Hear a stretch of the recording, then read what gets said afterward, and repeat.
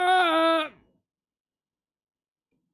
guys, hi, good morning from me, good afternoon, good evening, wherever else you are.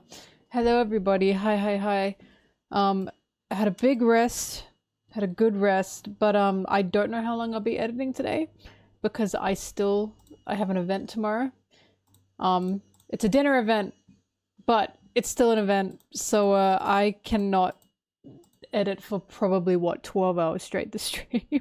As much as I'd love to, I cannot do that because I'm going out. But we'll see. I'll probably still be here for like what, like 8 hours. We'll find out.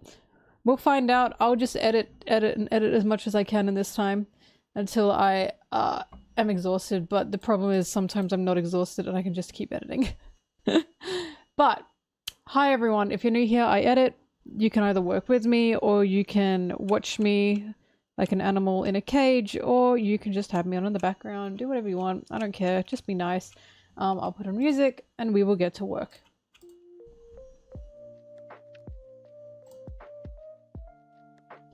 Hooray. Hi. Also, good news.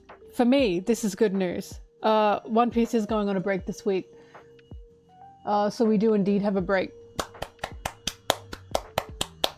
Thank God. Thank God. I've come to really appreciate break weeks. When I saw that, it was like, yeah, actually he's going on a break. I went, oh, thank God. Now I don't have to rush to get a chapter review out. That, and also Oda can rest. Or just do what he needs to do. Because, my issue with his other, what was it, like the 3-week break? He was actually gone for 3 weeks. But people called it a 2-week break, I don't know. My issue with that is that wasn't actually a break for him. People kept calling that a break. It wasn't. He was going like across the world for live action stuff. That was still work.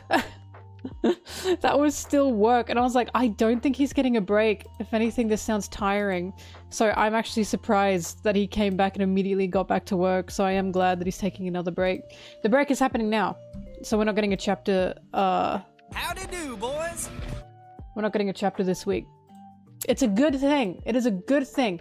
Every time Oda goes on a break, you should be going, hooray! That means your manga author is going to be able to live longer. This is a good thing. Every time Oda says break time, you should go hooray, because not only does that mean that your manga author is living longer, it means we have more One Piece to look forward to. Everyone should say hooray for breaks.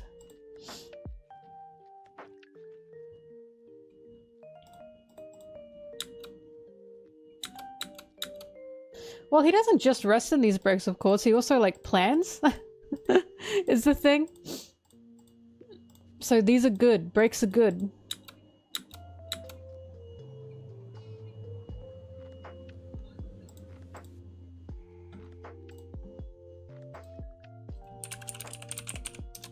Wait, I already have this image, I think.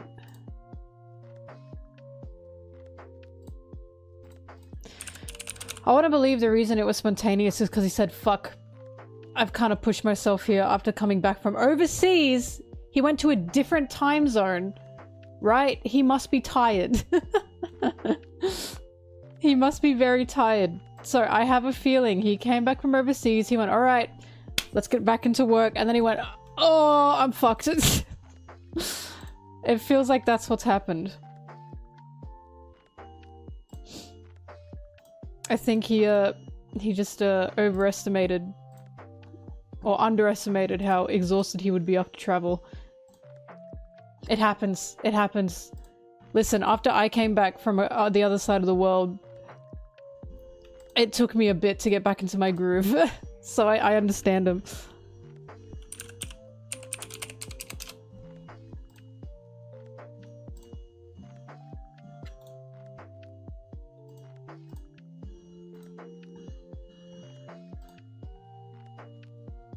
Traveling is so draining. And that's the thing, he was not only traveling.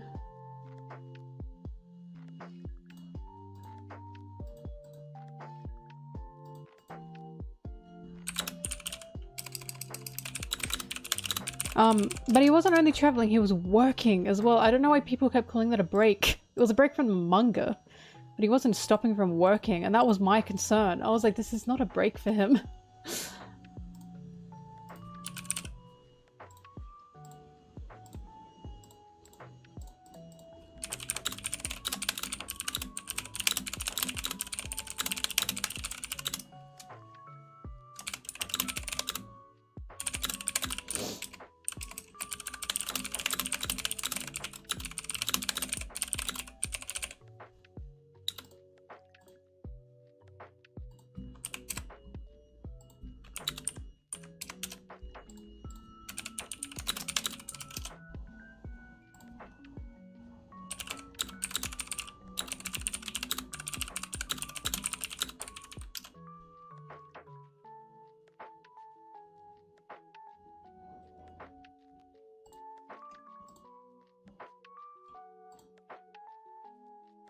You loved watching me, the Reverie, thank you. You have a surprise for me, Danny? Dandy Dandy?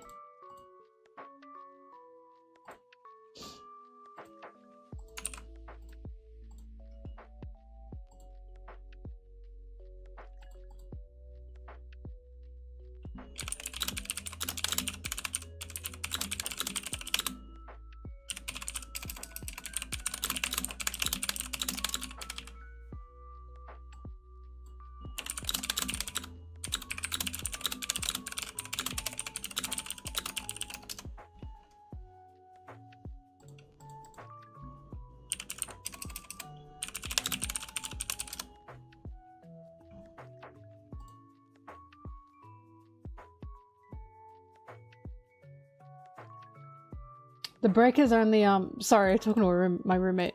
The break is only, I'm pretty sure it's just for one. See, this is what I don't understand. Hang on. It will resume December 1st. So that is...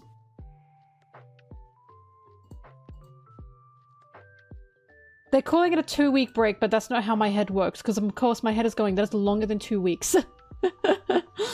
So I guess technically 2 weeks, for me 3 weeks into One Piece.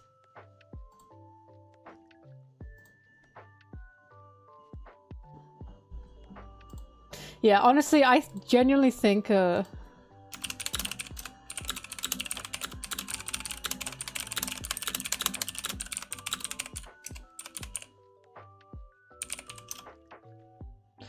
I genuinely think what has happened to him is he went overseas, he had to work overseas, he got out of his circadian rhythm or his working rhythm by being in another time zone. And he's like, oh, like, it just, that sounds like what's happened. I don't think it's too concerning. I think he's just overshot. I think he's just overshot what he thought he could do after coming back from overseas. Again, I don't blame him.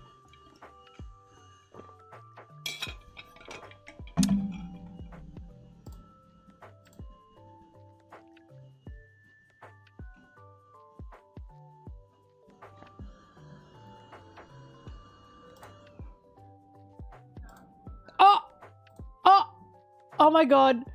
Hang on. We have new emotes. We have new emotes. Oh my god, that's the surprise.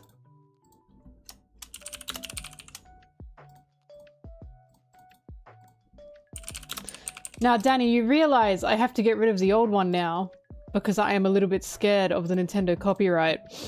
I hope that's okay. Hang on, I'm adding them right now.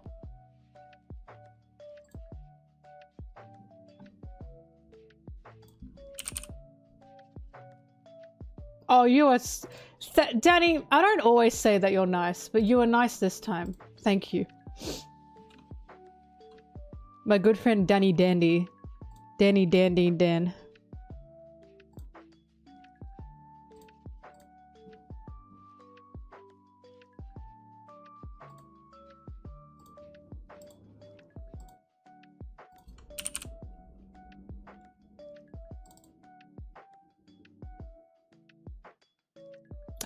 File size too large. Alright, hang on.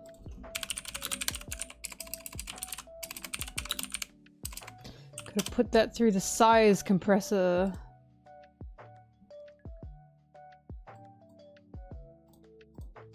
What could it be again?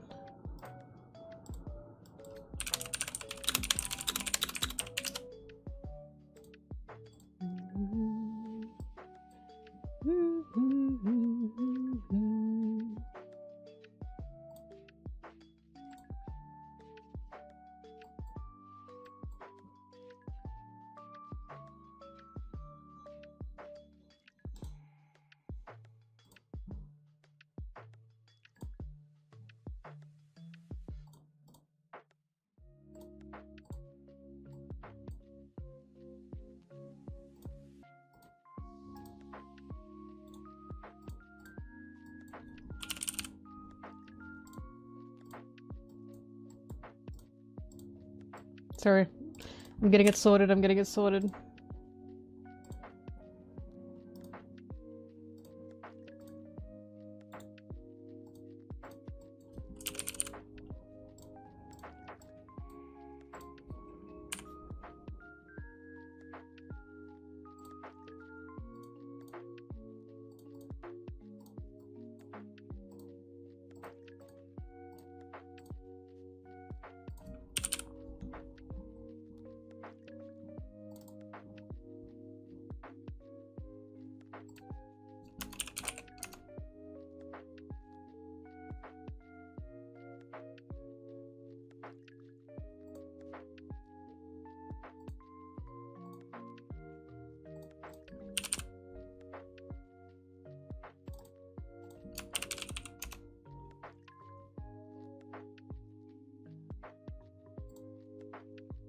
Alright, they should be up.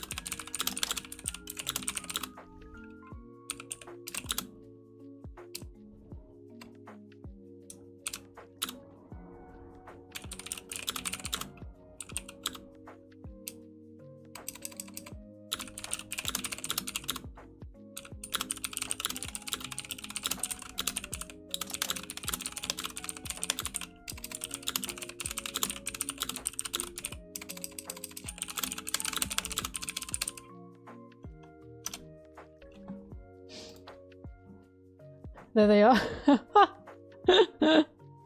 Oh, they're beautiful. Thank you, Daddy. I love them. I love hit miss.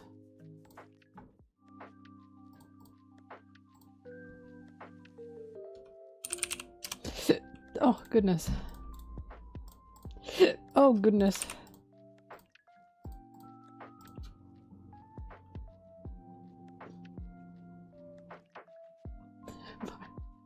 So true, Daddy, so true.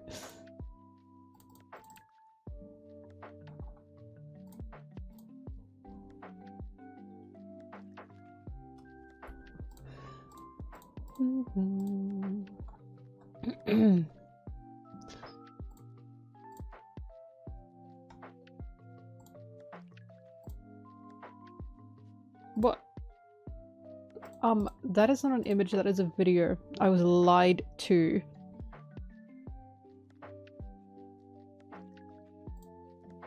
A video.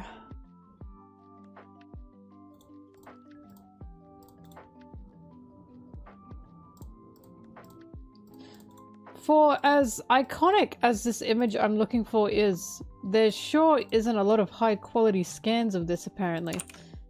You'll see what it is and you're gonna be like, what?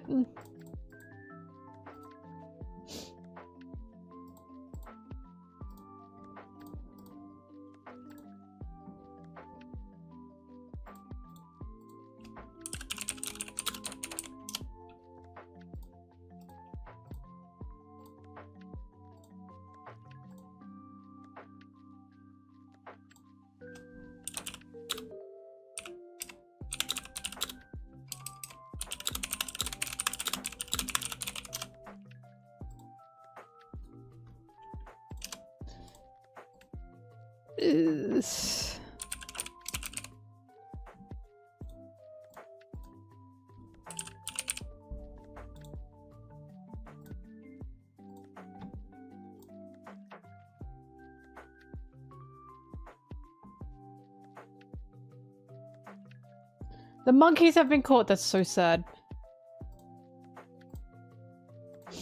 This image. I was searching high and low for a high quality image of this goddamn thing. Oh my god, wait. I might be getting a bit too ambitious with what I'm thinking of doing here, but we'll find out.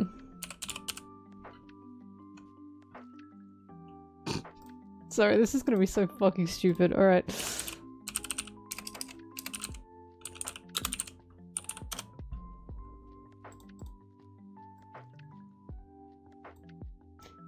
Yeah, Birth of Venus is for some reason a little bit difficult to find a good quality like scan of, or like image of, I suppose. Scan. Oh yeah, I'm already thinking, fuck, I'm gonna have to cover her tits, aren't I? Sorry, her breastises. Which is just insane, isn't it? It's just crazy. Beautiful art that does not sexualize explicitly at all. Nah, cover those titties up. I hate you. I hate you, modern day censorship. I hate you, I hate you, I hate you, I hate you. No, it's not fine. It's not. YouTube will just get you for anything. Anything. It doesn't matter if it's the birth of modern day Venus. I'll say that is a breast and a nipple. You are getting limited ads. It sucks.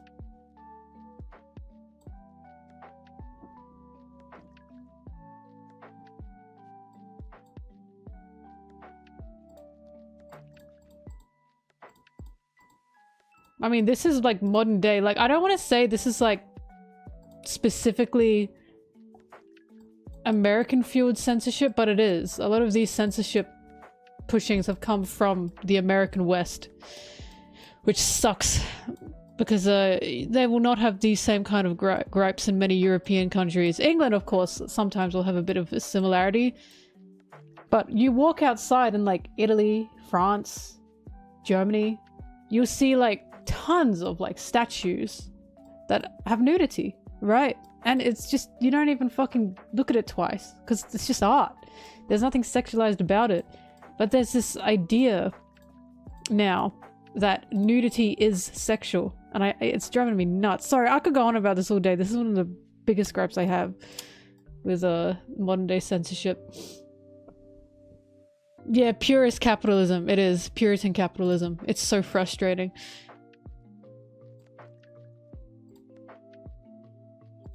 Oh yeah, Italy still had its problems, but you still walk outside and you can see nude statues and nude art.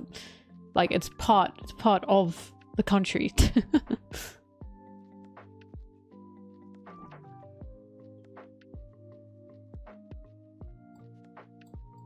Well, nudity is just nudity, is the thing, right? Again, like this is one of my like my drinking topics where I'm like, this pisses me off.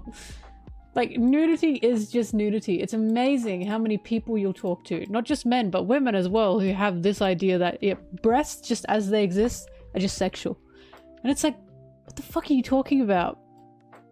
Like, you think I look at myself in the mirror? You think most women look at themselves in the mirror, see their own tatas, and go, oh my god, that's too sexual. Like, it's a body. Calm the fuck down. Sorry, I'm making the most cursed thing ever. I have to cover her boobas up before I show anything else.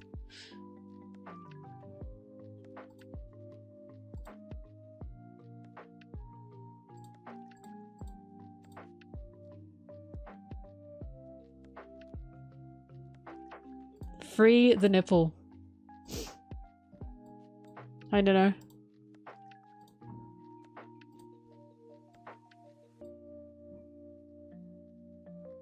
Oh god, yeah. The fucking breastfeeding debate of like, should mothers be allowed to do that in public? You fucking sick freaks, you sickers. Why are you looking at a mother breastfeeding in public and going, oh my god, that's sexual? Oh! Can these people hear themselves? I'm sorry. I'm sorry. I cannot. I just cannot. That's unbelievable to me. Unbelievable to me. I can't believe that. People who say that need to be in jail. I'm so serious. That is so disgusting that they're thinking of it like that. Go to jail. Anyways, hang on. I will be showing you my cursed image. I've now covered the Tartars. This is so fucking weird. Okay. Here you go. This is what I'm making. This is my modern day art.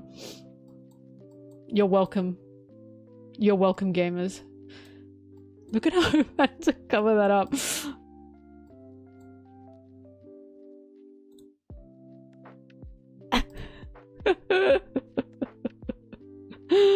Hang on, I'm not done. I'm not done. I want to be overly ambitious with this. I woke up and this is what I've decided to do. Sanji's face! No! Oh my god. I should put my face over it. Rogers, stop it! Oh my god, stop it. Stop it. Stop it. Stop it, all of you.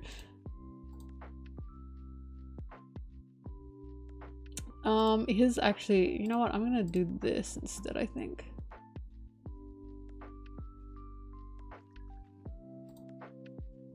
Make it Roger's face. Okay, fine. Hang on. Let me actually like finish this part of it though. Give me a second. My god, I'm still like this is I'm being very ambitious with this.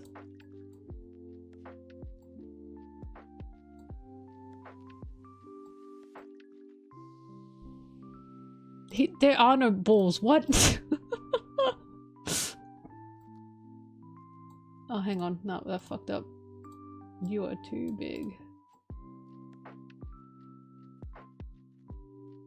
God, I don't want to cover your beautiful hair, but I have to. Alright, here's the ambitious part. I want to make all this hair white.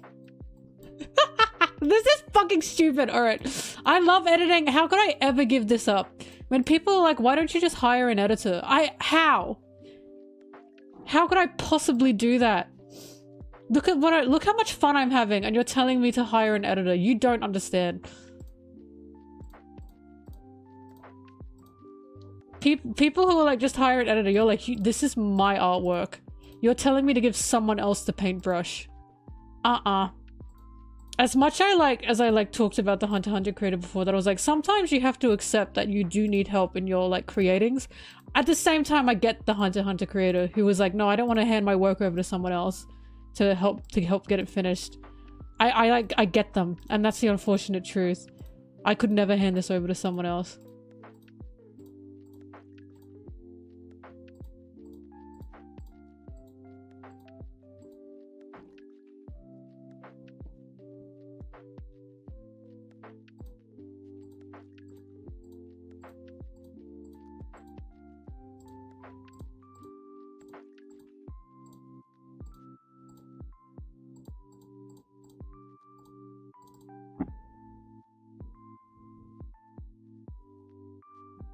Hi, Yellow. I'm making the birth of Rayleigh, obviously. Should I have used young Rayleigh? Nah. Nah, I'm not doing that. Nah. Old man love deserves, actually. That's stupid. Why did I even have that thought? That was a stupid thought I just had.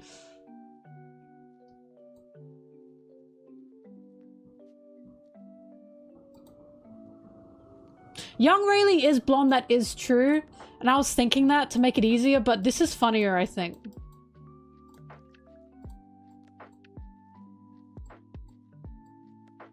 Oops.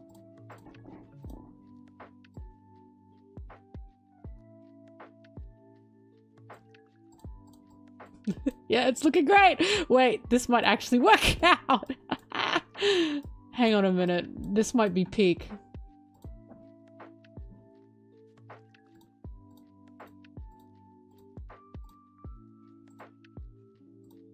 Hi, Forrest! Forrest, okay, listen, I'm currently creating the birth of Rayleigh. Can you make a birth of Sanji for me? I won't use it, Forrest, I just want that. You know what's funny? I'm doing all this. This is gonna be something that's on the screen for like 5 seconds max. The things I do for you guys. For a single funny haha joke.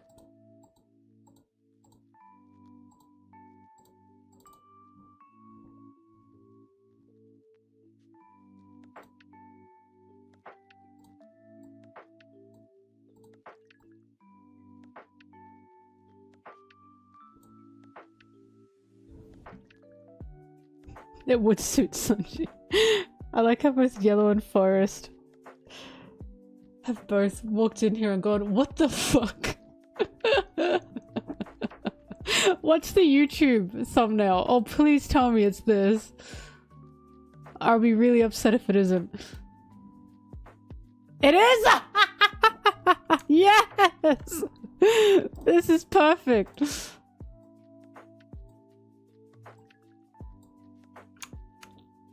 The focus on my face is magnificent. Yeah, I can't really zoom in on here, but yeah, I'll put it in Discord.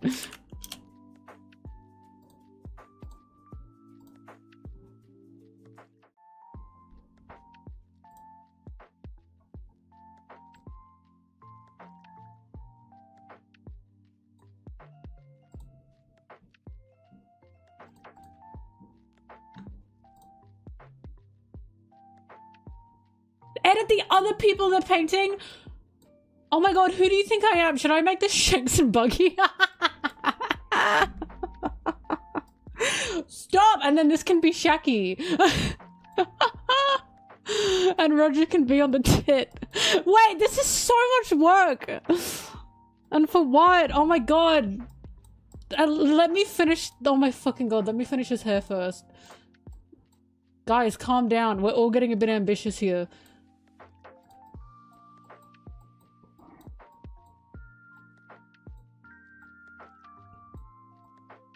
Botticelli is not rolling in their grave. They're thinking this is what art's about. Modern day Venus. This is my modern day Venus. I can't post it on Twitter. I have to use it for my my video, and then I can post it on Twitter afterwards. You guys are gonna have to wait.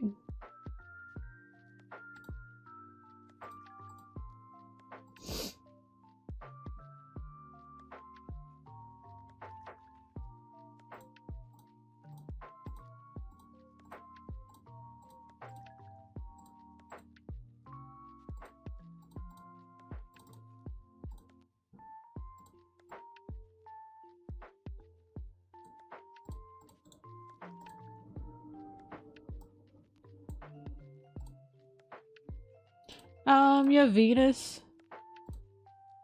I don't know the rest of the song. I only know that part. Yeah, Venus.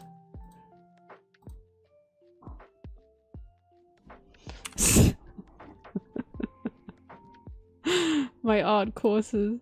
I'm so glad so many people have stumbled in and it's going, what is happening in there?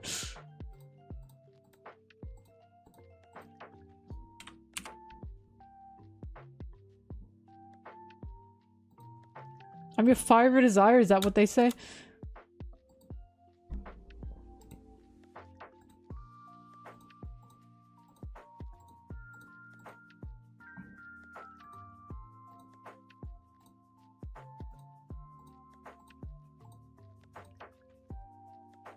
I'm trying to keep some lines in here in an attempt to... because I want to add some lines afterwards to try and make it look a bit better, so I'm trying to remind myself where some of these cutoffs are.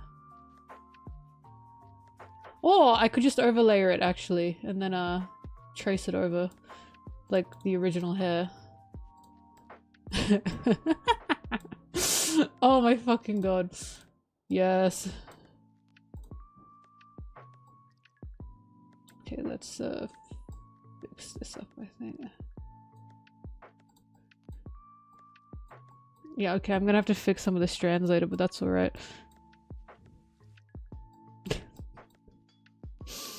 Yes.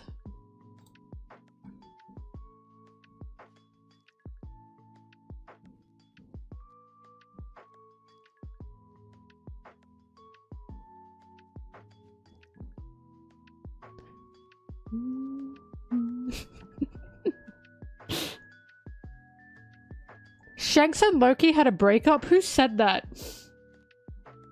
I can't believe you put that. Oh my god, Loki wanted to marry Shanks, but he was gonna be made to marry Lola instead. But Shanks didn't stop the wedding.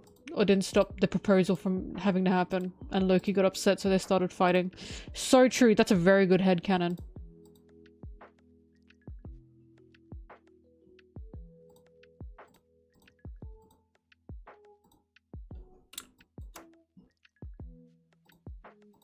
Oh god, these little strands, they're killing me.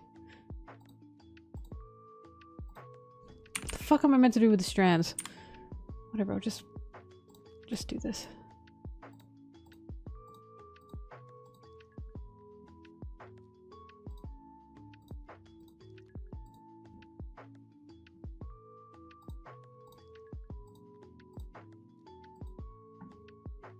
I want Gabon back in the story because I think his design is cool and he interests me, because Gabon and Rayleigh together seem to be Roger's own wings. It was a little bit implied there when together that they were about to fight Odin. So I really want to actually see if Gabon's still alive. He interested me.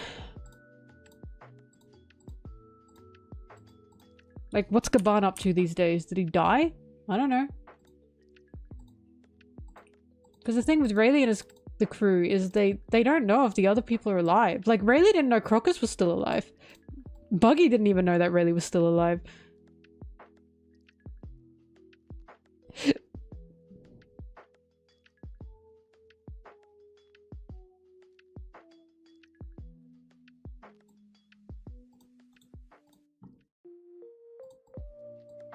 Yes.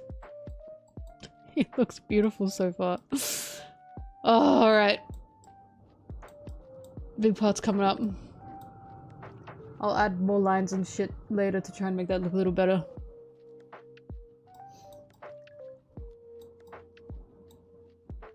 Is Gabon alive? Did he die? Let's find out!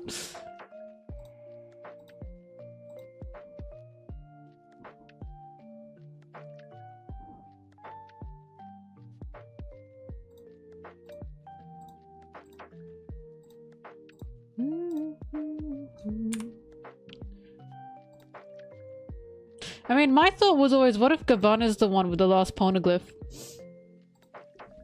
What if he's trying to help in some way? But he could just also be chilling.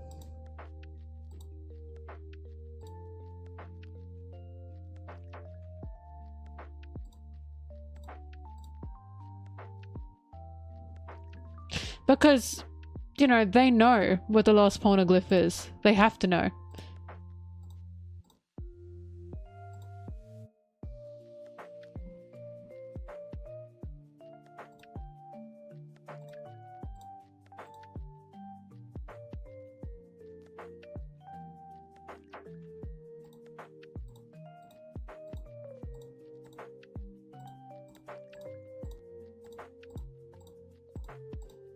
Oh god, this is a tough day's work in the Yaoi factory, guys.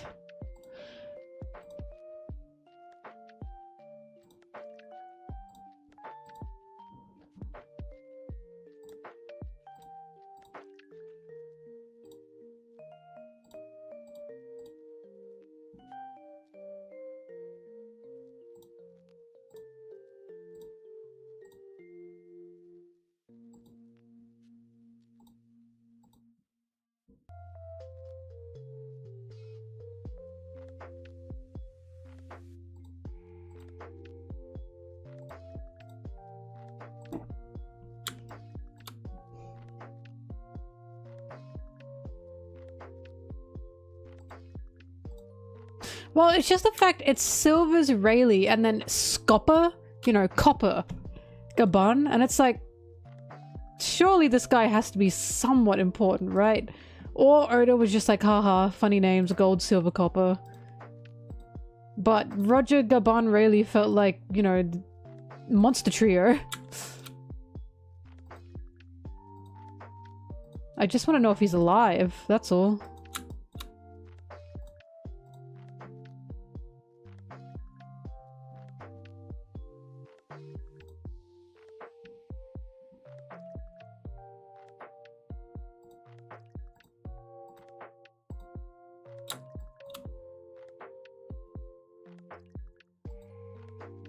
Yeah, his name is Scopper.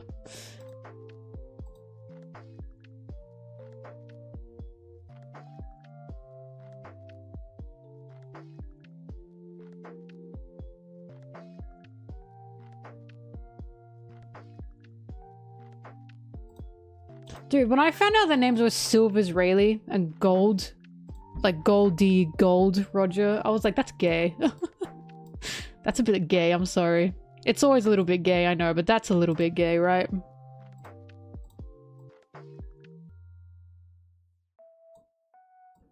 Right, I'm gonna fix these lines up later. I'll make it look more like hair soon.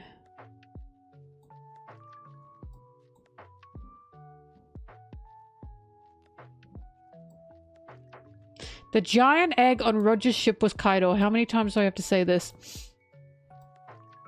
No, wait. Kaido laid that egg.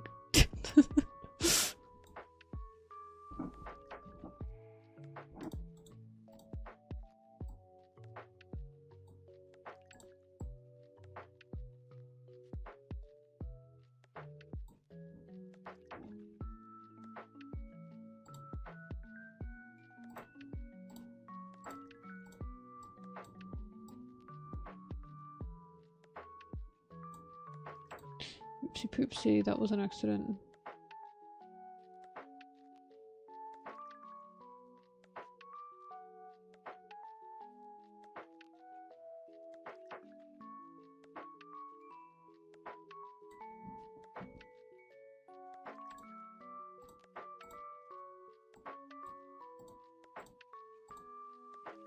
Whack his pee-pee.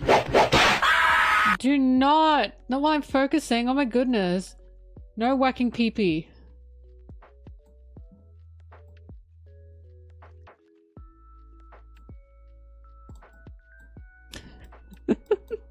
So far, it's beautiful. Oh.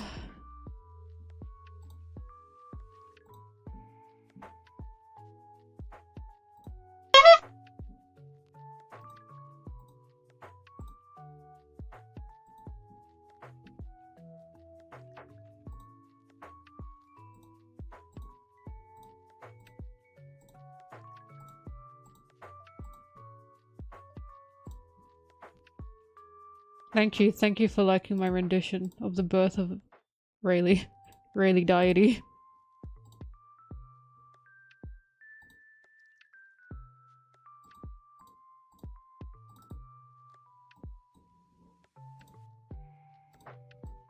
Look, Gold, Roger, and Silver's Rayleigh to me, okay, to me, and people will disagree with this, is just as gay as the swordsman whose whole thing is three. His whole thing is threes, 3 swords, 3 earrings. And the guy whose name is literally 3. Like, come on. That shit is objectively crazy. If my whole thing was 3, 3, 3, and then a guy called like 3 essentially popped up and was on my crew, I'd be like, what? I go, is this fate? What is happening?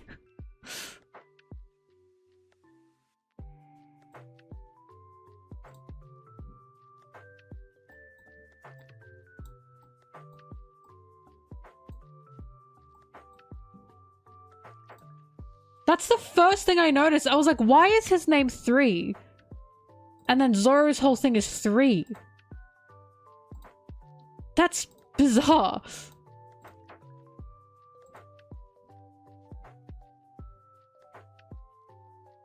Like, if I were in Zoro's position, I'd be like, this has to be a joke from God, right? Like...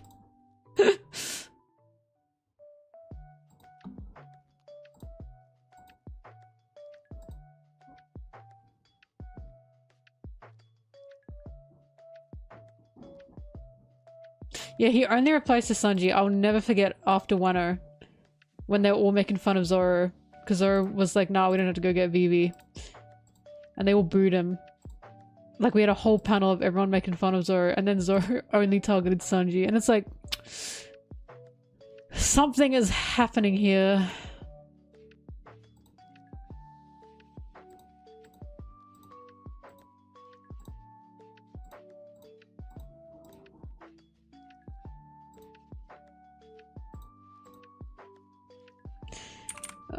You know what? No, actually, I can't. Oh shit! That scared me a little bit.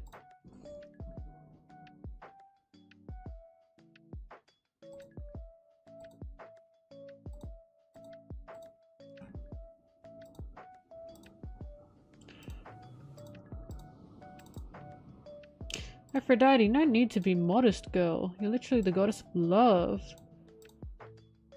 Let that swing swang.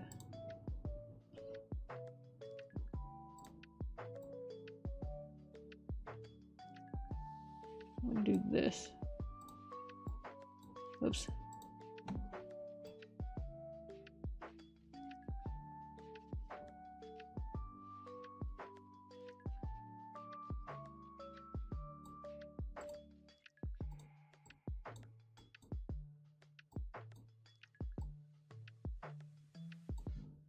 I can't be bothered. I don't know. I don't care. Figure this out later.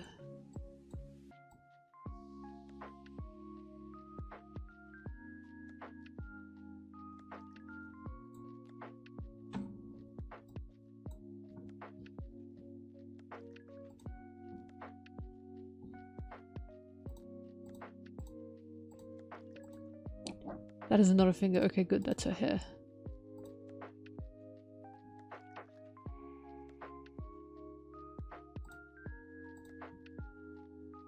I'm telling you, Roger for Rayleigh was a hot girl summer. Suddenly that turned into a hot girl lifetime. Roger 100% bugged Rayleigh every fucking day on that ship. And Rayleigh was like, oh, well, he's not bad looking. I guess I'll let him on the boat one time. And then suddenly that turned into a lifetime. He said, fuck it, I'll have a hot girl summer. Oops.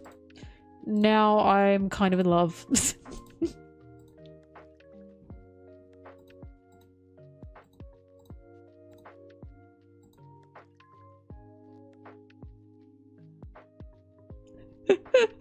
The reason Zoro's not adamant in fate and God is because then he'd have to think about why he literally met Sanji, guy whose name is 3. Stop, that's actually really funny.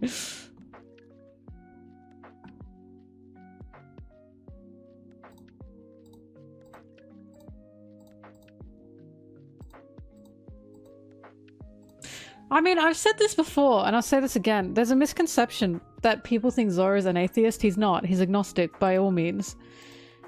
And I wouldn't even really say... Well, more agnostic, much more agnostic than atheist, because we have to remember, Shintoism is very, very, very big in Japan. Like, 80% of Japanese people are Shintoists. That is a religion. It's a religious, spiritual belief. Whether Oda's a Shintoist or not, I don't know. But I don't think he hates it by any means. So, yeah, he said, if there's a god. Zoro didn't straight up say, there is no god. There is no god. He said, if there's a god, I am not worshipping it. Which is fine. I believe that too. I'm with him. Because I'm the same. I'm like, I don't know if there's a god. Everyone can worship who they want. But for me, I would not worship. It's like, you know, a creator I personally find is sadistic and cruel, personally. So I get where he's coming from. So when people say Zoro's an atheist and he doesn't believe in God, I'm like, no. He said if there's a God. That is totally different to saying there is no God. He said I'm not afraid of God as well. So it's like Zoro's belief is just, yeah, there might be a god, but I'm not worshipping that guy. Why would he as well? Why would he? This so-called god took Kuina from him. For what? Right? Atheist is there is no god. None. Nothing. Agnostic is I don't know. I'm open to the possibilities of an almighty creator. Because, you know, that's me as well. I don't know. The Futurama episode about it was very, very good. If anyone remembers that. Which was like, you know, okay, then yes, the ending of it was like, yes, okay, I am now open to the ideas, obviously, of, yes, evolution. And then the other side was, and I'm open to the ideas of maybe something or someone set that in motion. Shit like that. No, not the Bender one. It was the one where Professor Farnsworth was like, I don't want to be on this planet anymore. Like, that was legit a very good episode addressing that topic.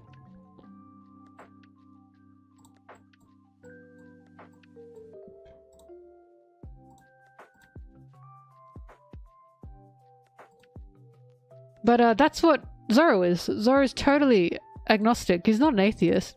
Every time people call him an atheist, I'm like, what are you talking about? He never said there is no God. He just said, if there's one, I am not worshipping it. Totally, totally, totally different. Oh, alright.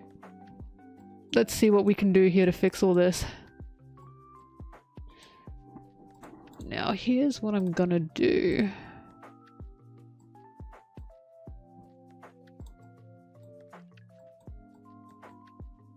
Who put those ties in her hair?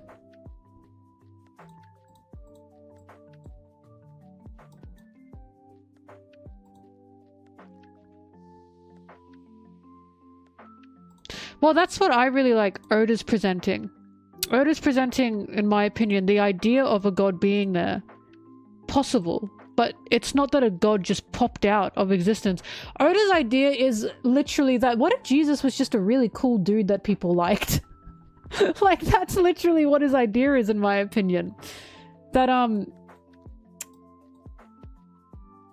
present day events can become legend, or can become history.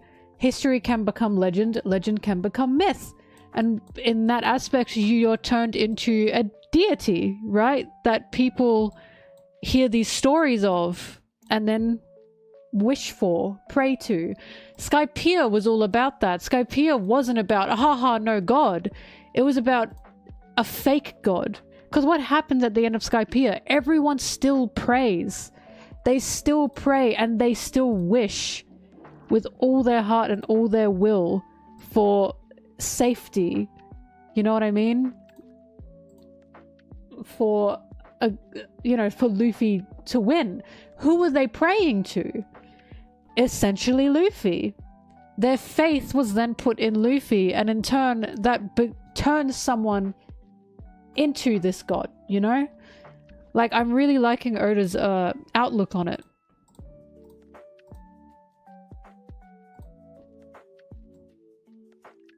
Work is PP. What are you doing here? No, I've never forgotten Anel's in bold. I love his beautiful looks. Degenerate. Welcome, welcome. Alright, how's this gonna work now?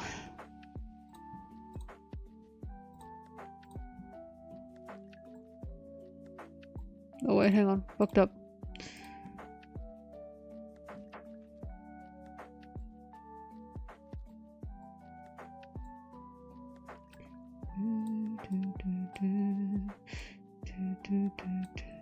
I am not doing all these lines. Just enough to make it look good. You know, as good as I can.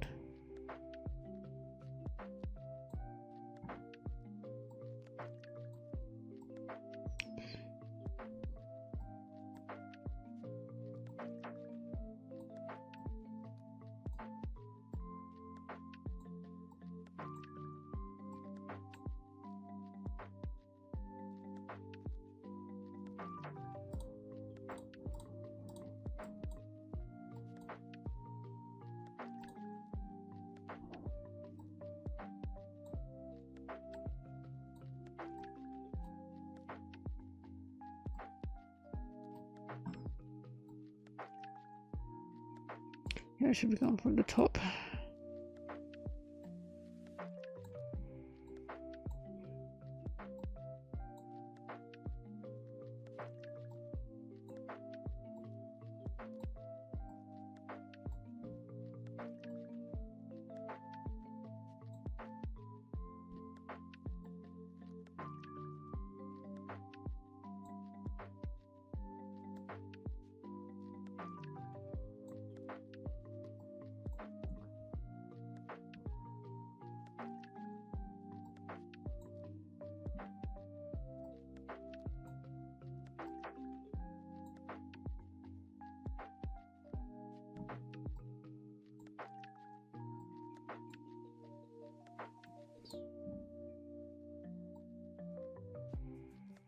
I don't know, when people watch Skypiea and the takeaway from Skypiea is God's bad, fake, boo, it just kind of makes me sad because it's like, I really do not think that's what that was about.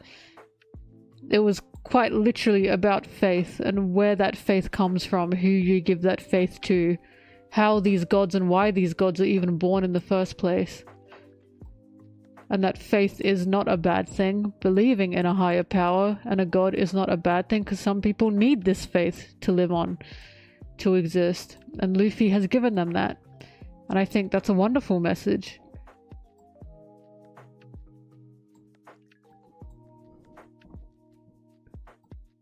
Well, Eminem wasn't a bad god, he was a fake god, right? He didn't earn any of that faith. There was no faith put in NL. Sorry, did I say Eminem?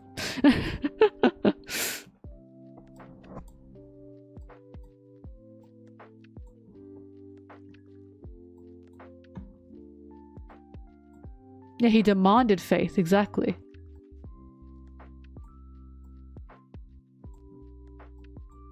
Because the end of Skypiea, when they're all praying, to me, is such a powerful scene. These people who are quite literally living under the tyranny of a fake god are now praying. And again, it's who are they praying to? They still want faith to believe that things can be saved, that they can be saved. It's just such a powerful message to me. And that's why I'll never ever be mad at anyone for having any kind of faith. I just get upset when their faith is taken advantage of to such extreme degrees.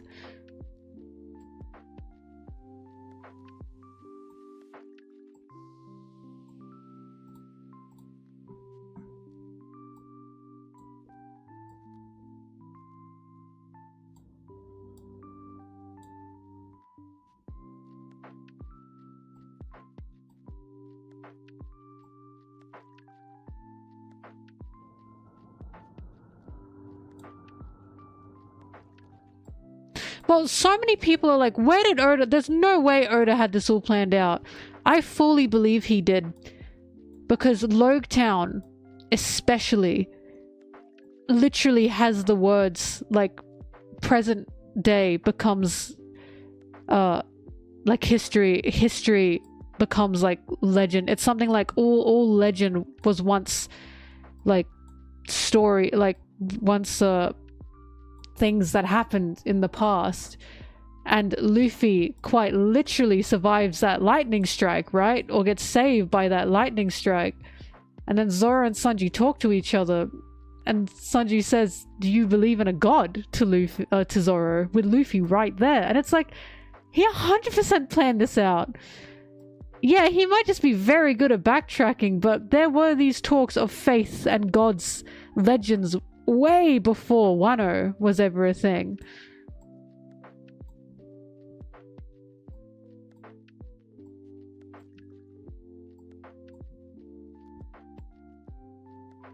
Oh, her belly button. Oh, goodness.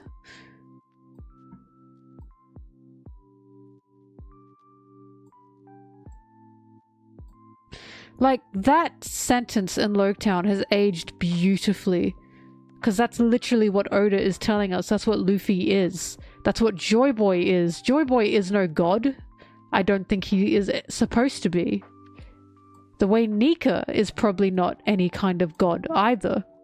And probably is not supposed to be.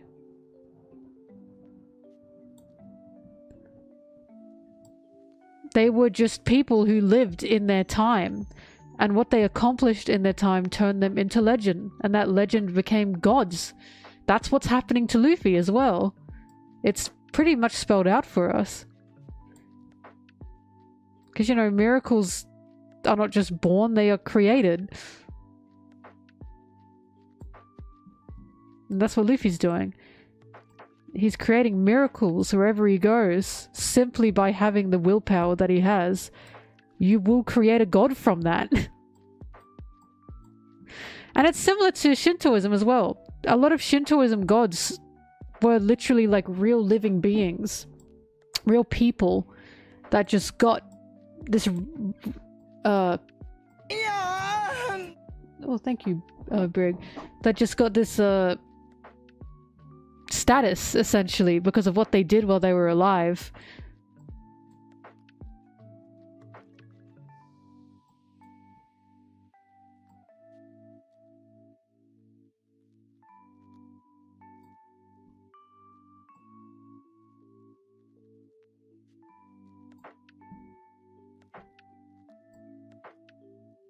Luffy's Luffy is the thing. Luffy clearly doesn't like to be called Joy Boy. Because Luffy is not Joy Boy. Oda's making that very clear. It's very...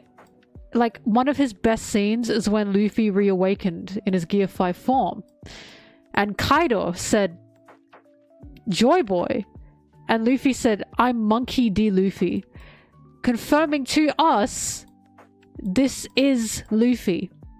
This is no one else. This is not Joy Boy. Luffy is not following anyone's path. He has not been put on any kind of fate. He is like this because he is Monkey D. Luffy. And every time people call him Joy Boy, he's like, who are you talking to? So yeah, Luffy doesn't exactly want to be worshipped, but that's what happens. He's bringing hope to people. He's bringing liberation. He's bringing freedom. They're going to worship him. Alright, how does this look? Yeah! Maybe I should add some strands up here.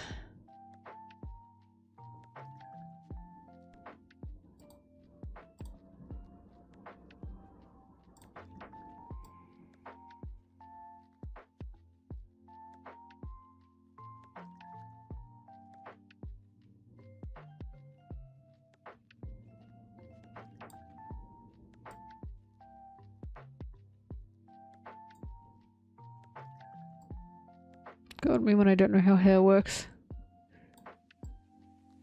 Should do this.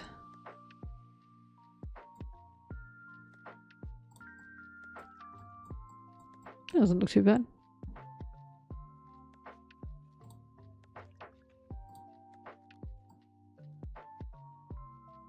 But yeah, I kid you not. One Piece's message throughout Skypiea genuinely made me change my views on faith, on religion, what it means. I used to be such a cynic. I used to be the most cynical, annoying atheist you could possibly imagine. I'm like, oh, it's not real, it's not real, it's not real. But I've realized now, taking that faith away from people that some people so desperately need, that's just a fucking arsehole thing to do. People are not stupid because they just want something to believe in that they can hope in. We shouldn't be mad at those people. We should be mad at the people taking advantage of that. Such as NL. That's the point. Like, One Piece has really genuinely changed me in that way.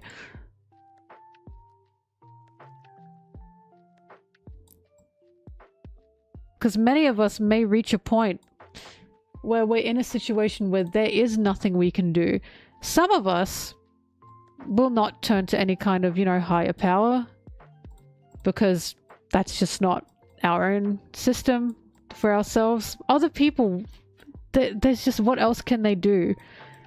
You're going to want to hope for something better, so you turn to hopefully something that can give you faith. I just can't blame anyone for that.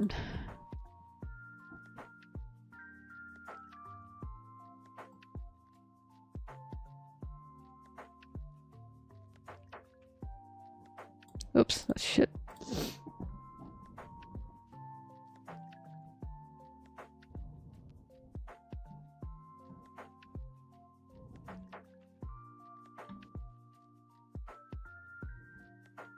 I mean, look, I'll never... So, like, I guess...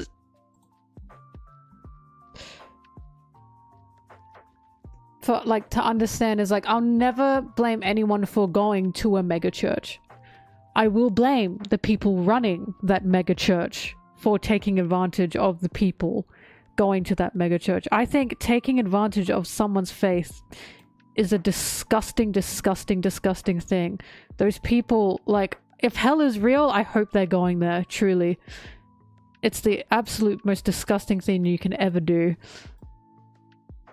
And I think it's sad that when people are taken advantage of like that, they're called the stupid ones. And it's like, I don't think we can ever understand the situation that those people were in. And it's so unfair calling them the stupid ones.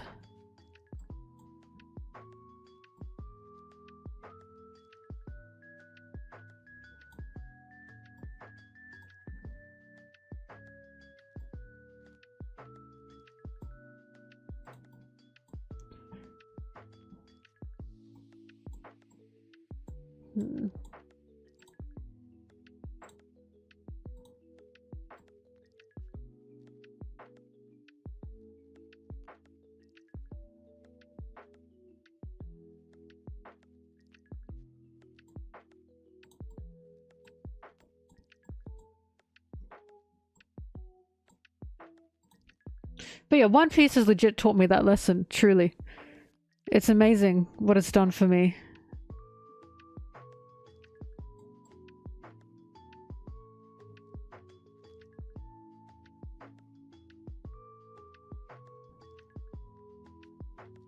And that's one of the reasons why I like Skypiea so much. Because Skypiea was one of the reasons that taught me that lesson.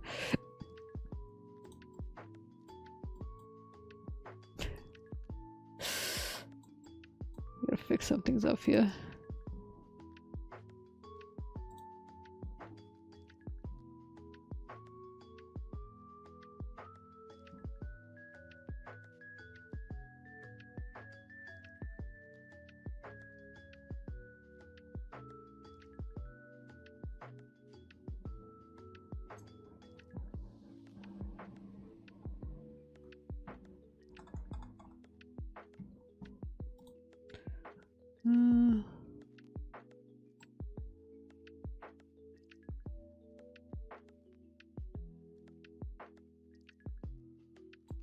Gotta fix some things here to make it look like his hair is really flowing.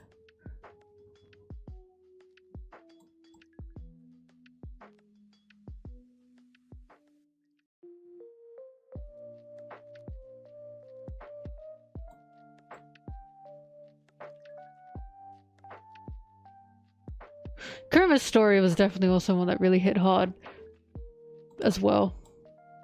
Kuruma's story, all of 102, praying for a better future, a better tomorrow.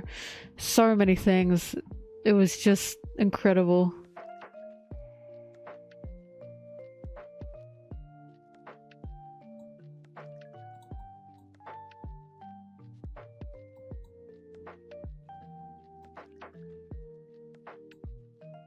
Add more strands.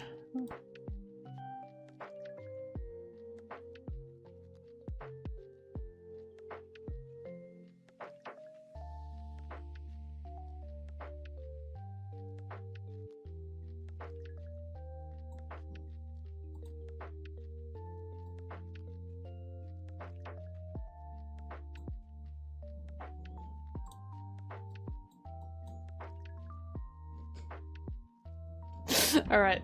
I can't, I'm done.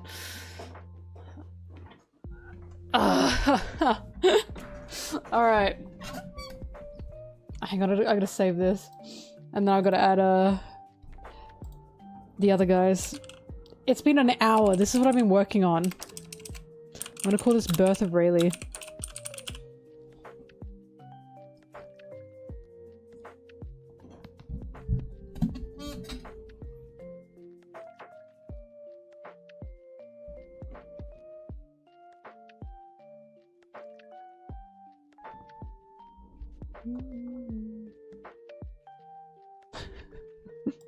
Why aren't you proud of this? Oh fuck, now I gotta find like a Shanks and Buggy.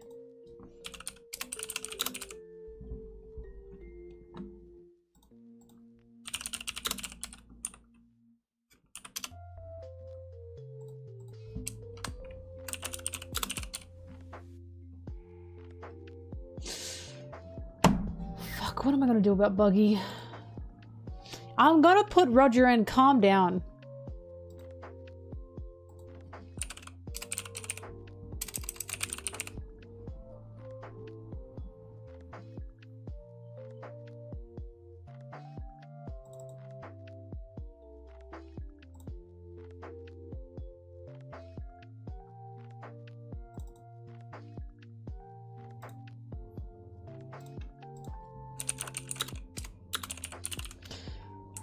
Oh, what's the episode where Buggy appears in Impel Down?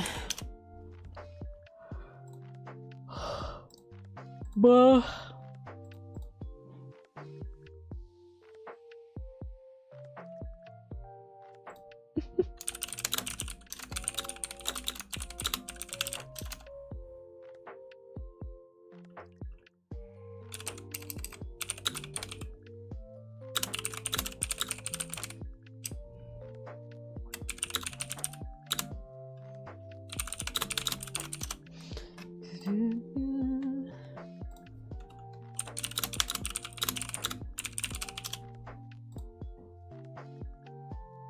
422, 423, 434. Oh my god, shut up, all of you. Shut up. I'm gonna go with 422.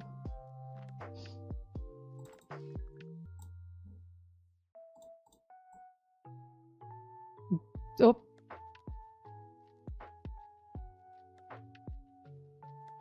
Oh, there he is. It was technically 423. Oh, hi, Ace.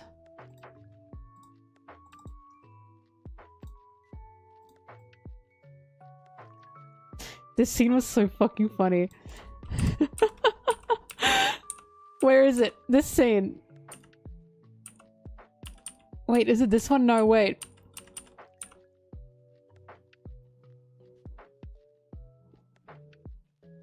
No, he said arigato, so he said thank you. He like mouthed it to her, and she read it as ashite. It made me laugh. Also, this woman is such a femme Sanji. Anyways, let's continue. I love her, by the way. Let's continue. Oh, this one! This was so funny. I remember this made me belly laugh. She's so funny. I love Boa.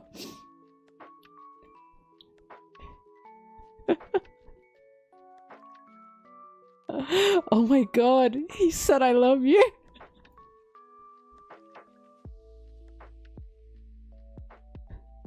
I shit. Oh, she is so funny. I love her. I don't care. No one will ever make me hate you, Boa. There he is.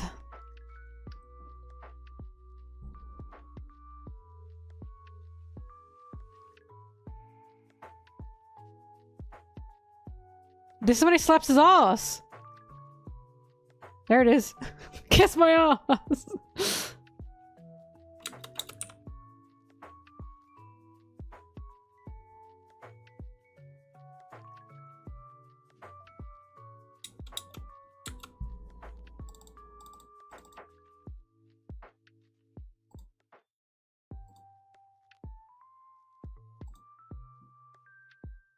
Why is he looking at me like that?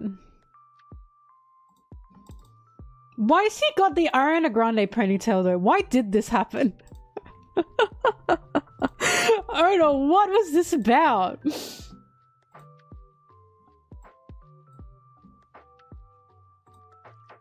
Buggy popped into Impel down and went, Yahoo! The Mamma Mia.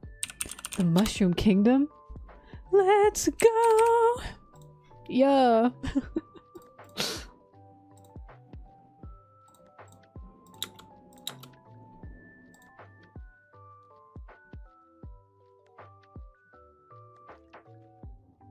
Why didn't they shave his head? I guess they can't, right? Because of his power.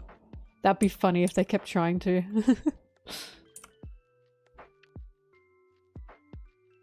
And people think Shanks isn't the one that fumbled. Shanks fumbled. He fucking fumbled bad. Why didn't he chase after Buggy? That's why Shanks was the fumbler. Shanks was the fumbler because he said, Buggy, come with me. And Buggy said no. And he ran off and Shanks didn't run after him.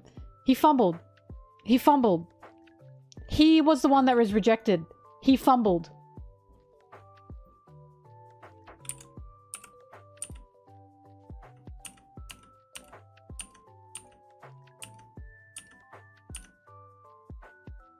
That's the funniest thing, right?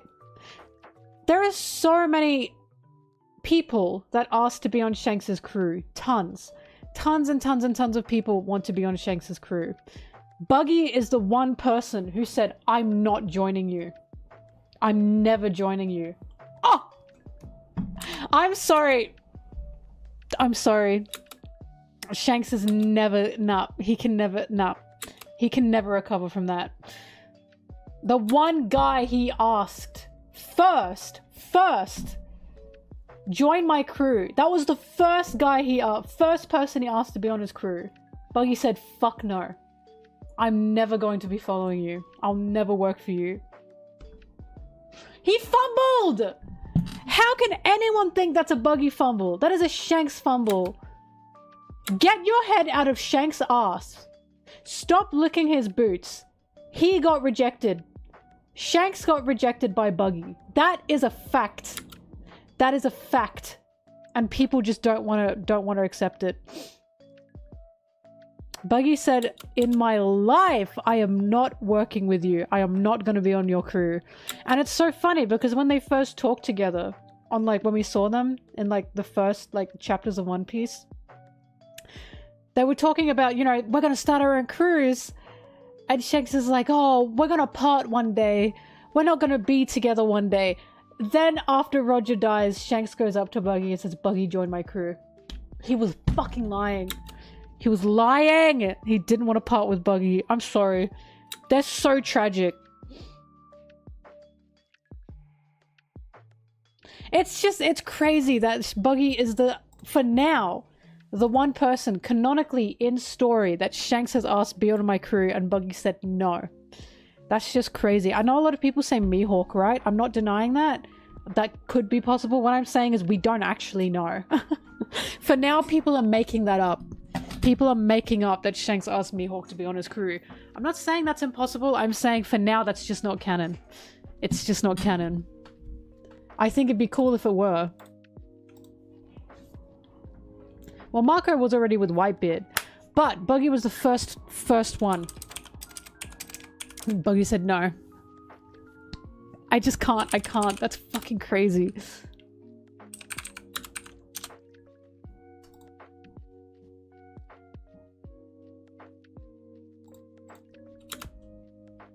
I do want Shanks to be rejected twice by bad bitches so bad.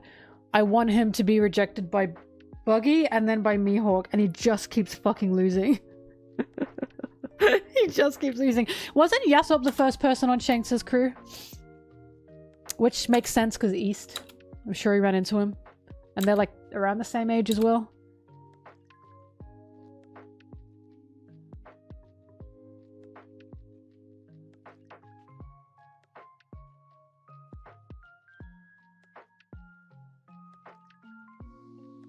Look, I still have my theory that the reason Shanks brings weak pirates under him to protect them is because he was hoping Buggy would maybe want to come back for that. Now, that's my theory about why he protects weak pirates. Because Buggy went off on his own and it stressed him out. But it just didn't work.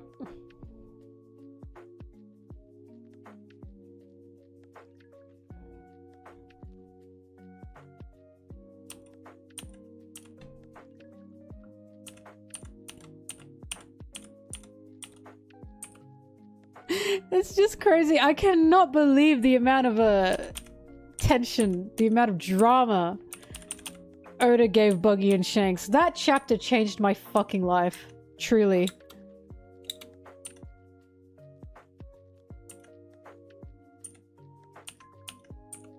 I just cannot believe that Shanks wanted Buggy on his crew and Buggy said, not on your life. Not in my life. Not in our lives. I hate you. I can't believe that. Anyways, I think I got what I need.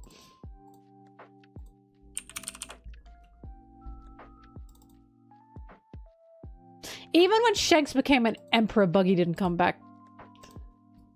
That's how you know.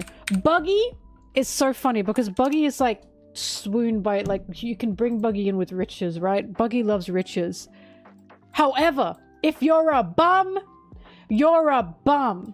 You could be powerful, an emperor, huge pirate fleet, riches, treasures out the wazoo. But if you're a bum, Buggy says you're a bum. Shanks can never, he is never gonna get Buggy on his crew, on his side. It's not happening.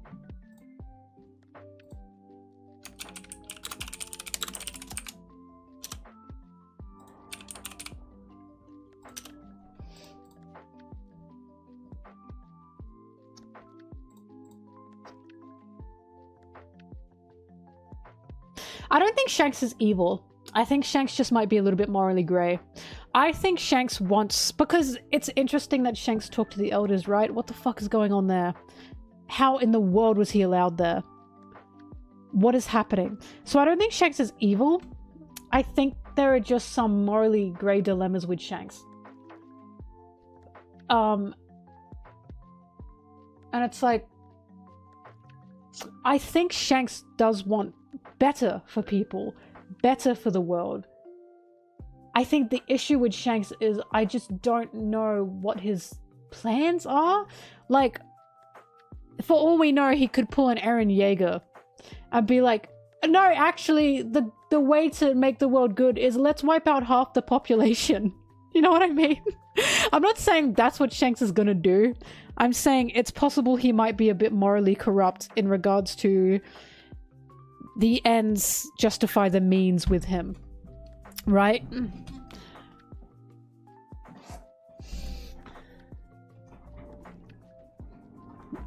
Well, we just don't know. Shanks is so interesting because we just really don't know anything about him. I can't wait to find out. Or he's doing everything for Buggy.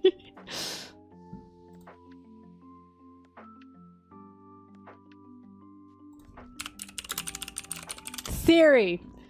Shanks was a bum for 17 years because he couldn't get over Buggy. How powerful would that have been? Shanks and Buggy as captain and first mate, right? Oh, that would be so powerful because Buggy's charisma is crazy.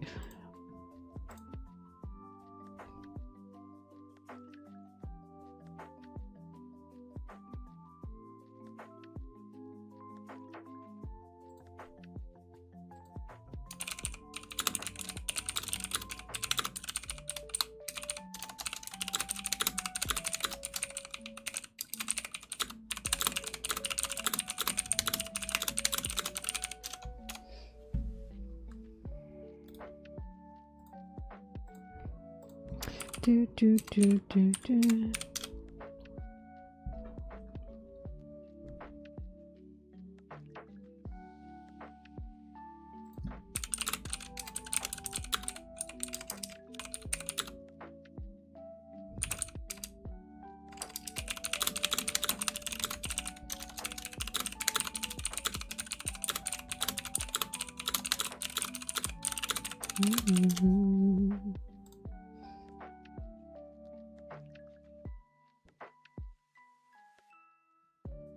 Look, one of the funniest scenes ever. Well, like, there are two hilarious scenes with Buggy. One of my favorite things that have aged so well is when Luffy and Buggy first run into each other in Orange Town, and Buggy mentions Shanks, and Luffy's like, "Keep his name out of your mouth," and Buggy's like, "What the fuck? This is a guy Buggy has known all his life." And now he has this insane 17-year-old saying to him, "Never mention Shanks." Now we know, right, how close they really were? That's fucking crazy. Imagine you have your best friend that you've known for like half of your life. Some fucking random kid who's like not even half your age is like, never talk about that person. The way Buggy was like, "Excuse me? I will talk about him as much as I want to talk about him."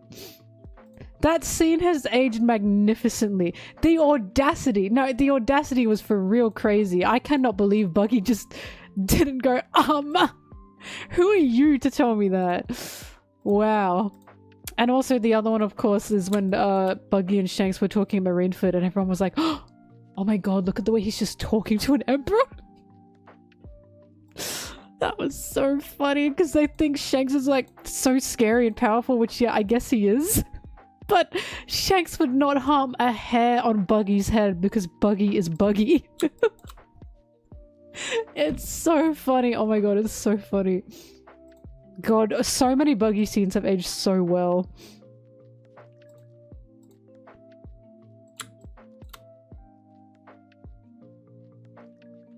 Yeah, the new emotes. Oh, fuck, Danny, I didn't credit you for the new emotes. The new emotes were, I think, were they made by or commissioned by you, Danny?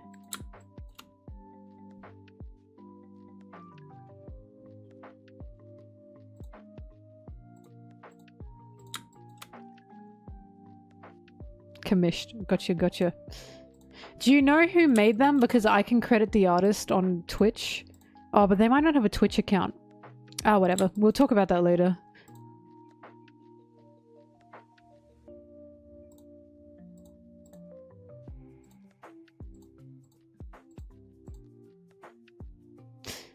Danny, just DM me the artist Twitch. If you know I'm on Twitch, if they have one, so I don't forget.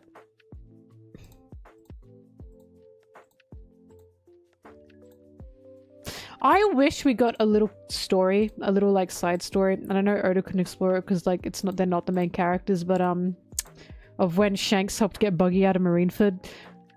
I would have loved to see the drama there. I would have loved to see that. Like, come on. I don't know how long Buggy was on Shanks' ship, but surely, right? Surely there was some drama. Surely there was some trying to have a drink with Buggy and Buggy going, I'm not talking to you. Come on, there had to be something juicy happening there.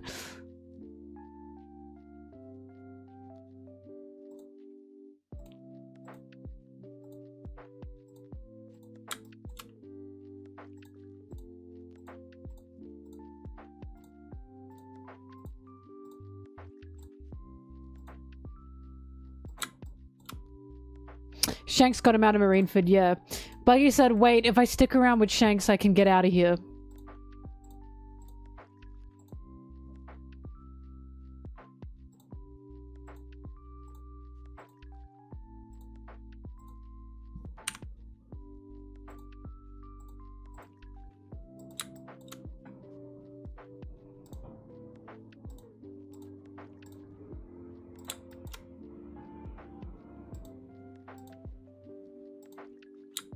It's crazy that they had seen each other for like 17 years. Oh my god. And even crazier, Shanks was like, oh my god, Buggy. Oh, I can't wait. I really cannot wait. I do seriously think a point of contention in the series is going to be when everyone combines at the One Piece, right? I'm just so interested to see what's going to happen with Buggy and Shanks. I need to know, does Buggy still want to see Shanks as the Pirate King? Because he thought Shanks was just so incredible that he was like, I am going to follow this man to the ends of the earth to help him become the Pirate King, until Shanks had a moment of just, I can't do it. At least not now, I can't do it. And Buggy was just so upset. When people blame Buggy for that, I'm like, I hate you. Because it was a double up. It was a double up problem. They had both just seen the biggest mentor of their lives, their essential father figure, right, die before them. As he yelled, you know, my legacy continued on the One Piece. And Buggy by all means thought Shanks was the one who needed to keep Roger's name, legacy, will, everything alive, respecting that by then going after the One Piece, becoming the Pirate King that Buggy knew he could become. They were grieving, right? And he wanted no one else in that moment to become the Pirate King, because he wanted Shanks to take that title. And Shanks said, I just can't do it. I can't do it right now. And that, of course, that was going to hurt Buggy. So when people blame him, I'm like, think about it from Buggy's perspective. He thought Shanks was so incredible and so amazing that he put him on this pedestal where he gave his dreams over to Shanks, right? He says that. Especially after watching Roger die.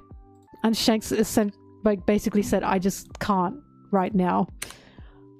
That is gonna hurt anyone's feelings. It hurt me. Looks a bit funny. I'll fix it in the other. Stupid.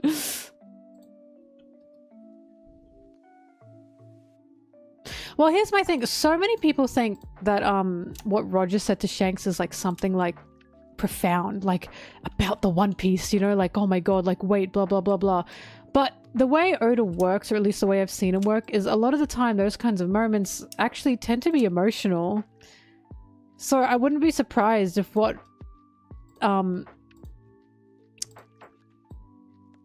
Roger really said to him in that moment was something like it's okay or something, or like I'm proud of you or something, or I hope you see it one day, I want you to see it one day, just anything like that to make Shanks cry. I wouldn't be surprised if it was just something touching and personal just between Roger and Shanks,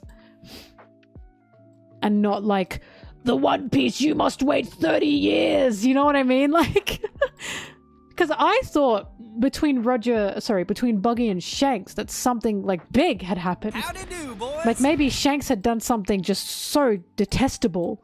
Buggy couldn't stand to see him anymore. And then it was literally just... Shanks just kind of broke Buggy's heart. Because Buggy put all his dreams on Shanks because he believed in Shanks so much. And Shanks let him down. I never saw that coming. And it broke my heart. And it's like... I feel like whatever Roger said to Shanks is going to be something emotional.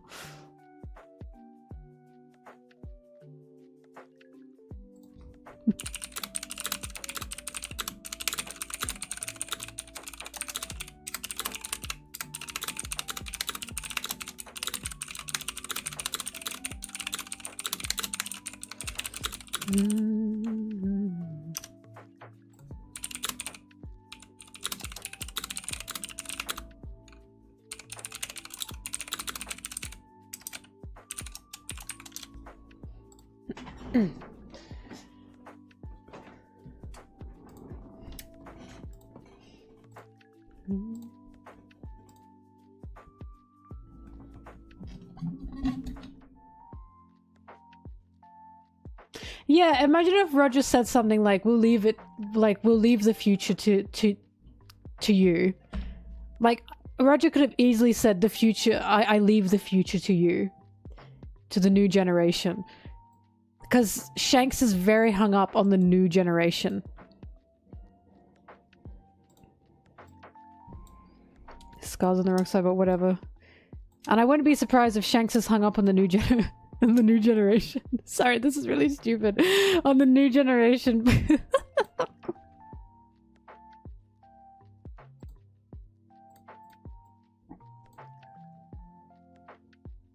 What the fuck am I making? Oh my god.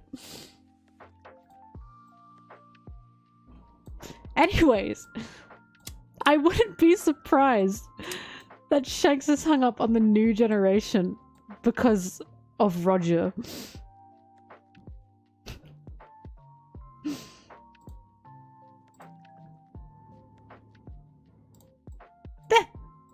What is going on? Oh my god.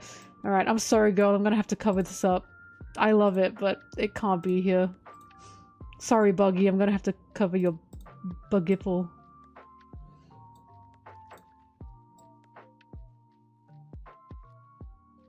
God, this feels so disgusting to have to do this. Now it's a tasteful side boob.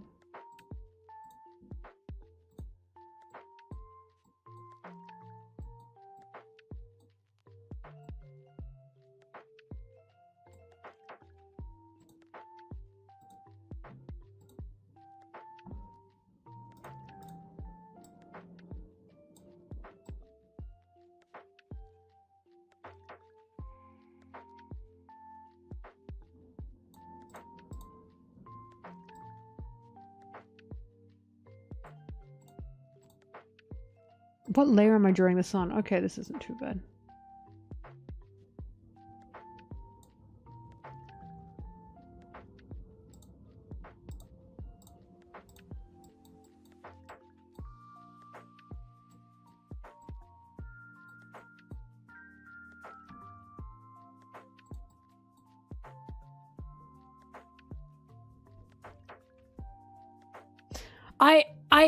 I don't have an uncensored version because I just draw over everything. You can't ask that of me. What the heck? Okay, I'm gonna get rid of this.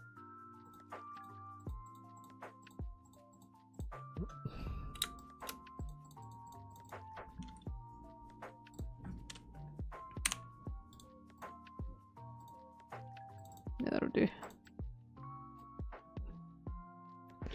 Oh my god, this is so stupid.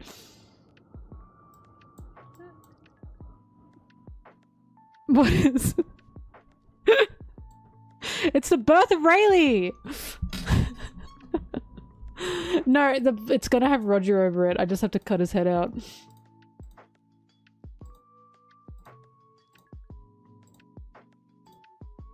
Fuck, I should have saved that Buggy. Oh well.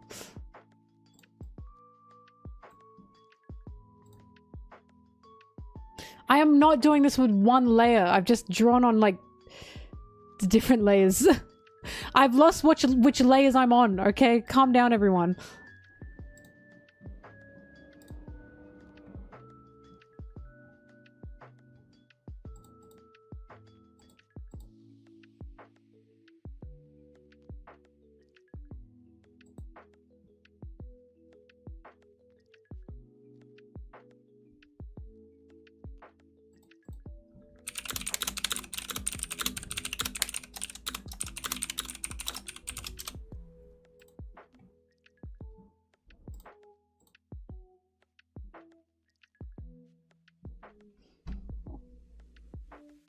Roger.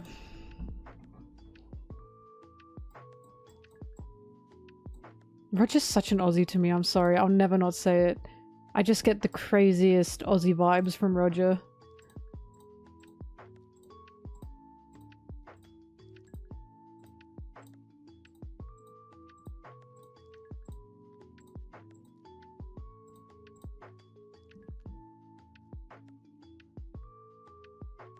It's the everything.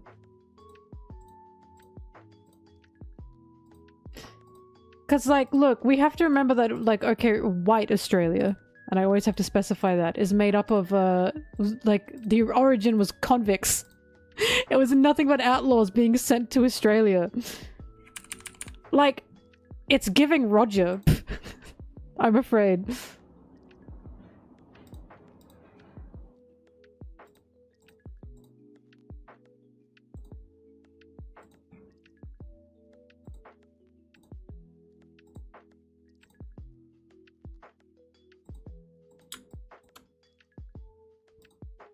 Yep.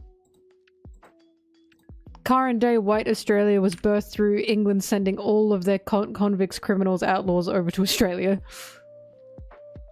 And fun fact, in South Australia, Adelaide, which is where I was born, the accent in Adelaide is more like this. I don't have like a full South Australian accent because I moved around when I was a kid.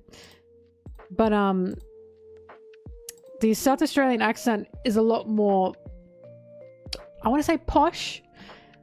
And the reason for that, like, I'm not saying the people are posh, I'm saying it's a bit more posh. And the reason for that is because South Australia was the first settlement that was like only rich people and no convicts.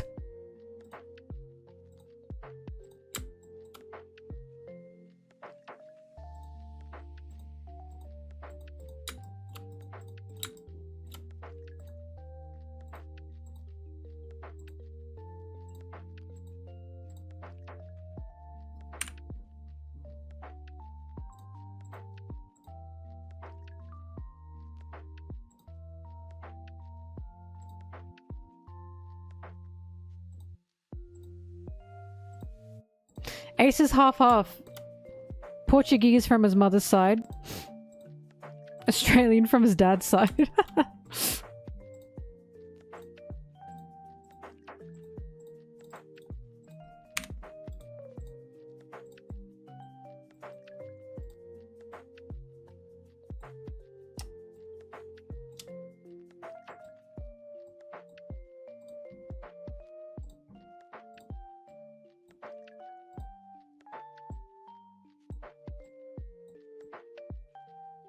Oh yes, beautiful. I'm not removing the bar just in case, but beautiful. Right, Shucky time.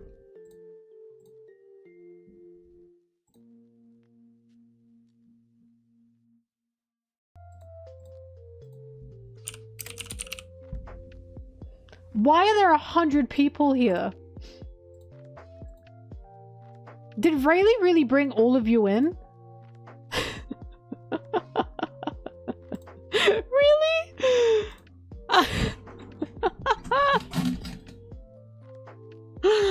Wow. Hi everybody. It's Twitch and YouTube combined. Twitch and YouTube combined are 100 people together.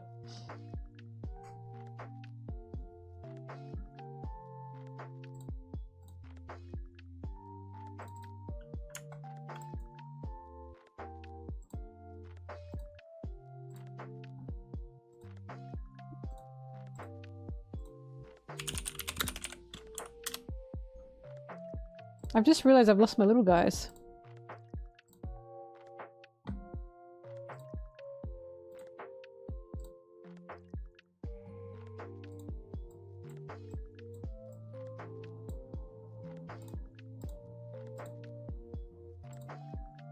Let's keep her cigarette. We'll have to cover in her hair though.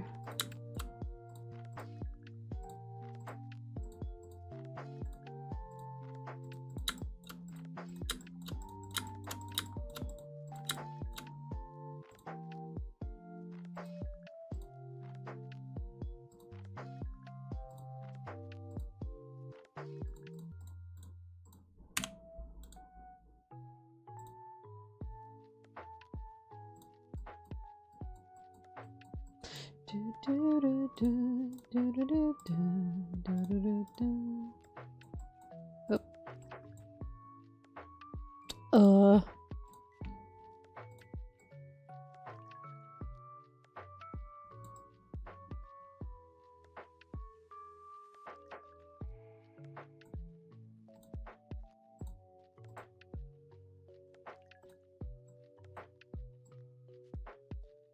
Shaki and Rayleigh are awesome. Now that I know Shaki and Rayleigh have essentially like a canon open relationship, that's just awesome. I'm sorry. I can't get over Shaki being like, oh yeah, Rayleigh like would just sometimes go out and, you know, see other girls. And then immediately after that, Shaki flirts with Brooke. They're fucking crazy. I love them. I love them. They both said, yeah, no, we're living this life. We don't care. And Brooke? Wow, what a type. Brooke could have hit. We must think about that. Brooke could have hit. Did he? I don't think he got the time, but he had the opportunity.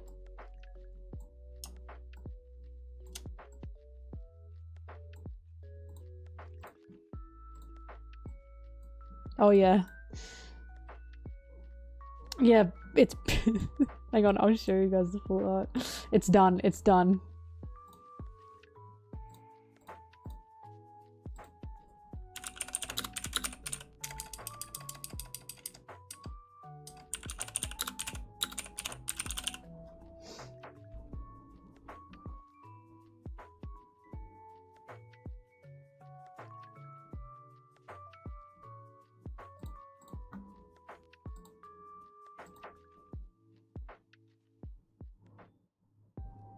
I mean, Saboti's a scandalous place.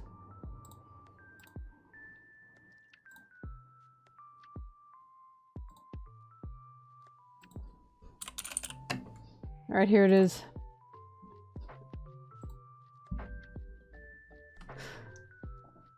This was so much effort.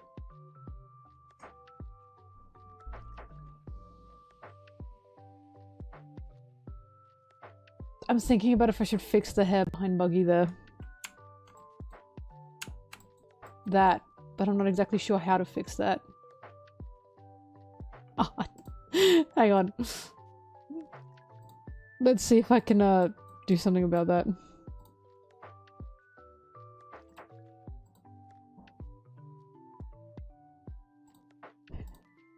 In a museum.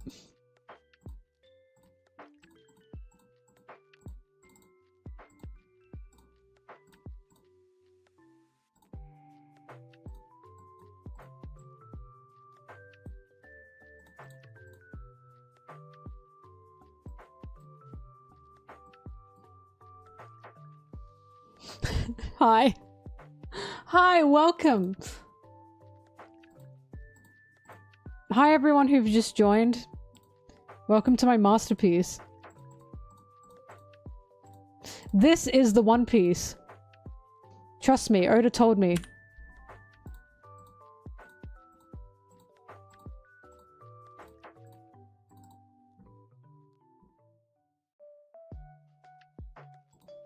What year of Photoshop do I use? No idea. Absolutely no idea. I think 2017. Like, that sounds good. I want to say that.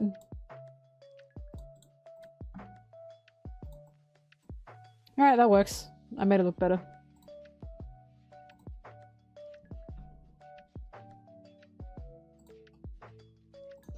Oh, skibbity.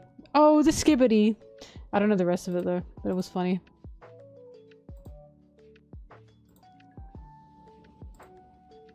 This is why I'm a MelonTeee fan.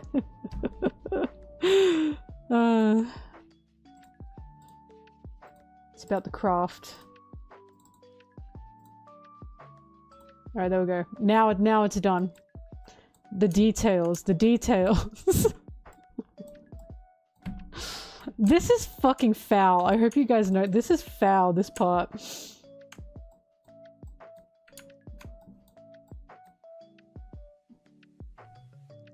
This is the idea that, like... Because what are these guys meant to be? Like, are they birthing Venus? I just don't even know. Museums. Goldie censorship. I don't know where the black bar is. I don't know what layer that is.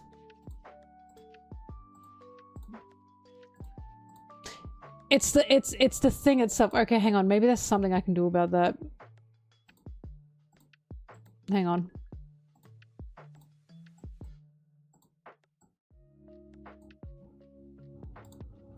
Do not be afraid. I think I can fix that.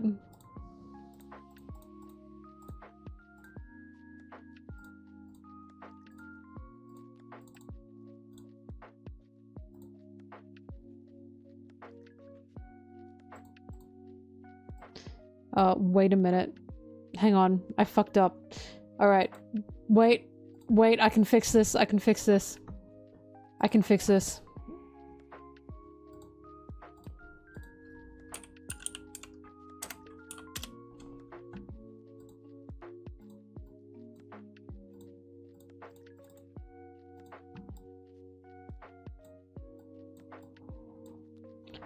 What just happened here?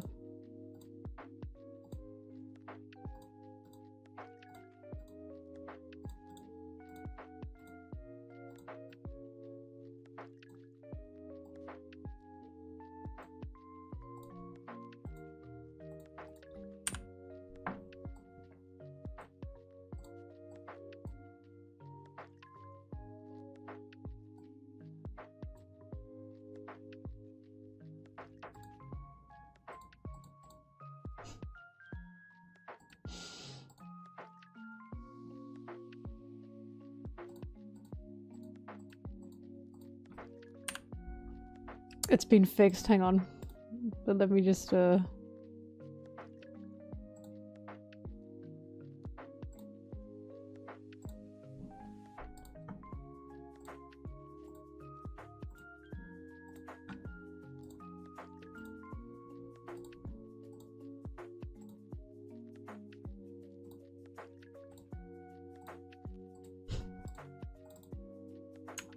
Are you happy now? Are you happy now? Is that what you wanted?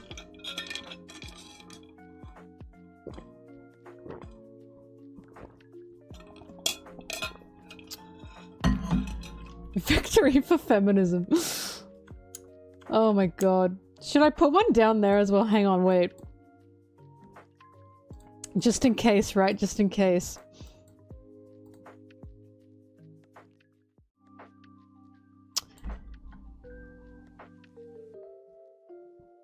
No, that should work because it's drawn over layer. Alright, hang on.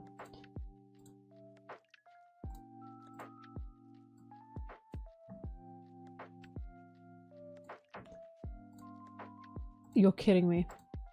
I grabbed the wrong one. Oh, whatever, stay up there then, I don't care. No, that's foul! Oh my god, that's foul!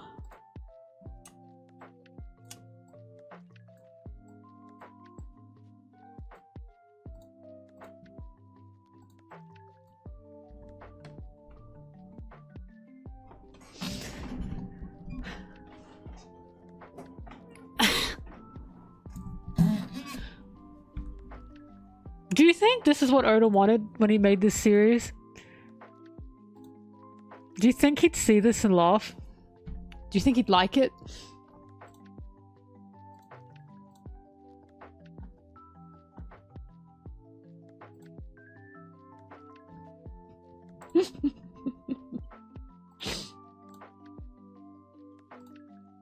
Alright, the final. There it is. Soak in the details, boys. Soak in the details. You're welcome, gamers.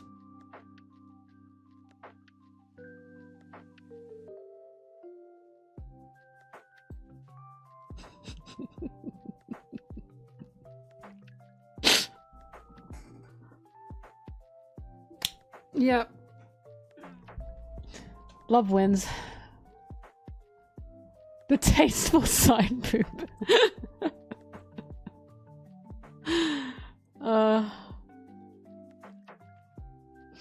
No problem. No problem. I'm hoping that in the edit this will like, because this will pop up and people go, what was that? God.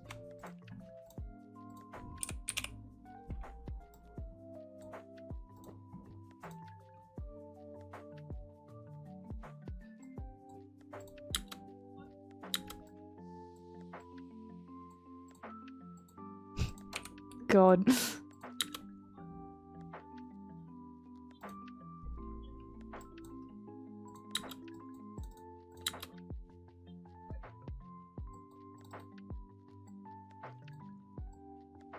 The Bush Roger's probably the craziest one there, I must say.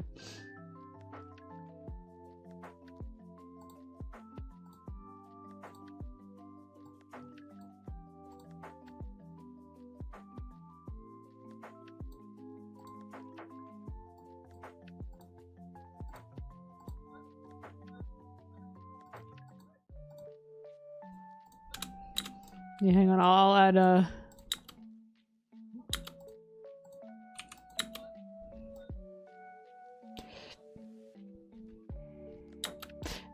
as many editing streams until this is finished. I don't have a number for you.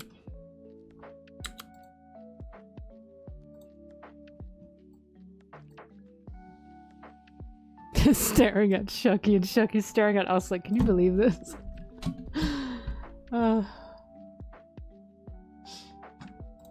We can close this now. That work was crazy.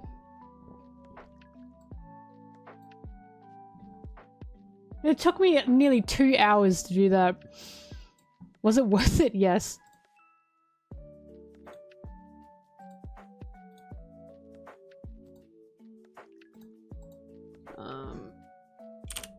Angel. Angel singing. Every time I look up Angel, I've got Sephiroth's theme in my files. So every time I look up Angel to get Angel music, I also get One Winged Angel and my head dun dun dun dun dun dun dun dun. Dun dun dun dun. What did I just walk into? Bro, you walked into the birth of Rayleigh. Fine art is what you just walked into. Oh! Where'd the other one go? Oh my god, did I close it by accident? Of fucking course I did.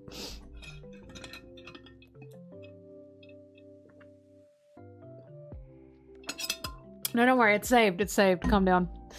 Calm down. Everyone chill out. It's saved. I promise.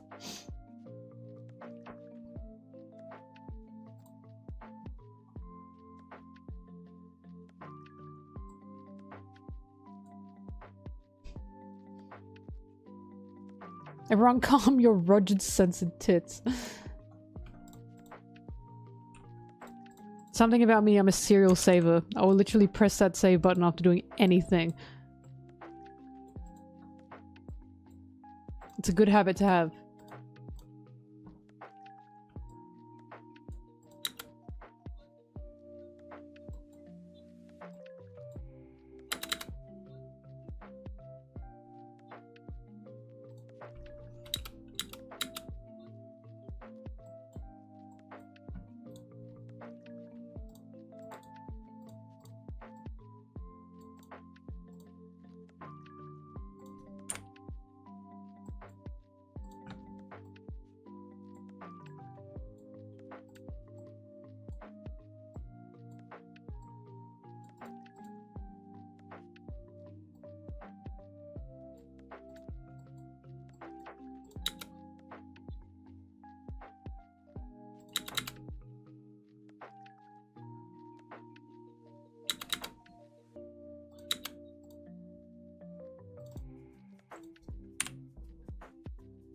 I never said I hate RPGs.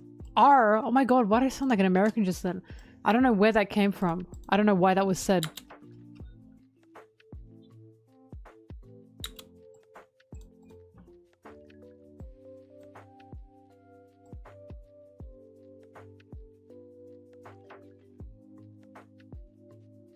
Fuck, I want to put on Katamari.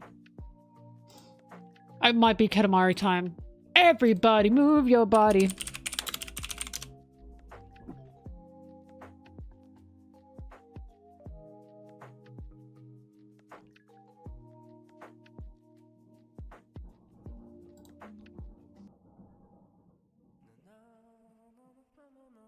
Skip the first one though, I'm sorry, it's not that good.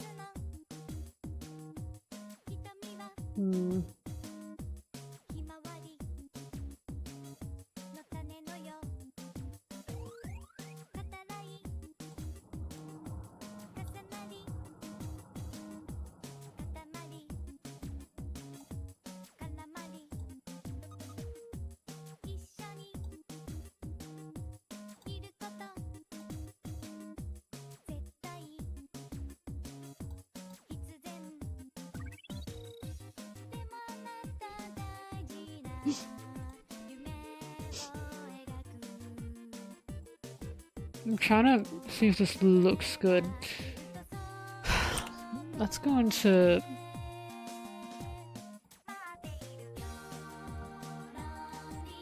Rolling Star! Ah!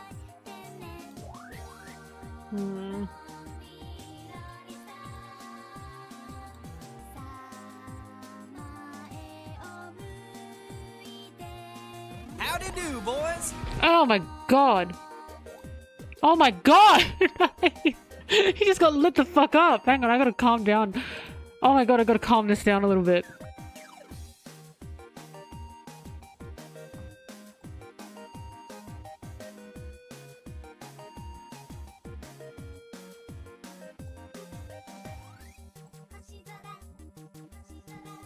What is making...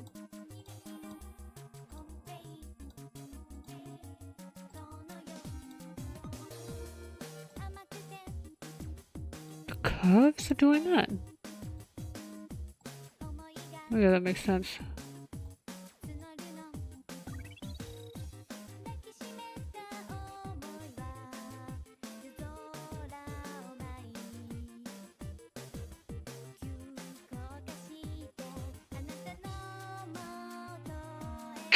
You know what? I'll try this again.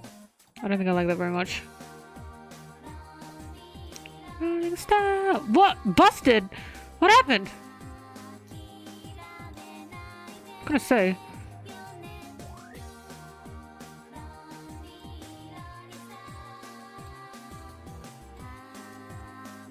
That looks bad.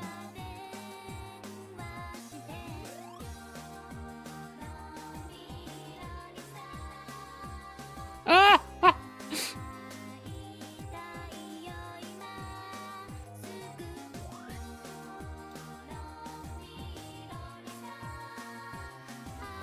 What is making it so fucking blurry?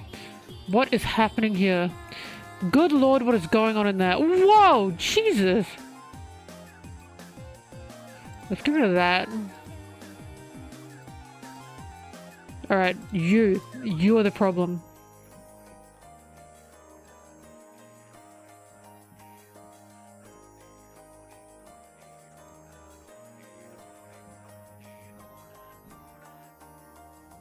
Oh!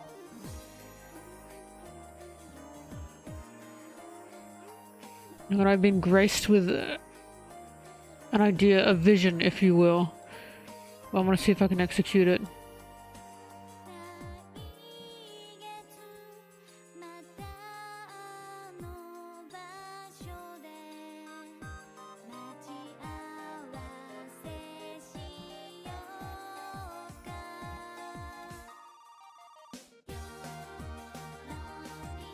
Rolling Star!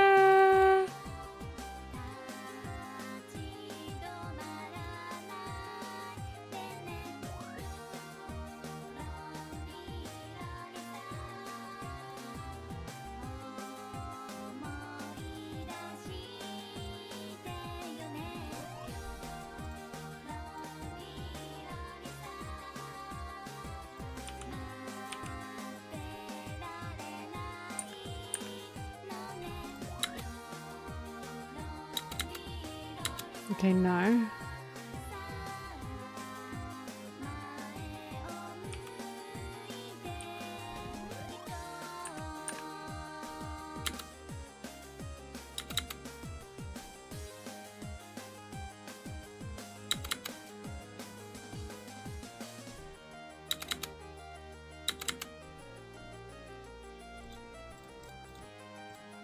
Ah! Wrong button.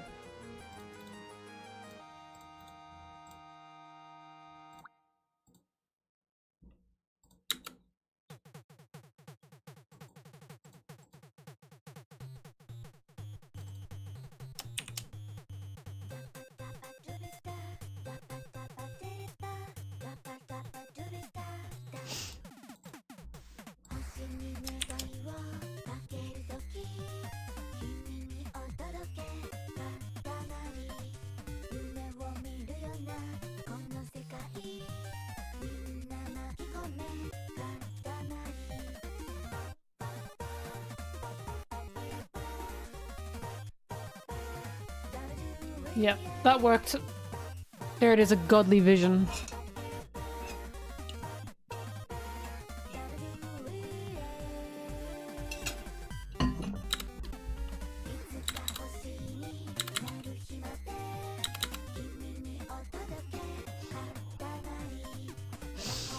That was crazy. No, I was gonna title my next chapter, It's Cut in Time.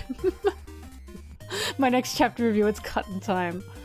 I'm so glad there's a break so I don't have to take a break from tier list editing yet. Thank you.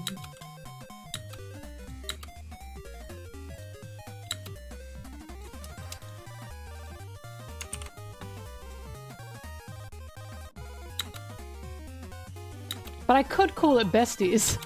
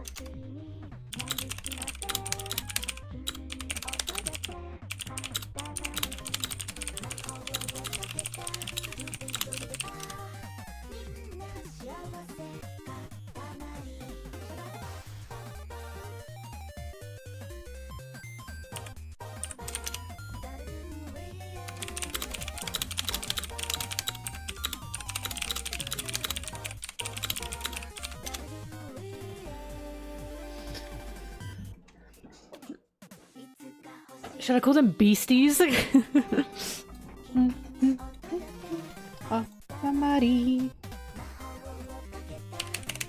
Well, I just typed in Katamari instead of Shaki.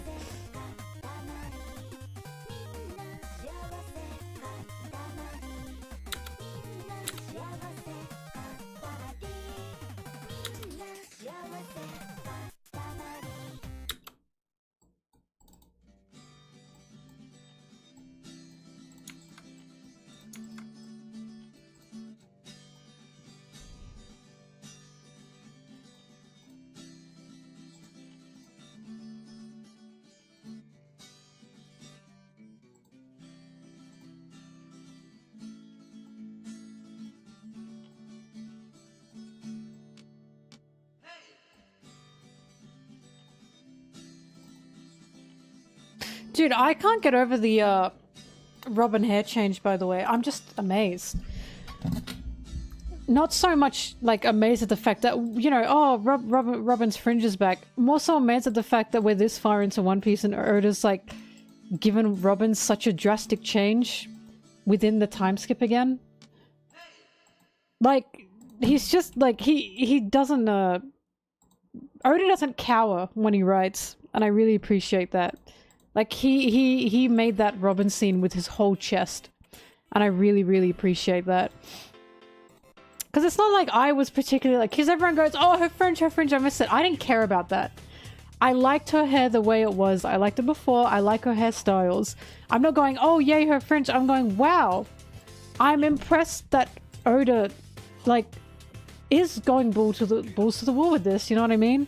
I'm impressed that he has the confidence to do this. He wanted to do it and he did it. And it's like, it's just such a change, right? I was just very impressed. Oda really, really doesn't back down as a writer in what he wants to add and what he wants to change, and I really do appreciate that about One Piece.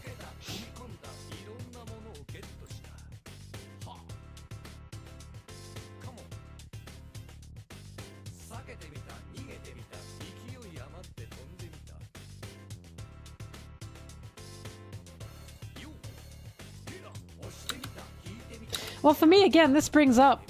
This means any other Straw Hats looks can now change in the game. Who else is gonna get a haircut? Grow Sanji's hair out, Oda! Oh my god, please! Grow it out, Oda! Grow it out, grow it out, grow it out. I know you've already technically grown it out a little bit. Make it grow out more. Make something happen, please. I'm begging you, Oda. Please somehow make Sanji's hair grow out. Oh yeah, Frankie's always changes, but Frankie's isn't in a sense of permanence, you know what I mean? With a lot of the time skip styles, in terms of their looks and not just their fashion, they were kind of in a sense of permanence, right? After the time skip. Pre-time skip, in the time skip, there was a sense of permanence.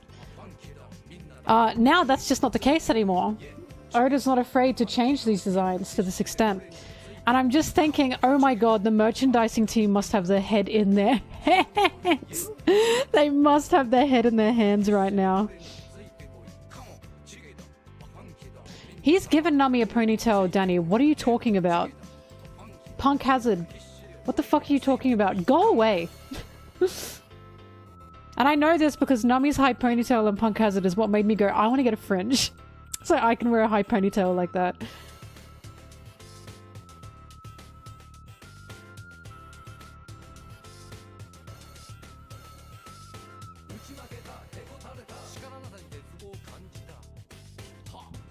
Shave Zoro's head.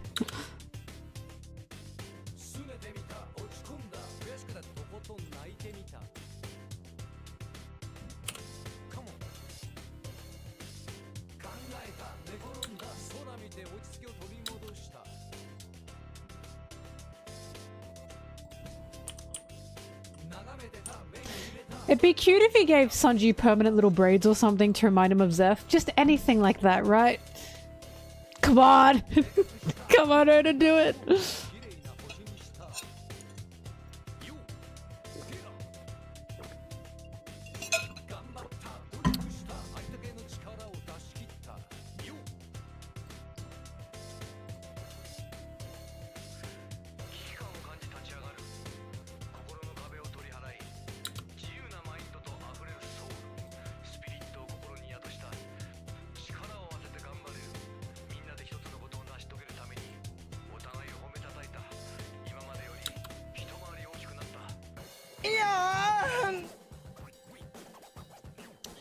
Thanks, Melon Mods, for the community you've built and the space you carved into the internet for us melons. Oh, thank you, Giraffe. I appreciate that a lot. That is so nice. Oh my goodness, I'm blushing. I'm blushing.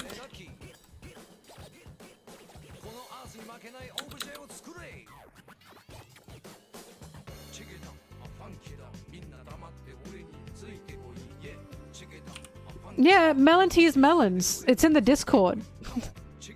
My Discord is literally called MelonTee's Melons.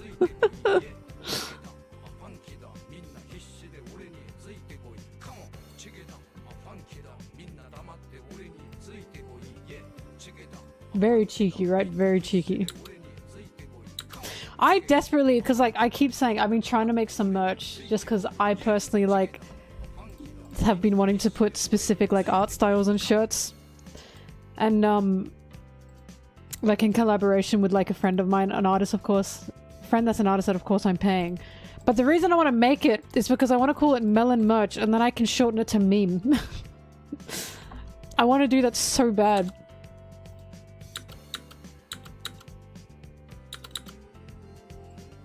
Mellings. Mellings, stop it.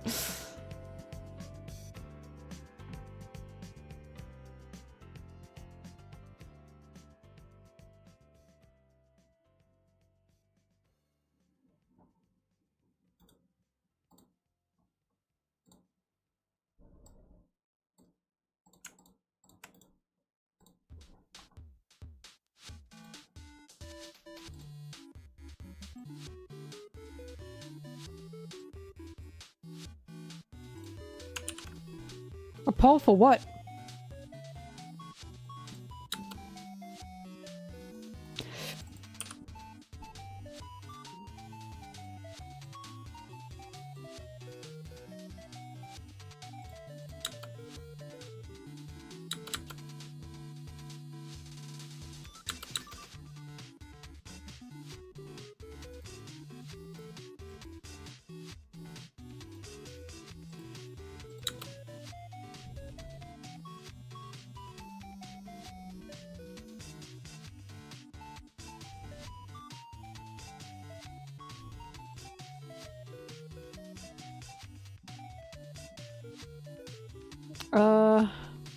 Scratch his head. Okay. Man sat at bar. Wait, man sitting alone at bar.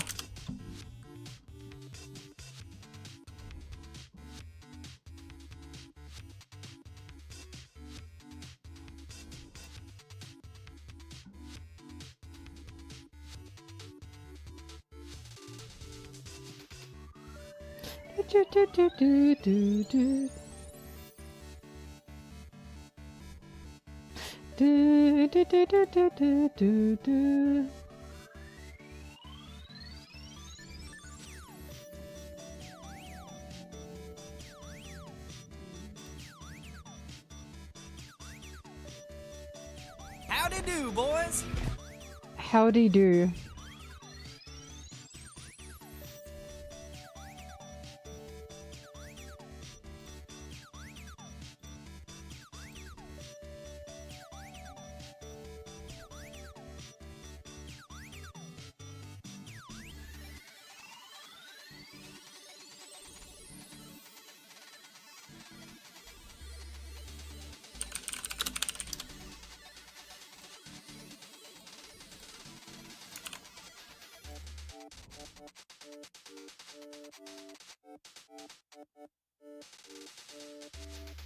Stable diffusion, AI, Midjourney, stable diffusion. Okay, yep, I got you. Hang on, I'm gonna copy all that.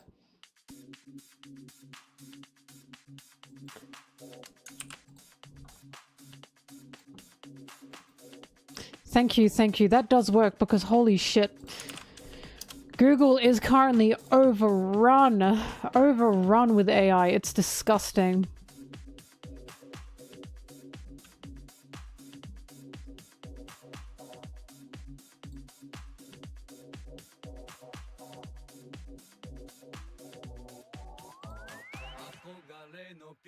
Stop. Wow.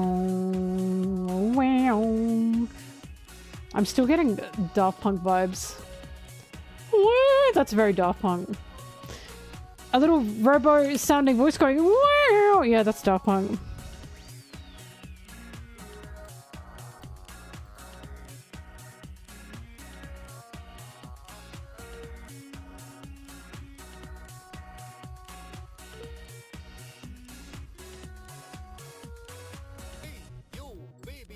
Oh, when we're talking at the Reverie and we're talking about how there doesn't seem to be much like flight in One Piece, or like much flight in regards to technology made to help people get to the sky. So there does seem to be a significance in being able to go to the sky, right? And in the Reverie I brought up that weren't there only like 5 flying fruits or something? And that was kind of like, because we had a lot to talk about, so that was kind of pushed to the side. But I think what was mistaken there is when I said that, I think what was happening is some people thought that what I was saying is like, oh, the connection to Alabasta, but that's not what I meant. I meant, at the time, I was thinking, that's really specific. It's really specific. Why is Oda telling us there are only so many flying fruits? Why do we have to know that? Because we weren't told, like, exactly how many, like, of other fruits there are out there, from what I can remember. But the flying fruits, apparently we need to know. There's only like 5 flying fruits or something. That is incredibly specific. And now that we had that conversation at the Reverie, which I really liked, about going to the sky, being high up, transport to the sky, how important that seems to be, how influential Big News Morgan is because he can be in the sky. It makes sense now. It's like Oda's telling us to keep tabs on that. See how there aren't that many, like, possibilities here of flight, it feels like he's saying.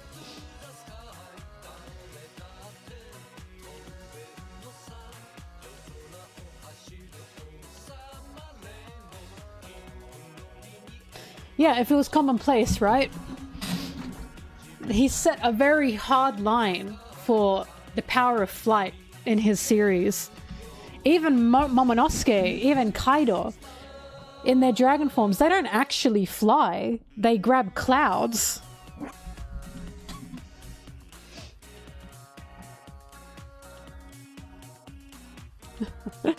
Brain burning a bit. That's okay. But no, those were such good conversations.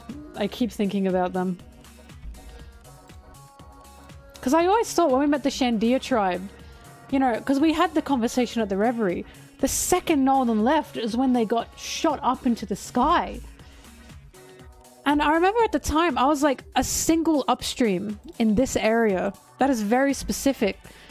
And I'm not sure if that upstream is man-made or what. Like the knock upstream is what it's called. Funny name, by the way. But I was like, why have the Shandians specifically been sent up in this, like, area just after Nolan has left? Why do they have wings? There's just so many questions I got from Skypiea with the Shandia tribe. And I do hope that they're relevant to whatever Oda's cooking.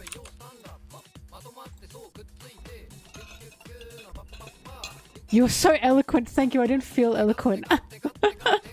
I thought maybe I was getting a bit too loud.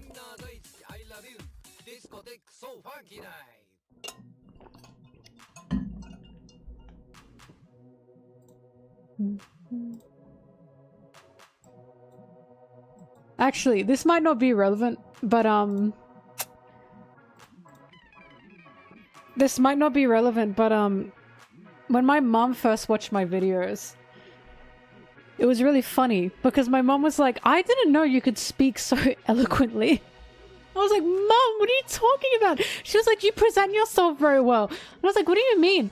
And she was like, well, think about it from my perspective. You never talk like formally to me because I'm your mother. And my mom has never seen me present anything, is what I realized. Because all my presentations were like, you know, in school. So she was like, I've never seen you speak so eloquently. I've never seen you present like this before. I was like, oh my god, I'm sorry, Mom.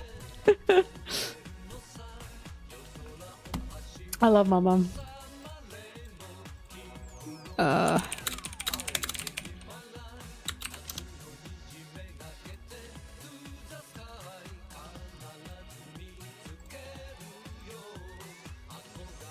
I need to find another Rayleigh image.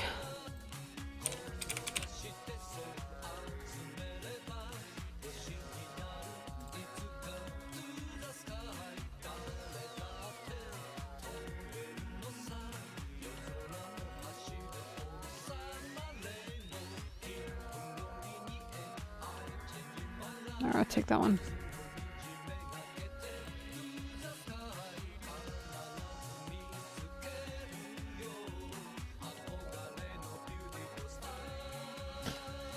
I have the Atom Tree and Sunlight Tree Eve. My head cannot, like, my head cannot wrap around that. All I could think of when I saw the Atom Tree is, oh, Mama Jork's gonna eat this shit up. In terms of that kind of One Piece, like, crafting lore kind of stuff, that is not my bread and butter. For Mama Jork, I was thinking she would have so much to say about this. And I would like you guys to know I am now in talks with Mama Jork and Jork Show, with both of them, the two Jorks, about, like, One Piece stuff. So I'm very excited to keep talking to them about this kind of stuff.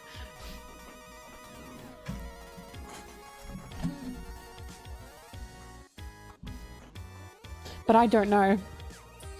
I just don't know. Because, like, I didn't piece together, and this is peeving me, I didn't piece together Egghead being the Garden of Eden. Just a futuristic, technological, forcefully made Garden of Eden. And I was like, fuck, that's why all the biblical references. That makes perfect sense. Right down to the destruction of it, right? Right down to Lilith being the evil as, like, you know, the woman with knowledge, you know what I mean? Ah! I can't believe I didn't pick that out. Like, that was a fantastic observation from Mama Jork, and I keep thinking about that. Hello. The forbidden fruits being the devil fruits, right? Destruction due to knowledge.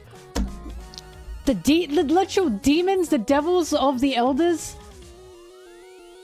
There was so much there. There was so much there.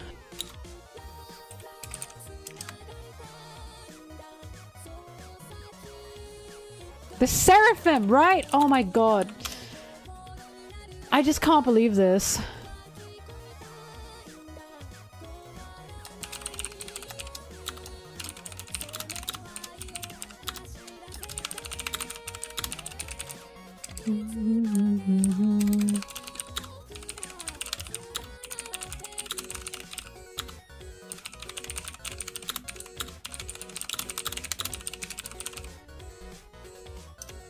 Sorry, I'm writing stuff down to remember things for future videos.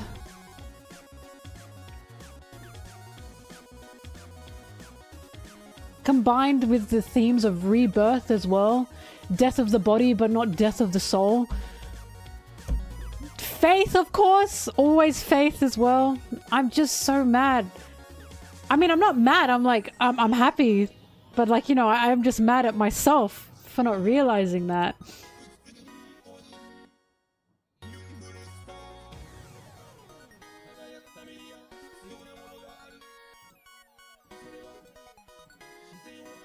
Also, during the reveries, someone said, when you write... What did they say? They said, when you write, you should follow the rules, I remember. And I think about that a lot. And I didn't get to say anything in the moment, and I was like, oh, whatever. But, I thought about how funny that was. Oh, that was Moj, that's right. But I thought about how funny that was, because Wano is a kabuki play. Wano is perfectly following, beat for beat, a kabuki play with the samurai versus the oni. And the whole point of Wano is, you know, at the end of that kabuki play, it's a tragedy, essentially. It's the samurai, from what I believe, I think, lose against the oni. The samurai are defeated, which of course is what's happening in Wano. And what Oda does is he's writing that out beat for beat. And then Luffy crashes into this story, into this tragedy, and says, no, this is going to go my way now. So Oda was essentially writing out this kabuki play that is very well known in Japan, by the way. I have to find the name of it. That ends in tragedy, from my knowledge. And he throws Luffy in there to make Luffy stop everything. Stop the narrative, stop that story, and turn it into his own story. So when I hear you must follow the rules of writing, I'm thinking, but Luffy is a character that is there to deviate. He's always going to be there to deviate. Oda doesn't follow the rules because he has a character that will not follow the rules no matter what. That's why One Piece is so special, right? And it's like, yeah, of course, when it comes to narratively and to literature, there are still things you must do to make your story, you know, make sense, right? There are still things that must be followed, truthfully. But when it comes to Luffy, it's so ironic to say that because Luffy does not follow the rules.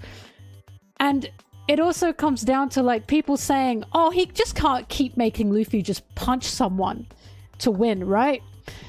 In any other story, you'd change that around, you'd make things more exciting, you know, in terms of how Luffy will win. Oda won't do that. He's saying, nah, Luffy will win with a punch. No matter what, he is going to win with a punch because Luffy is Luffy. He is not going to bend to anyone's rules. He is just going to do what Luffy's going to do. So it's like, One Piece, in my opinion, is specifically made to go against that. It's specifically made for Oda to say, nah, I am not going to do what I am told. I am going to make this story the way I want to make this story. Rules be damned, right? Because that's who Luffy is. And Wano is such a shining example of that. Because again, if he followed the rules of the tragedy that he was writing inspiration, like the inspiration from, they would have died. They would have lost, right? The raid would not have succeeded. But Oda said, nah, Luffy is going to be thrown in here. And because of this, they will win. Because that's what Luffy is. He doesn't follow anybody's rules. He will not bend to anybody's narrative. And that's just fantastic, isn't it? Like, Oda is incredible with this character that he's created. Luffy is just such an incredible character. And again, it's why Gear 5 is just my favorite scene. Luffy's awakening for Gear 5 is my favorite Luffy scene ever. With everything it means, everything that's behind it, the build-up, everything. It was just, it gives me goosebumps just talking about it because I cannot believe how well crafted it was. But yeah. But it's true, like, it was more dry. He does have a point. Look, there are still rules that have to be followed. Sometimes you can break them and it can be very obnoxious. And it can be very frustrating. But in my opinion, Oda isn't breaking the rules in a frustrating way. And he never has. He does it in such a fantastic and perfect way. Because of this world and this character that he's created. That is made to break the rules. I just think it's incredible. And that's Luffy's freedom. And his liberation.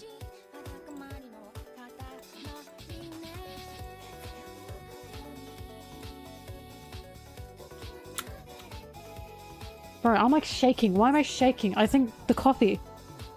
The coffee, too much. I got the coffee shakes. Yeah, of course Luffy would save Scotland, Danny. G5 was not an arsepool. By no means was it an arsepool. And again, if you reread One Piece, oh god. Just so many talks of faith, of miracles, of legend, oh, of liberation. It's just, Gear 5 is everything. Everything that Luffy is. It just makes me so happy.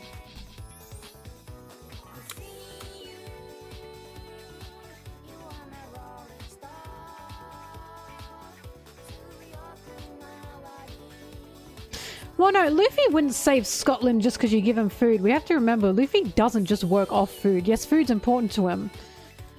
But he's not going to do anything just because of food. Luffy will see the people of Scotland demanding their freedom and their liberation from a monarchy. And Luffy will go, ah, I'll help you lads. Because remember, the potato famine? We remember the famine? Do you remember why the famine happened? How that was created? I'm sure Danny can tell you that. Forced into a food famine to keep them in line. Of course Luffy is going to side with the people who were forced into famine. That's what Luffy's about. Oh, sorry, the Irish. I'm sorry, my bad, Danny. I'm so sorry. Either way, he'd help both of you. He'd help both of you. I'm sorry. My apologies. He'd help both of you. I got my history twisted there.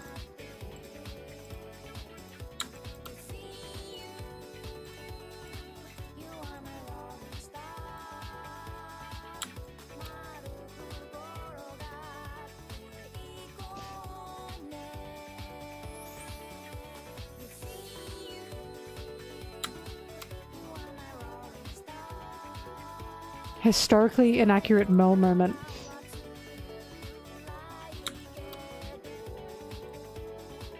Either way, my point still stands. Yes, of course Luffy's helping the oppressed. It's not food that fully motivates them. It's seeing people being restricted of their freedom and their liberation. It, like he said to Doffy, it's suffocating. God, fuck, that's such a good line. That's one of Luffy's best lines. It's suffocating me. That made my panties drop. I'm gonna be so for real. That made me jump in my seat and scream.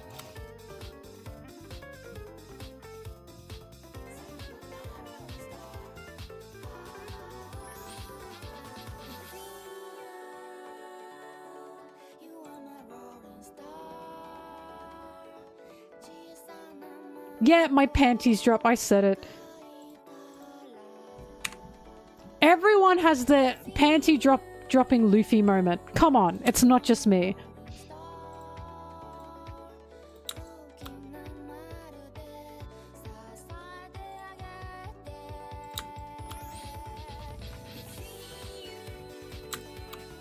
Dude, one of my favorite British monarchy facts is when the French Revolution happened and the British monarchy saw what happened to the French royals and they went, ooh.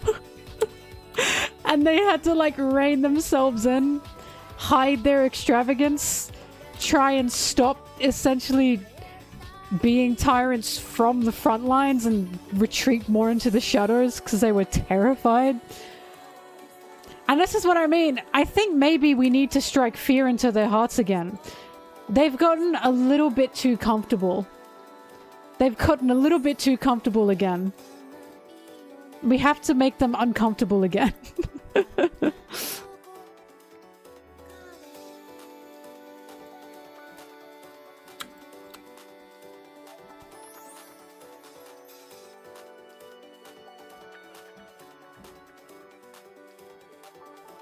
Who's gotten too comfortable? The British monarchy.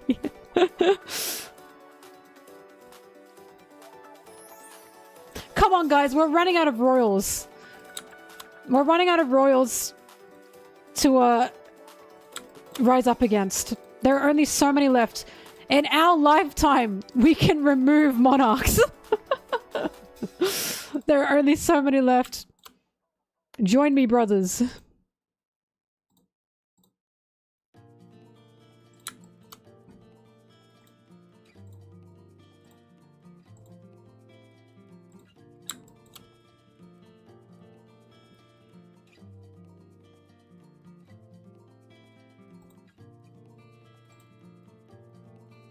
Little Luffy, the royals breed like rabbits. They will not die out by like cancer because they're just gonna keep producing.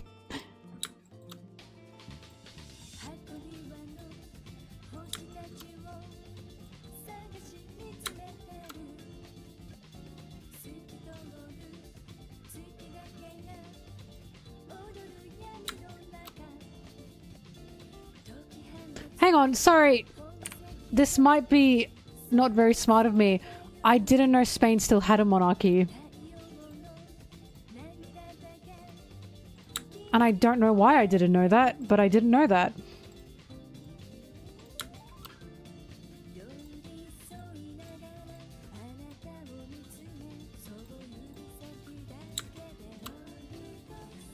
Oh, thank God, I'm not the only one who didn't know that.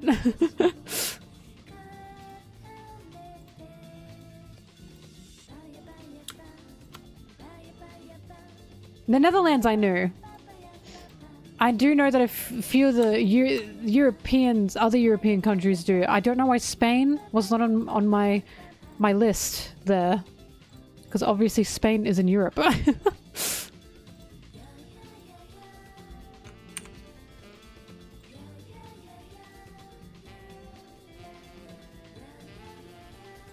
Wait, hang on. It's come to my attention he wouldn't be old here. The name of the song is Papaya. Papaya pa. Paya paya pa. Papaya papaya papa.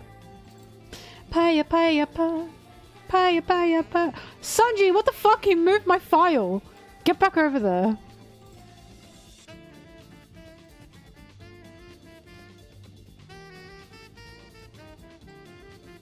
Oh god, I keep forgetting about High Queen.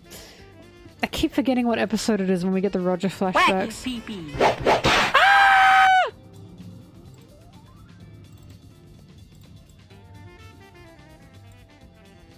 God damn it, why do I keep forgetting this?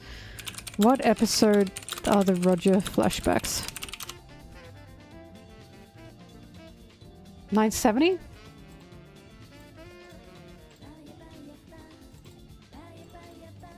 Oh! Why would it jump to this? Fuck you. Oh my god, I don't want to look at this anymore.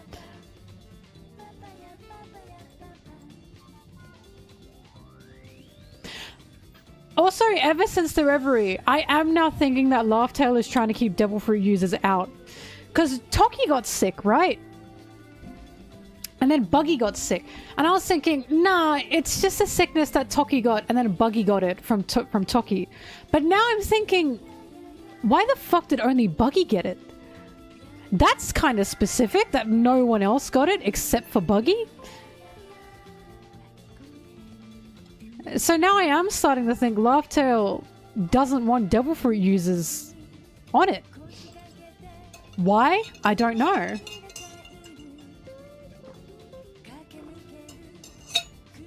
Buggy's from the Void Century.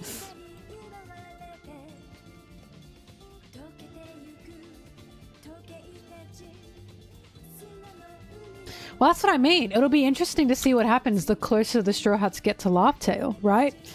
Because if they start getting sick... Because remember, Luffy's never been sick before. What's going to happen?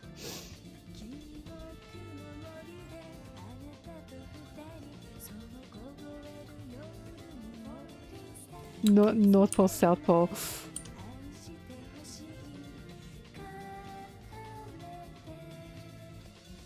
Paya paya pa, paya paya pa, papaya papaya papa. I like how all the crew are watching them fight and they're having a giggle. Hang on, look. Can you see that? They're all watching them and like having a giggle at it, and Rayleigh has to be the one to come in and say, "Shut up! Quiet!"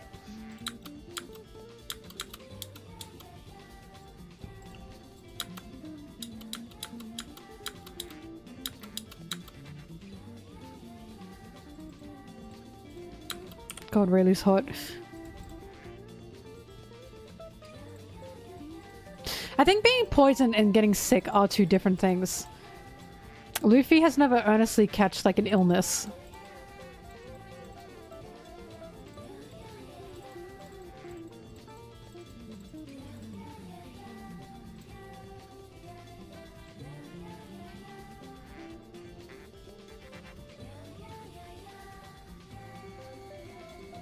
Do you think, Carly?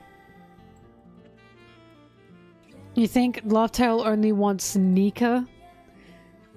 The person with the Nika fruit to find it? But how would that work? I wonder. Either way, ever since thinking about Toki and Buggy both getting sick and only those two, I'm like, I am now a little bit convinced that Laugh Tale has some kind of wall against Devil Fruit users. Devil Fruit users. Fruit? I keep saying fruit.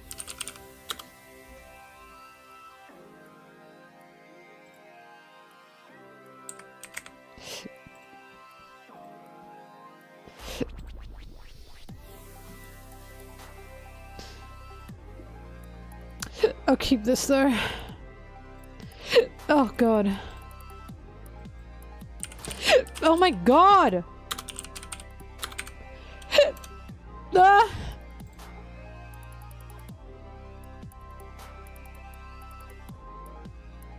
Loki, from what we know, yeah. No one else on Roger's crew had devil fruits.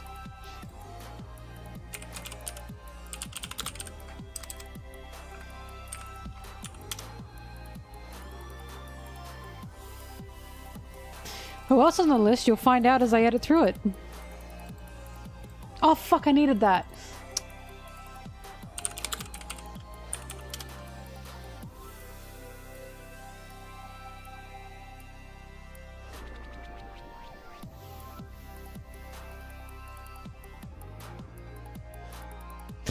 Curly, if Imu knew where the One Piece was, wouldn't Imu have taken that by now though?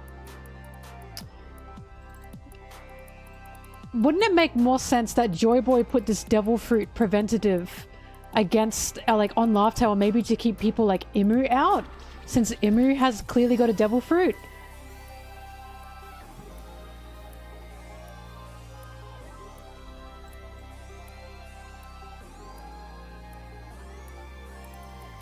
Sorry, Carly, not Curly, I'm sorry.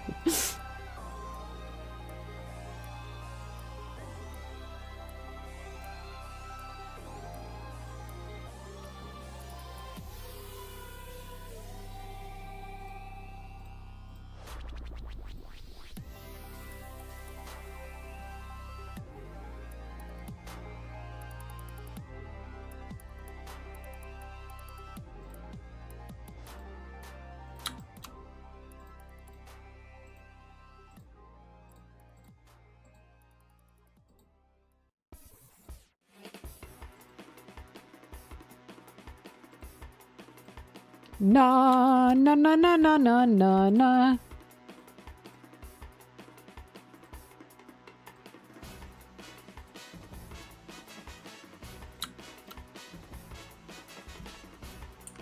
I was gonna say, I think, if anything,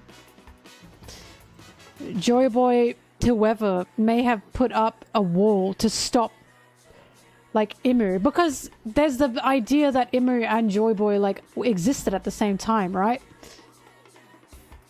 So, if they existed at the same time, and Joy Boy knew that Imu existed, Imu was around, possibly knew Imu's powers or something, it would make sense that Joy Boy put up some kind of measure to stop someone like Imu from coming into Laugh Tale and removing the One Piece from the world.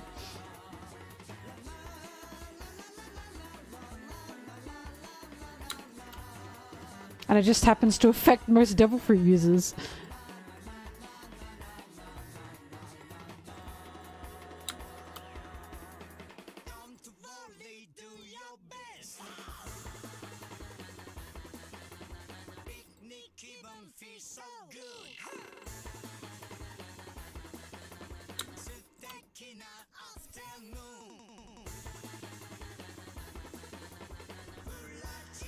Hello, Forest.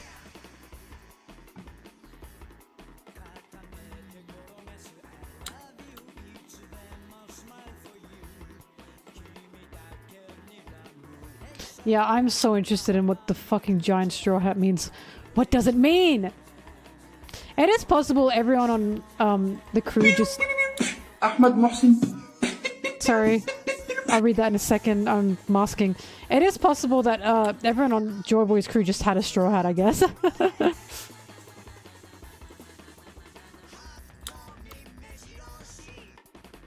Or Joy Boy made Emmett a hat. Just like Ace did with Oz, little Oz Jr.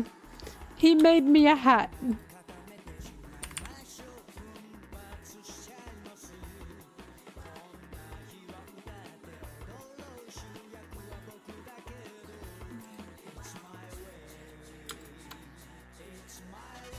Emmett was so cute. Hee hee hee.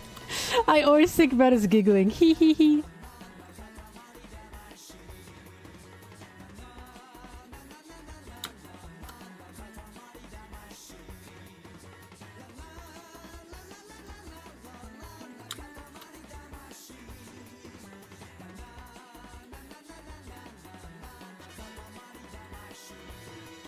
Fuck, I kind of fucked that up.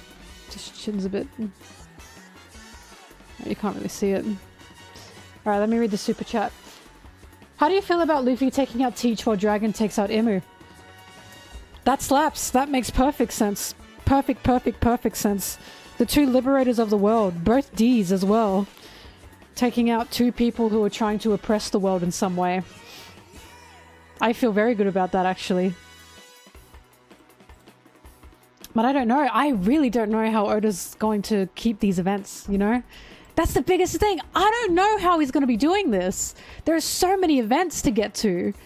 I still don't know who's like the main villain, Emu or Blackbeard. I want to say Emu, but I just don't know what happening, you know? I don't know what's happening. Or is there going to be a main villain, or is it just going to be multiple evils that must be faced? I just don't know.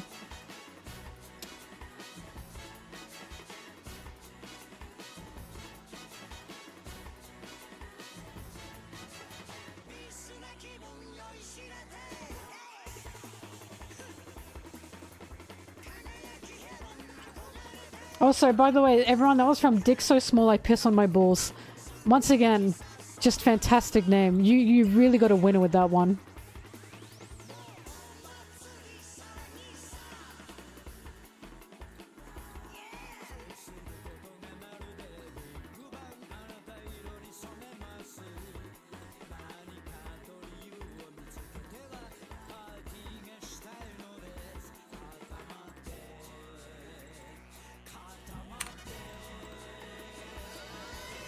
Na na na na na na na na na katamari damashi.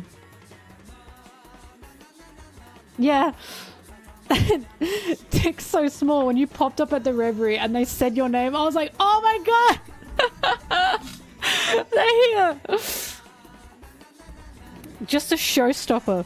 Absolute showstopper of a name.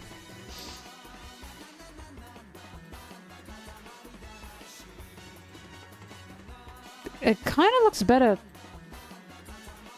Looks much better like that, so never mind.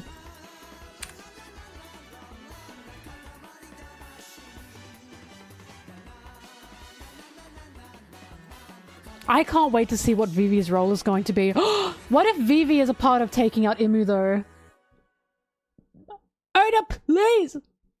Oda, please! Guys, can you fucking imagine if he gives the fight to Vivi? Ah! I don't know if he will. I don't know if he will. I don't know if he will, but Vivi's involved. She's involved.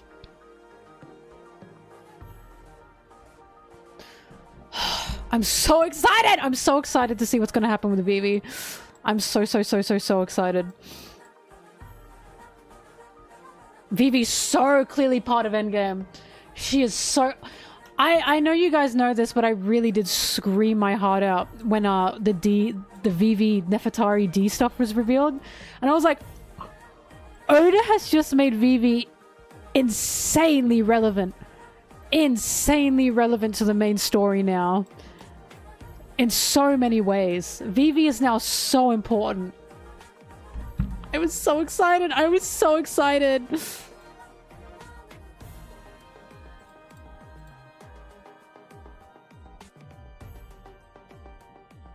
I do like the idea that Imu has overtaken Lily's body. And he wants a new host.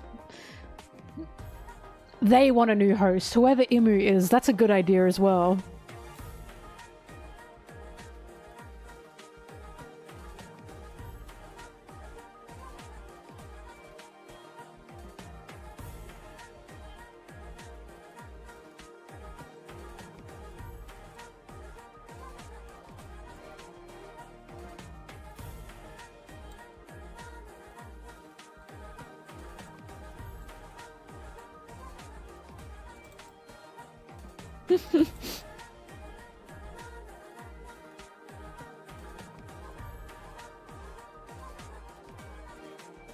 But I'm also for the idea that Lily was just the first person to stand against Imu, because it makes sense that the original, like, monarchs that created the world government, it makes sense that their portraits would be at Mary Joie, does it not?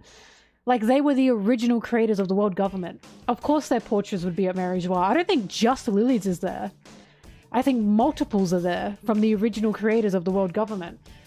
And I do like the idea that Lily was just simply the first person to stand against Imu and say, we have made a monster here. I can't be part of this. And that pissed Imu off. And that's why Vivi might terrify Imu. Because Vivi, like, has been shown to stand against the world government with what she did in Alabasta, refusing to bend to Crocodile, which was sent to them by the world government, right? Go against the world government by working with pirates. That's gonna fuck Imu up. If Lily was the first revolutionary, or like the first person to stand against Imu and try and like upend Imu, right? Finding out that Lily's ancestor Vivi is now doing similar things that Lily did, of course that's gonna shake Imu. He's probably thinking, fuck, it's repeating itself, you know? I personally think it's just that he's, they're terrified. They're terrified of Vivi having the same blood as Lily.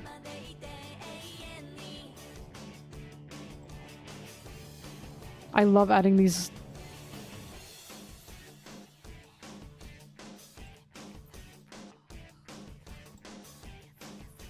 Stupid lines.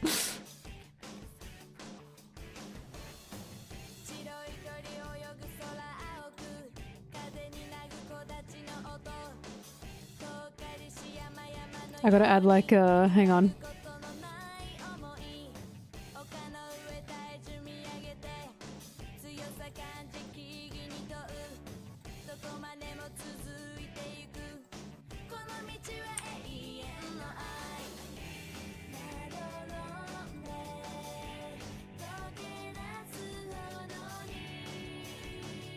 I should have done this first, but I'm stupid.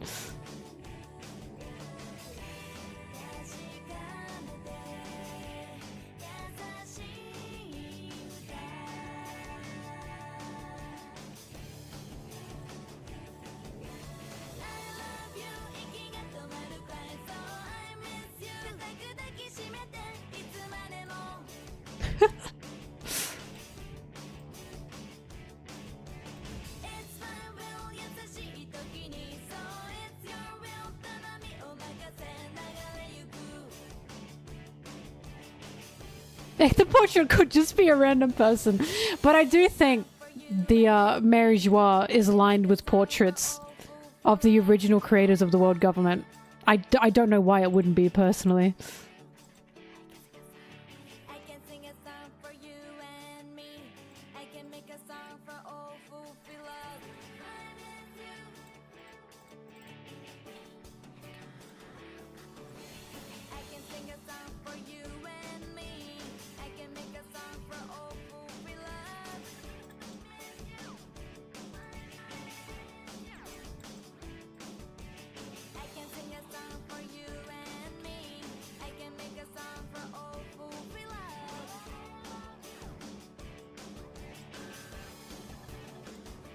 He looks great.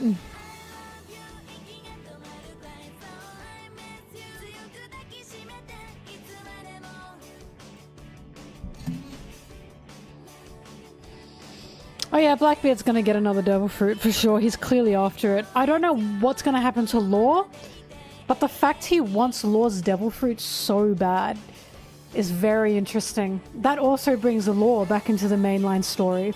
Probably to be immortal, right? But it's not that he wanted Law to use the surgery on him. It's that he wanted the fruit. Why? It wasn't like Doffy.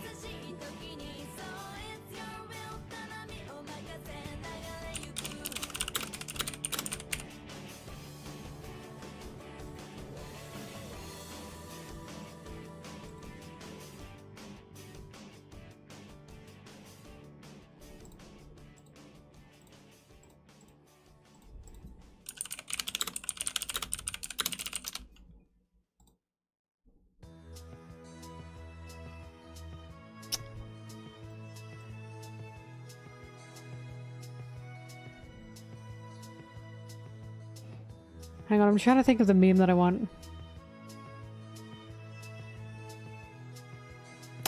I can't think of it.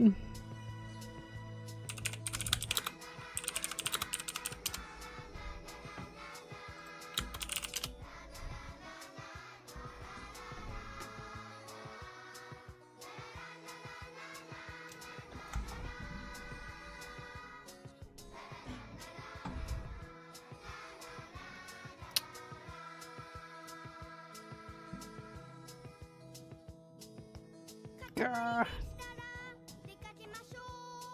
Daijou!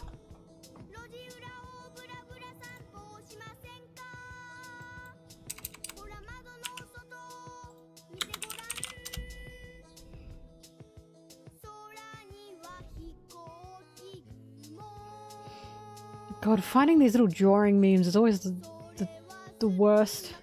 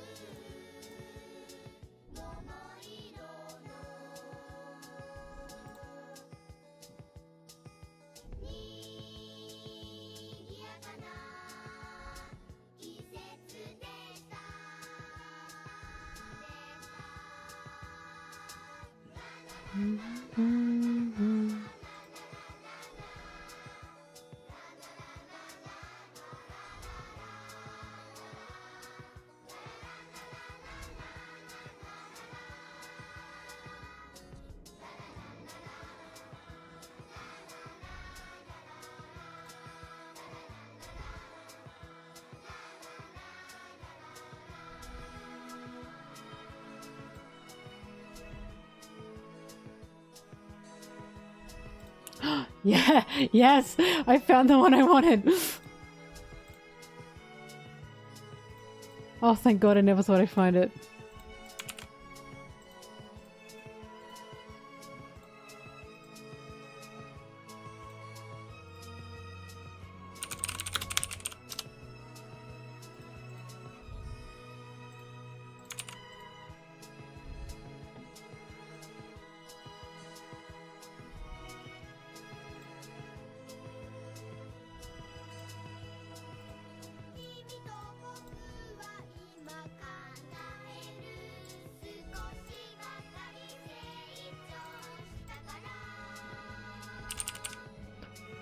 It's a web P.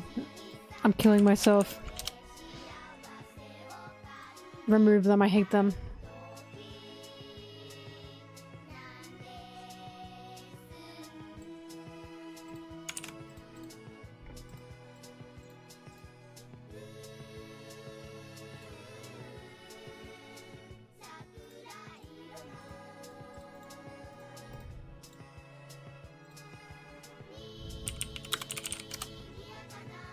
Alright, I can use that later.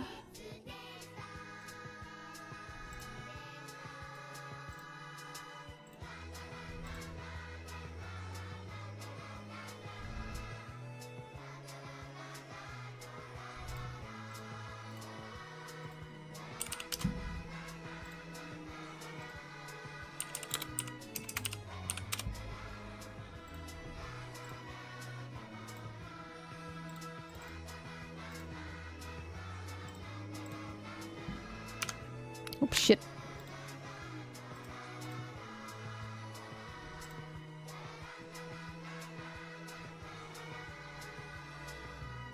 Why can't Luffy just do a Steven Universe with Imu and say, fuck, what's the song?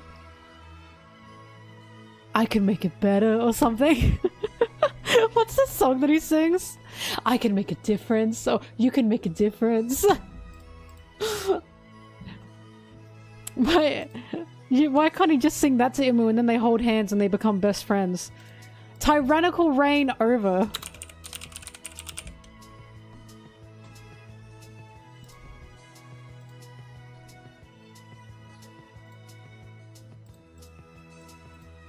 Look, I like Steven Universe, so this isn't me shitting on it. It is just funny.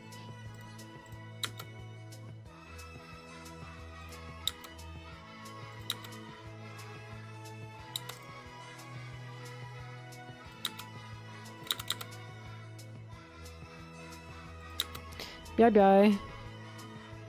Forest! Alright, fine, have it.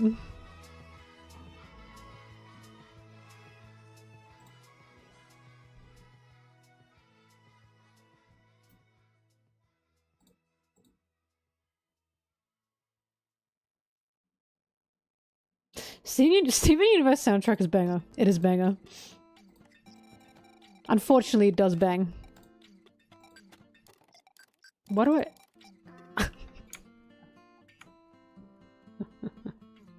I'll grow up with you, sweetie pie! I do not know where I have that. That's great.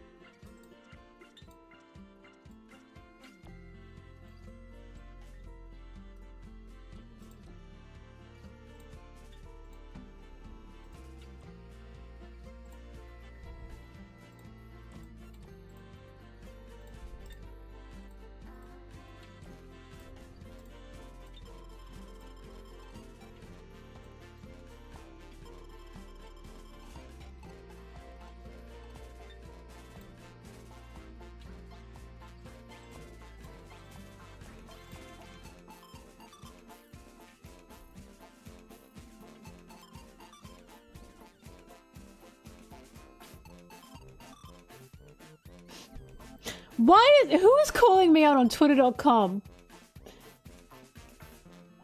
So basically Shonen Jump News said 2-week break and I said, yay, Oda break, and someone under it said, that's weird. The tweet says 2-week break. The next chapter comes out in 3 weeks. Why is that, Mel? And they said Mel calls this a 3-week break. It makes fun of anyone calling it a 2-week break. Why am I getting hit with strays? I literally didn't even say anything. I just went, yippee! Who said that? Who here said that? You have to be here. I can't believe that. I was minding my own business. Oh my god. I can't believe this. I can't believe this.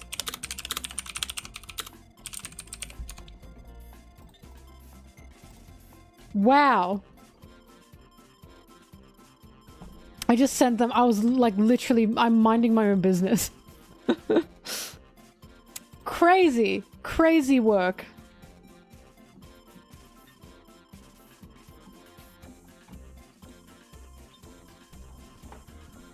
Fully deserved. No.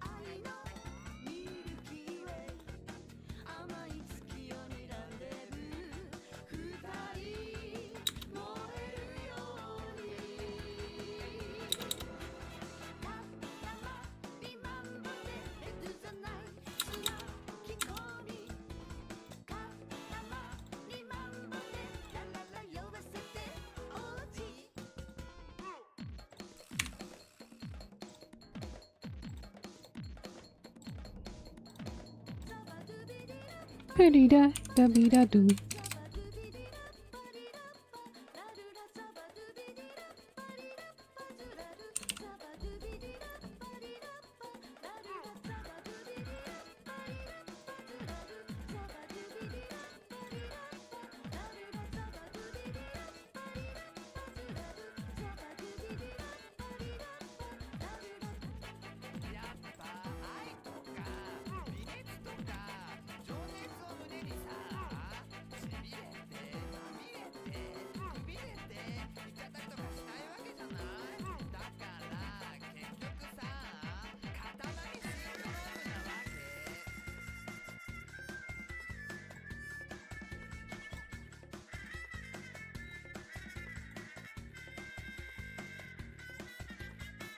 Uh,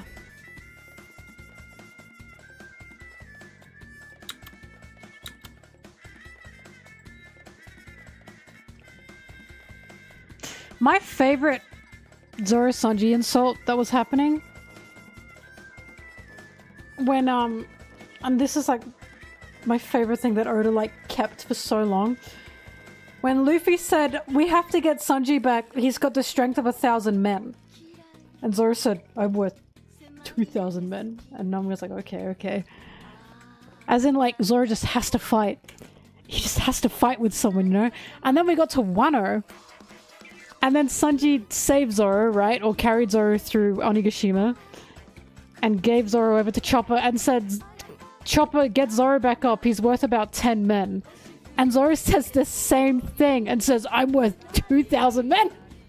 So he was holding on to that since Zoro to tell Sanji, "No, I'm worth 2,000 men." He's so funny. He had that. He had that. He was waiting to say that. Dirty Water Imp was so fucking funny. That made me belly laugh. When, what was it? Zoro was asked by... It was, the brothers, Shirahoshi's brothers, the princes. They were asked, what does your, like, who's on your crew? And Zoro listed them all off, and, like, by, like, appearance, and then for Sanji he said, "And a dirty water imp." It was so funny. I was like, yeah, that's what I'd call him, a dirty water imp.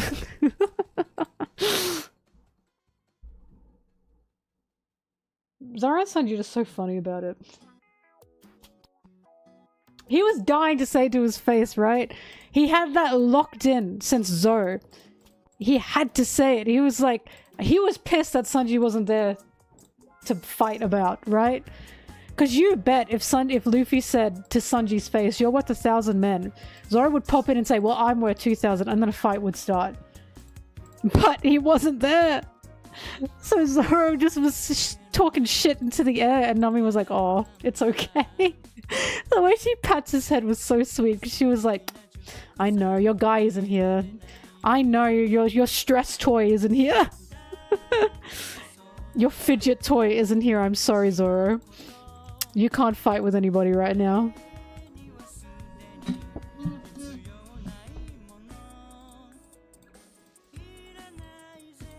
The stress toy.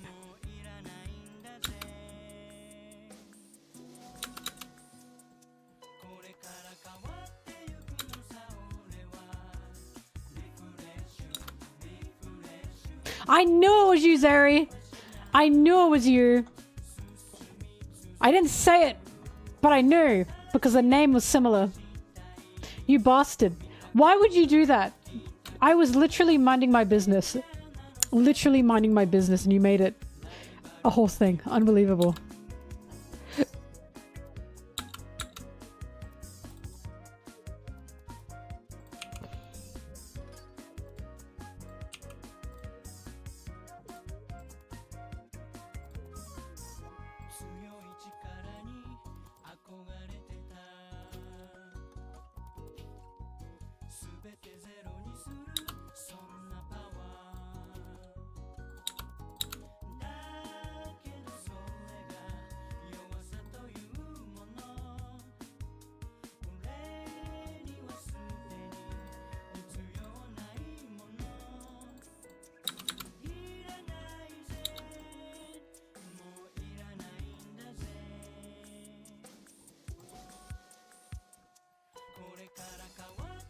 Hang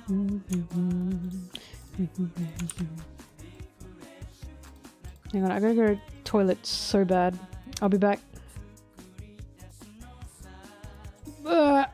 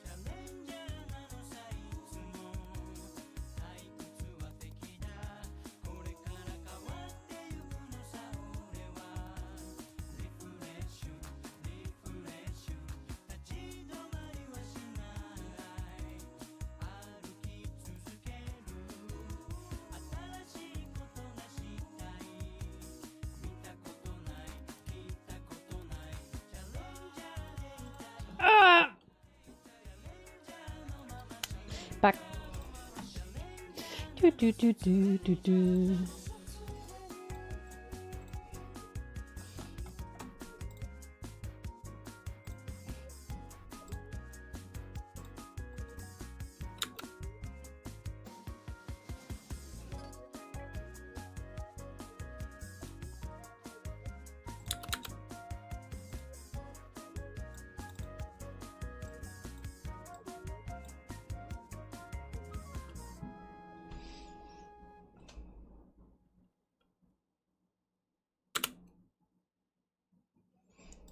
Four. Oh.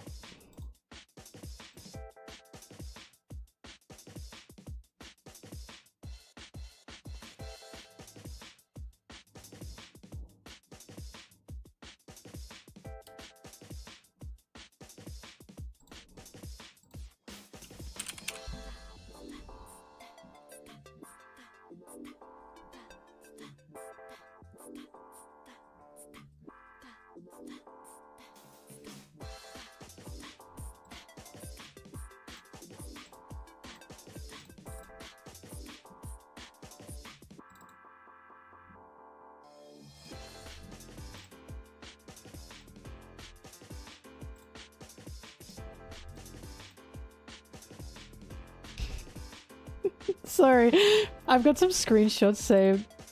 This is still such a funny scene. I remember bursting out laughing here because Law is so immature. This is what I mean. Law is not mature. He's not. He puts on the act that he is, but he's not. The fact he took the time to go up to Luffy and say, I don't listen to you.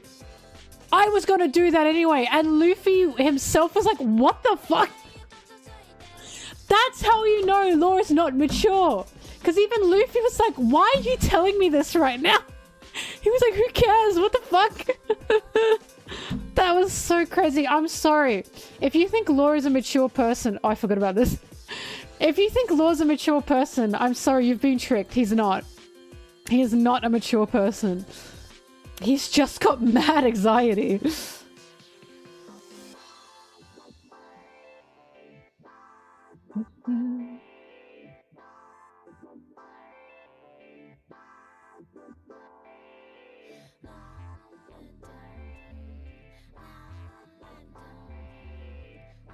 Oh fuck, I love this one. I'm keeping this. I'm using this. Oh, I miss Law. Oh, now I miss Law. I go through a phase of missing Sanji and missing Law. They're like my two girlfriends. I have a moment like I miss my girlfriend, and it's either Law or Sanji. Fuck, I really like Law. Law is not more mature than the other two. No, he thinks he is. Law is on that area of he thinks I'm so mature. If you think that you are not mature, he thinks he's more mature than Kid and Luffy. He's just like a planner and he's got mad anxiety. That doesn't make him more mature.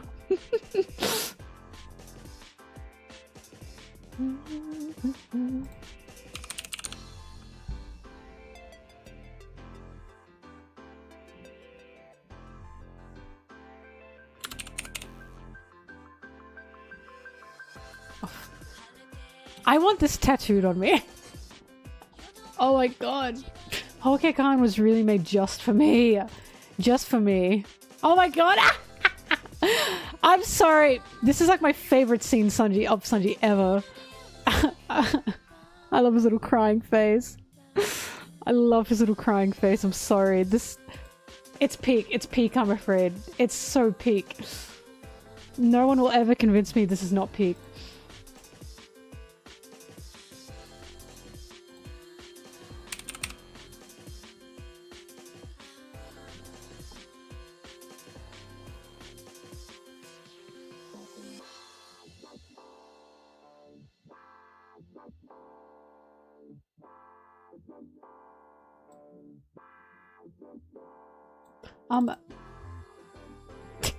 Damn. I know this looks crazy, right? This is edited, but honestly, the original is just as crazy. Like, this is the original. Nothing here is edited. What the fuck's going on? Who made this?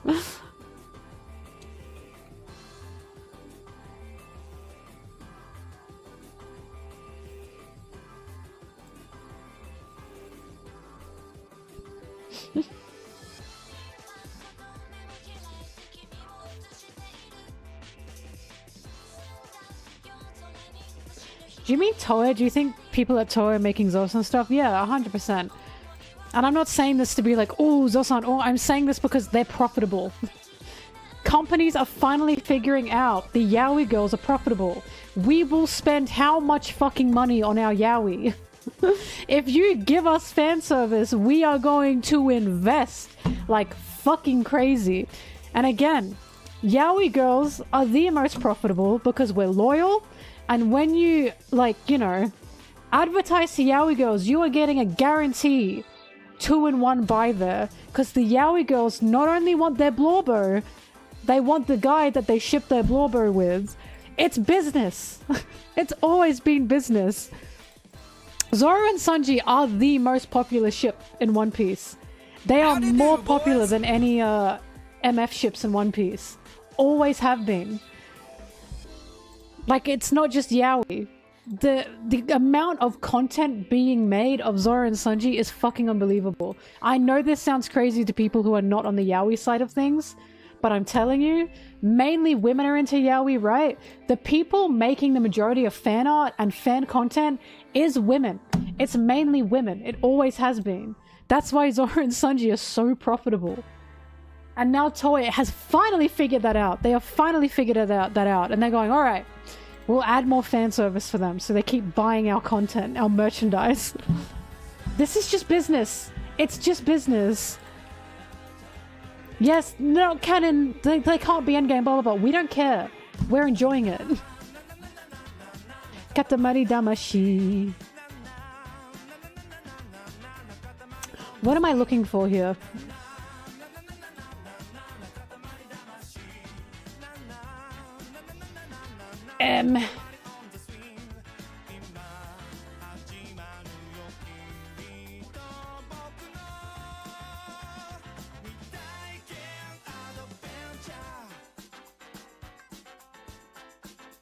Oh shit.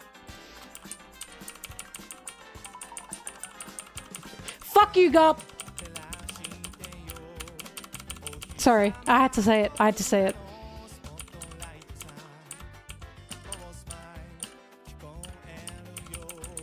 Bro stood there and did nothing.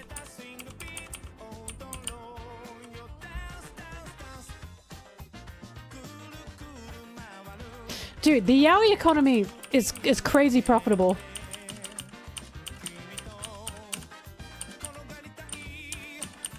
Wait, Fuck, I cannot believe I forgot about the Buggy Moses scene.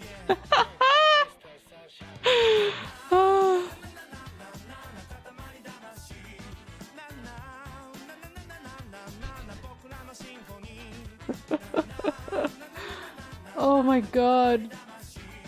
God, he's so iconic.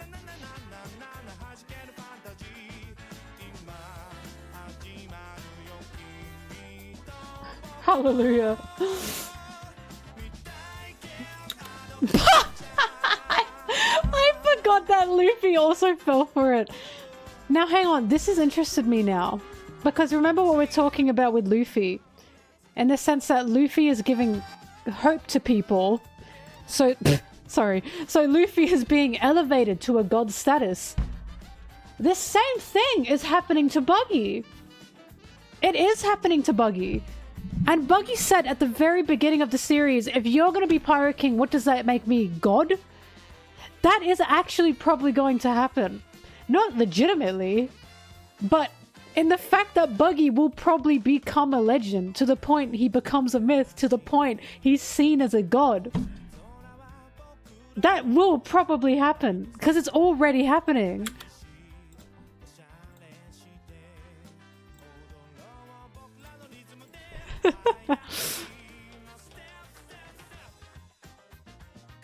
Maybe God, look at this! Maybe God really wants me to become the king of the pirates! Oh god. Nah, Buggy's no Antichrist. Oh, the copy and pasting there of the Marines. Oh, fuck, he's gross. Oh my god, Marco, you're back. God forces you to make one popular One Piece ship canon. Which one? Obviously Zosan. I'm sorry, it's happening. That's not even a question. It's happening. Why? Because it'd be funny, and also because I want it. 100%. 100% Zosan. Zosan forever! Zosan a million years! A million years, Zosan!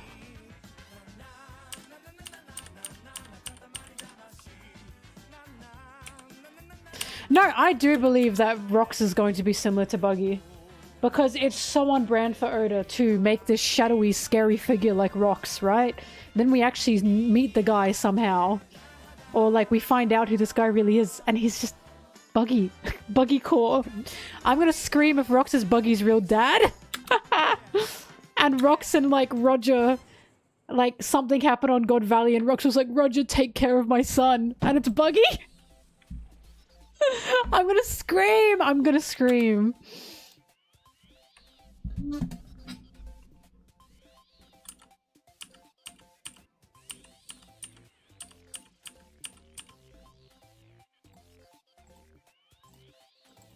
Because everyone... Ahmed Mohsin.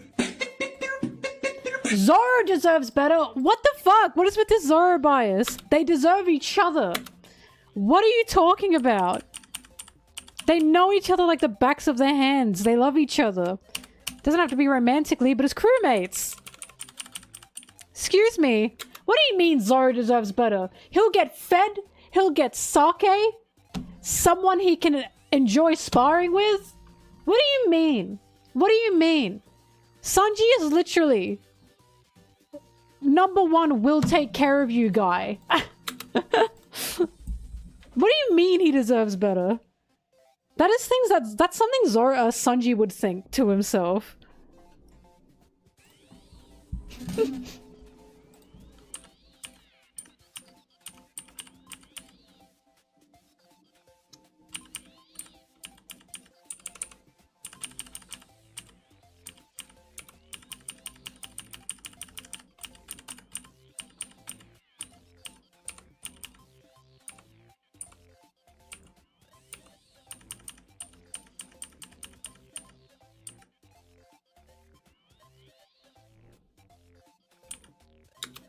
Oh yeah, good. Good. That's a good frame. I love this frame.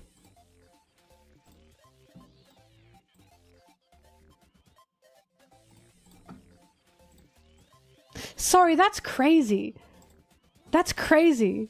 Zoro deserves better, and it's literally a guy that he's like the wings with. Ahmed Mohsin. He's too clingy! Excuse me, Marco, explain this to me. Every single time Sanji is flirting with women, who's on his ass? Every single time Sanji's minding his business, who's the one that is shouting at him? Because he's pissed that he's minding his business. What are you talking about? There have been multiple scenes of Sanji literally just like flirting with women. And Zoro's like, I can't let this stand. And it has nothing to do with like the women being uncomfortable because the women are flirting back. Like the mermaids and Fishman and they're going, oh my god, Sanji. Zoro was like, oh my god, die. Zoro does it all the time. I literally, hang on, I have a whole thing for it. Majority of these were in the manga as well. I have facts and logic to back this up.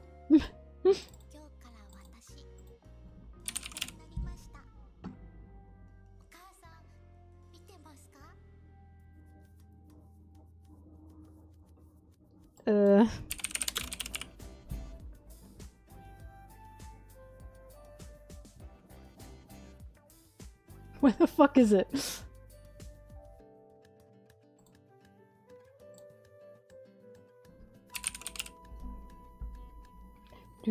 Do.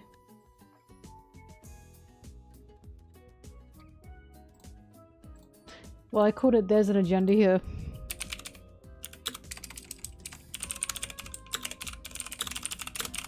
Hang on.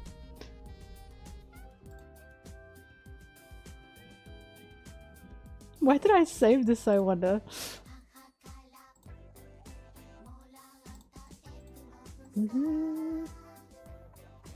Now you must all see this.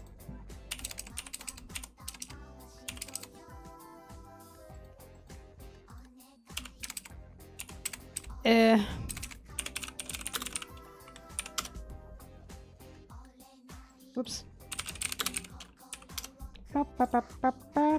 I cannot believe with my own eyes.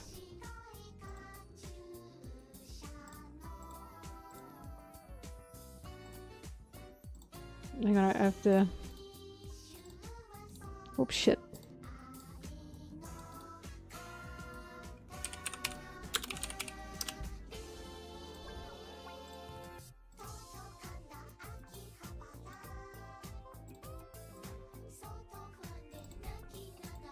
Alright, here it is, the agenda.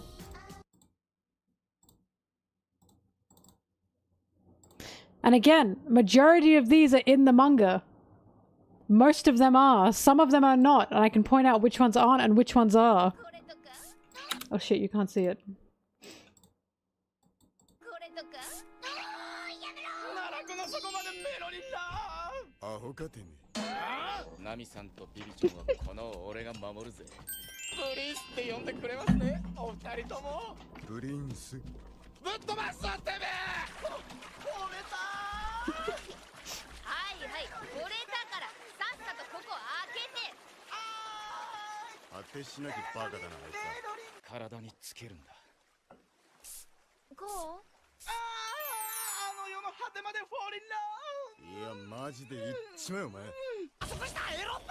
This isn't in the manga, that's a movie. That's filler.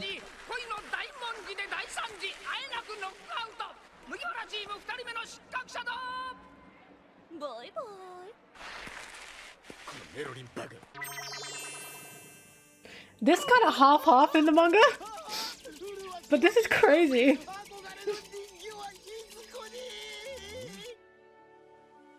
Sorry, my camera's in the way. This is in the manga.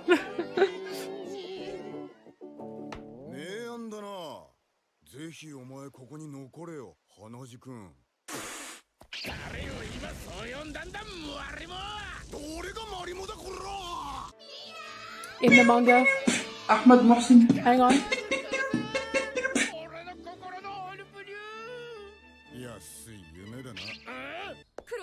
manga. This one's crazy. That's fucking crazy. Why did he say that? What do you mean Sanji would cheat? Sanji would cheat! You were talking about the man that was about to give his all to Pudding because he wanted to protect his crew. Sanji would cheat? Are we talking? Are you like trying to get a reaction out of me? Sanji? Are you kidding me? Sanji, the man who puts everything into serving other people. There is not a selfish bone in his body. And you think if Sanji committed himself to someone, he would cheat. This has to be a troll. Marco, you have got to be trolling. I'm actually... That gobsmacked me. That gobsmacked me. I cannot believe this. Wow. This was the man who was literally like, yeah, if Pudding wants to kill me, she can kill me, I guess. Until he remembered that, like, Luffy was there. Unbelievable. Anyways, this is a movie. This was funny. Anyways, my point is... Also, you can't be both clingy and a cheat. What are you talking about? Also, that's crazy. This is in the manga, by the way. Who's clingy? Every fucking time Sanji's minding his own business and a woman usually comes towards Sanji and a woman like Sanji, Zoro's the one that's going, I fucking hate you. What is happening here on this day? What is happening here on this day? Oh my god. This is unbelievable behavior that I've just witnessed today.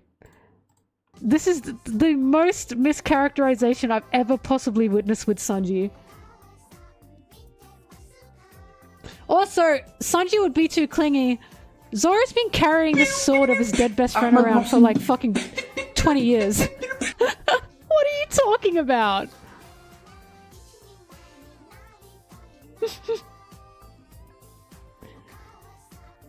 Can I donate $5 to call Marco a bum, or is that not allowed? Listen, Marco, obviously you have different views on Sanji here, but I fully do not agree. I think you've totally misinterpreted his character. Totally misinterpreted his character. Calling Sanji clingy when the whole point of Sanji is he gives his everything to someone because he cannot possibly fathom anyone loving him. Why would it, like, unbelievable. I'm sorry, I'm shocked. It has to be a troll. I'm in disbelief. That had to be to get a reaction, surely. I'd want to believe it was. I want to believe it was. Oh, whoops, whole cake.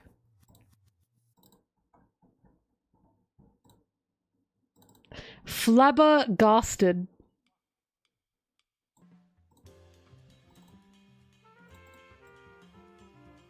This is what I was looking for.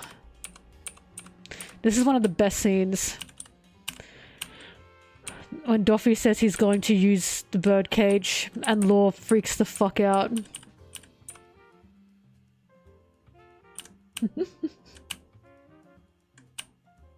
I'm sorry. I can't get over it. It has to be a troll. Saying Zoro deserves better when all Sanji does is give and cook and make sure you're full and happy. All this man does is cook and clean and give his whole fucking heart and soul to the people he cares about. And you're saying Zoro deserves better? Where is this coming from? What? Sanji is quite literally the kindest, most giving character. That's who he is. I'm in shock. I'm in shock.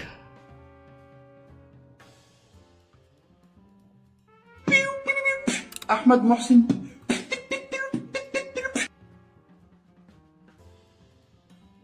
Sisters.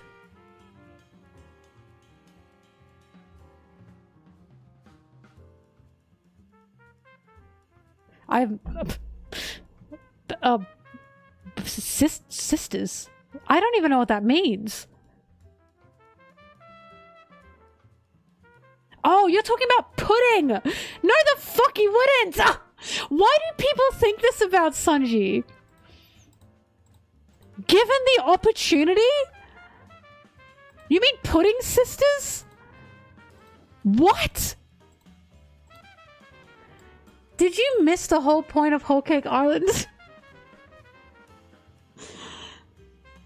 Sanji literally promised. He literally made that promise to Big Mom that if we marry and I treat pudding well, right? Which he wanted to, will you leave my crew to safety? Will you let my crew be safe? He went into that wedding with Pudding, that marriage, not only to keep the Straw Hats safe, but with the idea that he would give his everything to Pudding for that. How? What do you mean? Like, the last thing... Do you seriously think Sanji would break someone's heart on purpose? Do you think Sanji would, like, cheat if he got married? You seriously think that Sanji would be like, yeah, I'm gonna break a woman's heart. I'm going to make a woman cry. The man who said, I will always believe a woman's tears. You fucking seriously think he'd do that? You have to be trolling. You have to be trolling. If you're trolling, thank you for the money, I guess, but there's no way. There's absolutely no way. That's unbelievable behavior. I actually can't believe that. I can't believe that. It has to be a troll. It just has to be. It has to be. Sanji, the man who literally, like, would rather fucking kill himself than ever break any woman's heart. Hurt any woman in any way. Oh, he'd cheat. Who gives his all to the people that he loves. I can't believe this. I can't believe this. I can't believe this. It has to be a troll. You have to be wanting to get a reaction out of me. I don't know what else this could possibly be. My boy! My boy!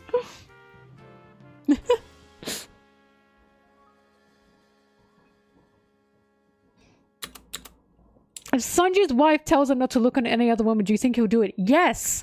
If he has made a commitment to a woman to be in a relationship, especially marriage, yes! Yes, he'll do anything! If he's put that person on that pedestal and he's made them their number one, yes! 100,000%! Ahmed Mohsin. Yes, he can control himself! Who do you think Sanji is? Oh my god!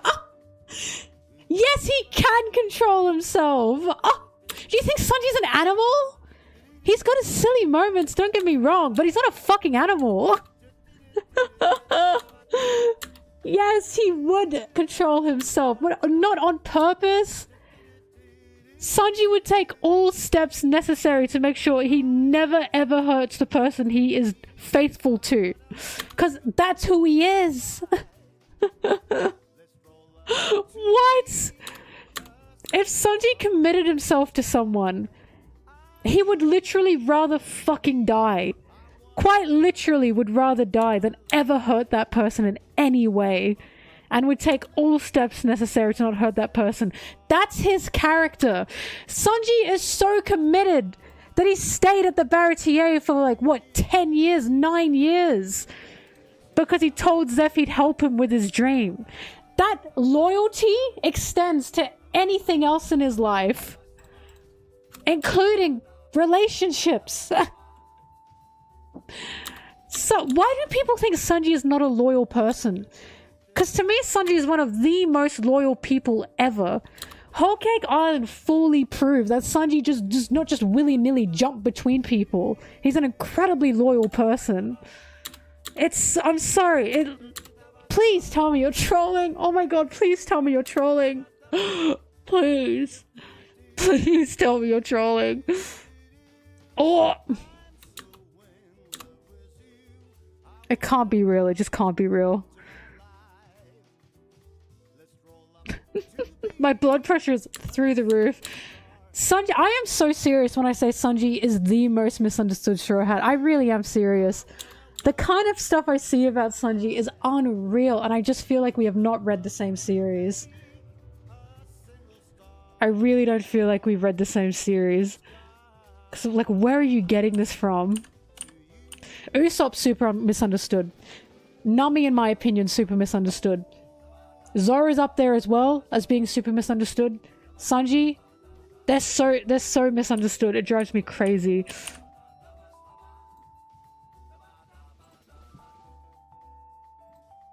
I can't believe this. I just can't believe this.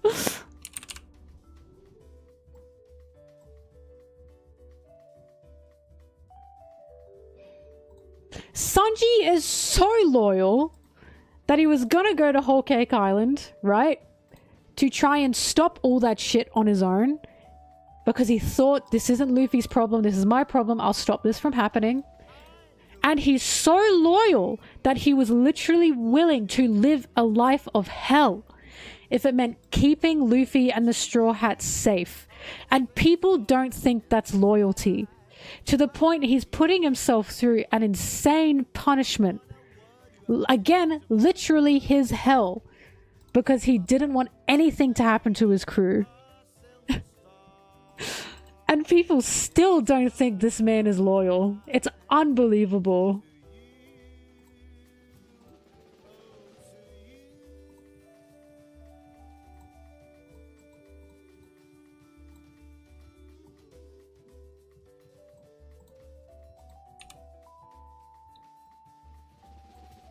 Ba-ba-ba-ba.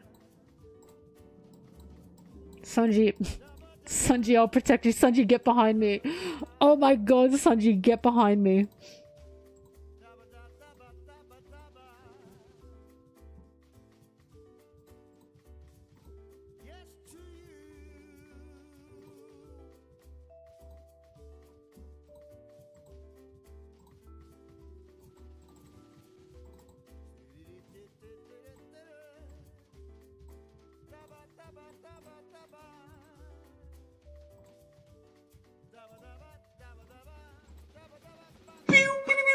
Ahmed Mohsin.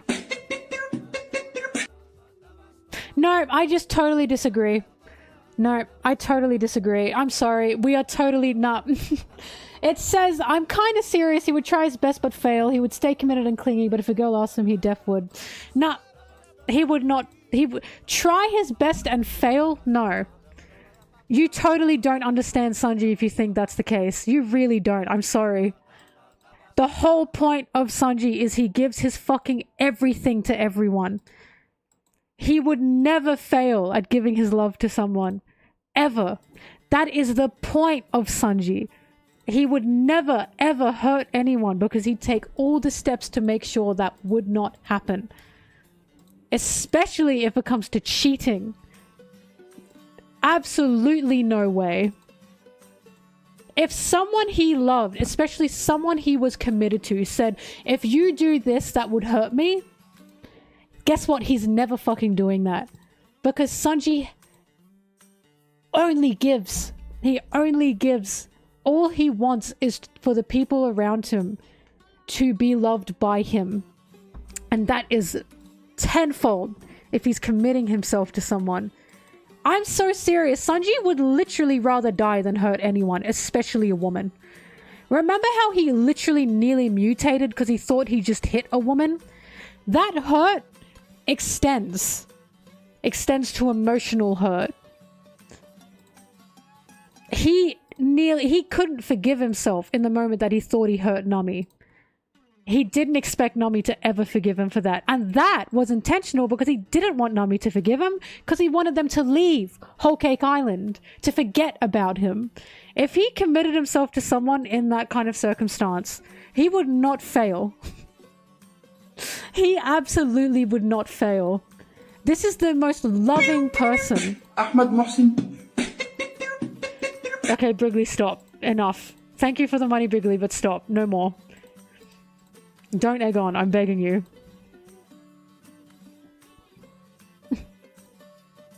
In fact, I'm removing that. Thank you for the money, but I'm removing that. It's unbelievable to me. I'm sorry. Literally the kindest. Ahmed Mohsin. He has too much love to give, but he still knows who is where with that love. The Straw Hats are his number one right now. They're his number one. And he proved that tenfold with Whole Cake Island. He proved his commitment, his loyalty, his everything to the Straw Hats with Whole Cake Island. So if he committed to someone the same way he would with the Straw Hats in a romantic way, no fucking way is he ever going to hurt them in any kind of way. Absolutely no way. I'm sorry. Like, I cannot believe the way Sanji has been interpreted here. I really can't. He's just so misunderstood. I really can't believe this. I just feel like it's crazy. Yeah. Oh, look, you might not ever agree with me, but I'm telling you, we've read different things. If you think this is what Sanji is, nah, 100% this is not what he is. And he never will be that.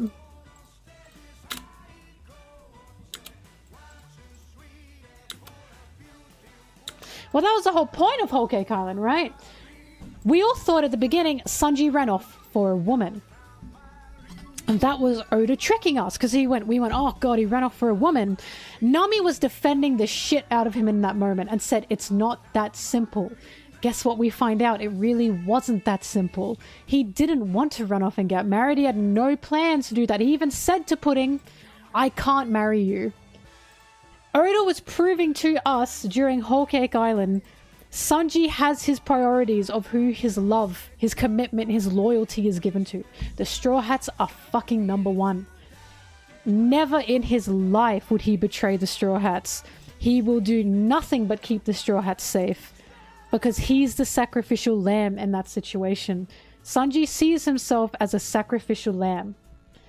He will fucking never hurt anyone that he's committed himself to, that he's loyal to. Never.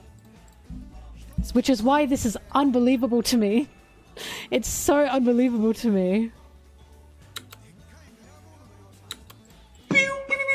Ahmed Mohsin. Yeah, live action Sanji would cheat. Oh, who said that?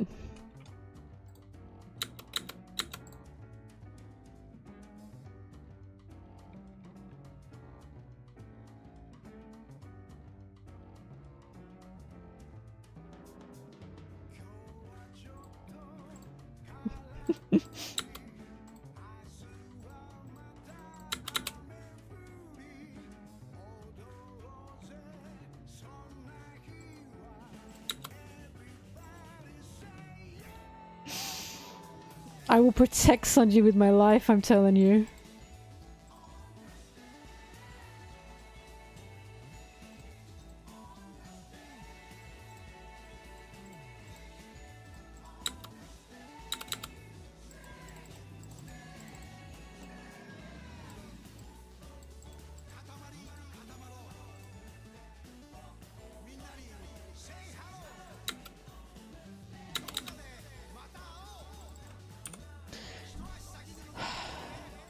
I'm trying to remember One Piece Men.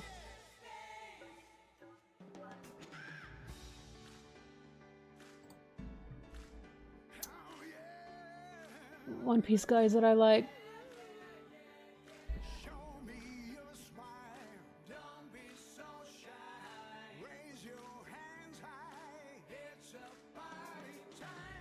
Buggy.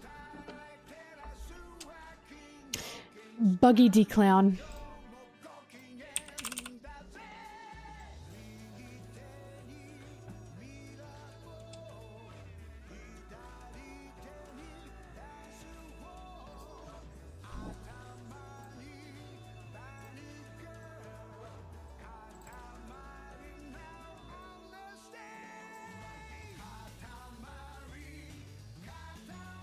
I think Roto's a hear me out, yes, because he's fucking yucky. This is what I mean. When people say hear me out and they only put it on physical attraction, I think that's incorrect.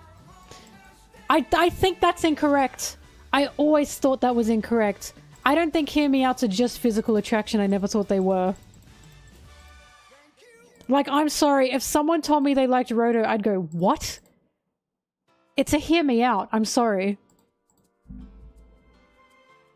I think it's wrong to just put a hear me out on physical attraction. You like them? Yeah, that's a hear me out. That is totally a hear me out.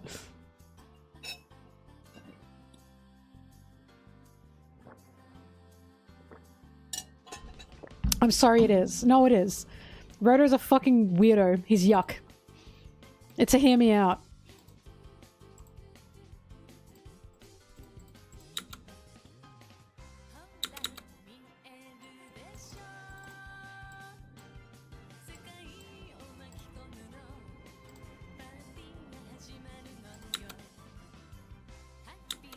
Well, there's something out there for everyone. I'll just say that much.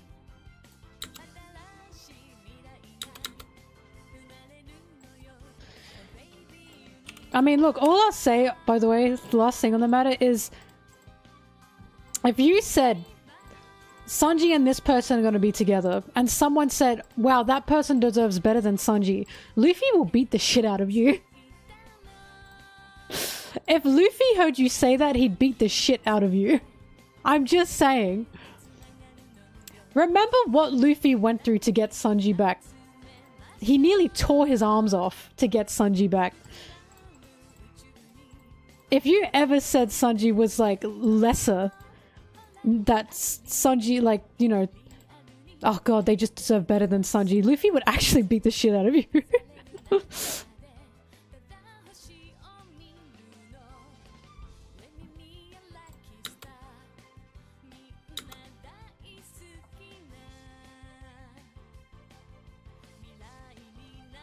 Yellow? What?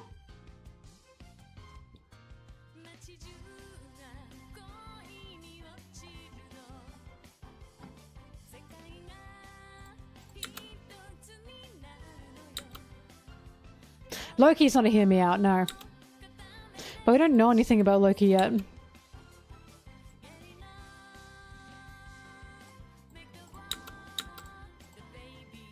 All I'll say is, between Zoro and Sanji, one of them you'll be able to sit down and tell your feelings to, and one of them will very attentively listen and probably cry with you. The other one will be like, why are you crying? And I'm not saying I hate Zoro at all. I'm saying this is who Zoro is. I love him. I love him, okay? But Zoro is so emotionally constipated. He's so emotionally constipated. If there's anyone's shoulder Zoro can cry on, it's definitely Sanji's, I'll say that much.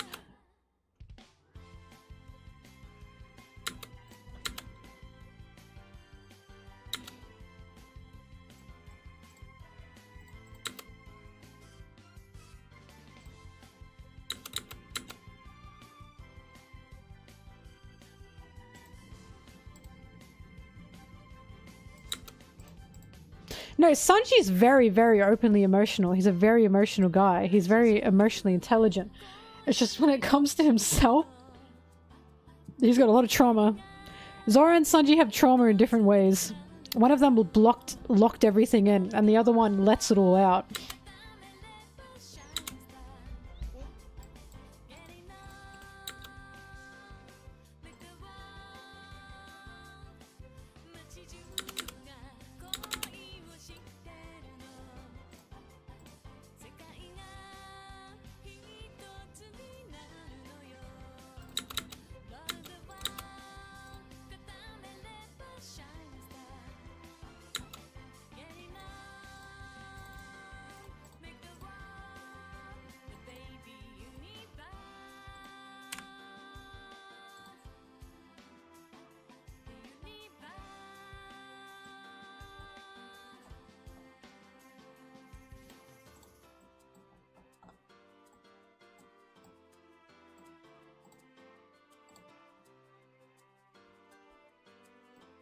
Look, I can interact with them and pick them up. Isn't that cool?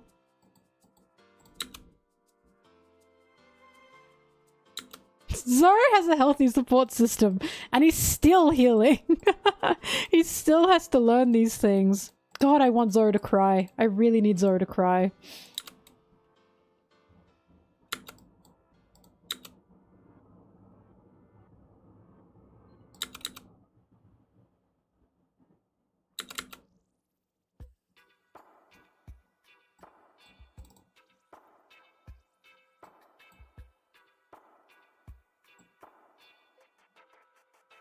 They're shimejis.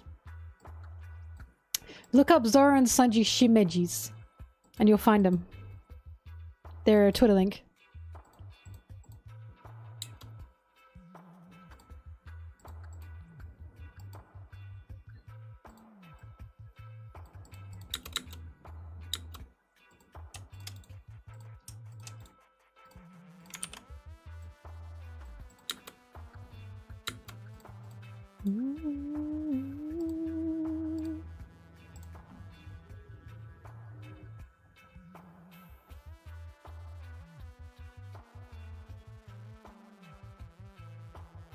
Sorry, someone asked, did you have fun at the Reverie? Yeah, I did. I have now made some new friends from the Reverie too.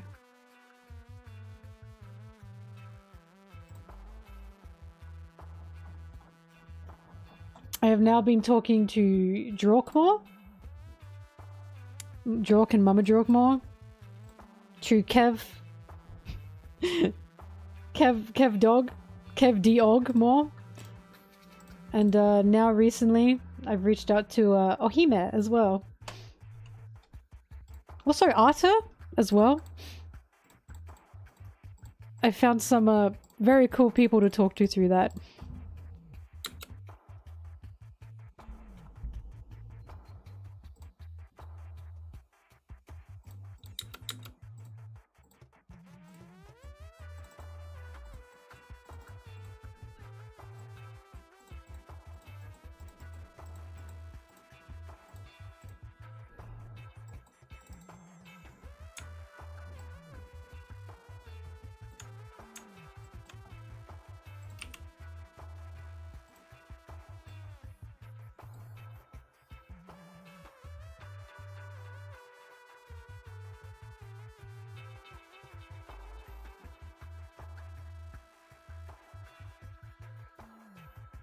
Sad Murphy wasn't there for real. Maybe one day. Maybe one day.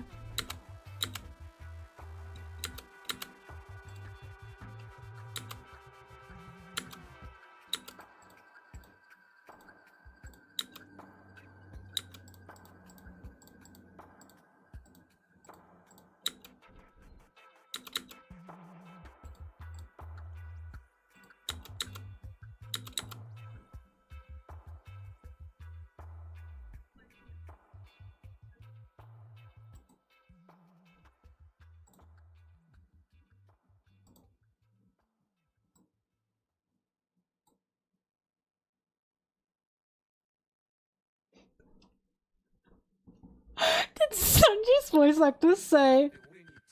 Did Sanji's voice actor say he doesn't admire anything about Sanji? He's such a fucking shit talker. No, that makes sense. Sanji's voice actor's a notorious troll. He's like Oda. Dude, every time Zoro's voice actor has a birthday, he always like doesn't like write anything. Or like he makes fun of him for it. Oh my god, bang a song. No, that's on brand for him.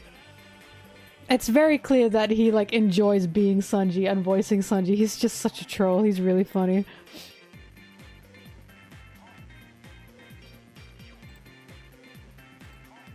He does take his job seriously.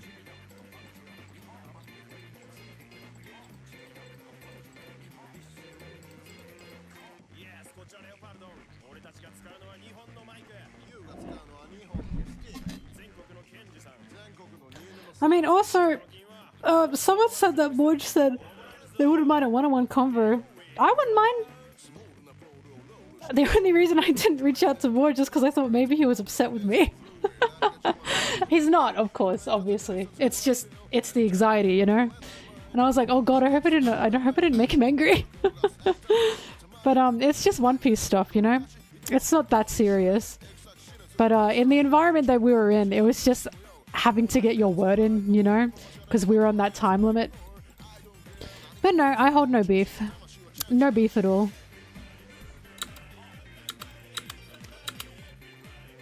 It's just, we always have to remember, it's not that serious. It's not that serious.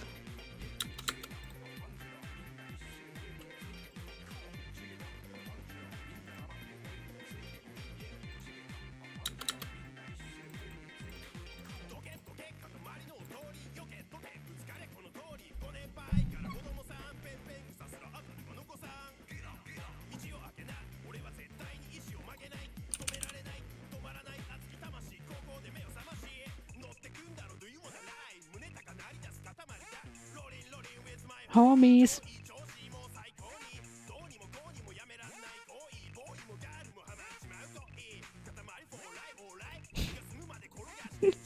Was King Recon really gushing about me, was he? That's so sweet. He did message me and say he was very like happy and excited to be able to talk in the Reverie with me. I didn't realize, I honestly didn't realize how many people watched me. Truly. It's really surprising, like I'm a little bit overwhelmed. Because I'm still new here, of course. What am I looking for? Dog.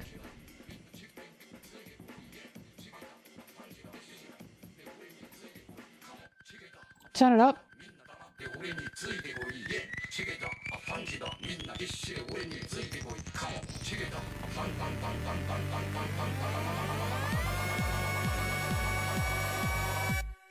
Everybody move your body, everybody, somebody, everybody move your body.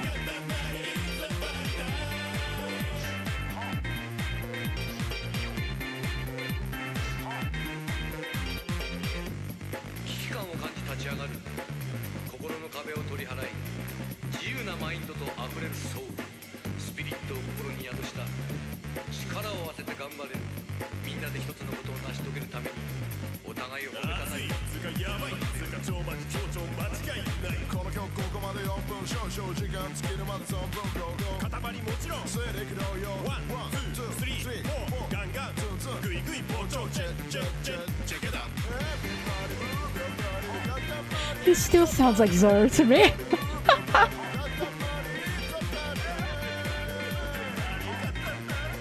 I just hear Zoro from that singer.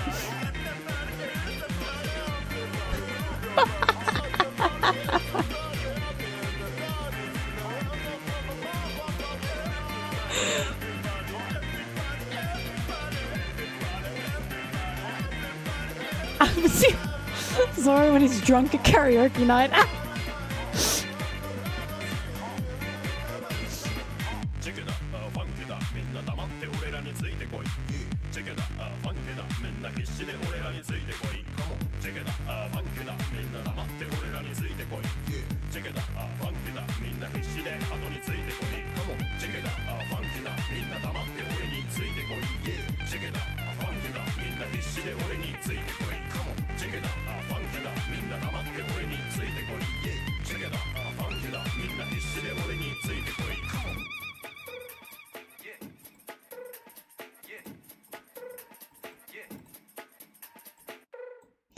I don't think it's Zoro's voice actor because it doesn't exactly sound like him, like exactly. And also Zoro's voice actor like doesn't mainly sing. And I'm pretty sure it was two singers that made that song. But it does sound very close to sounding like him. And it makes me laugh because it does sound like he just hit the booze too hard. Everybody move your body.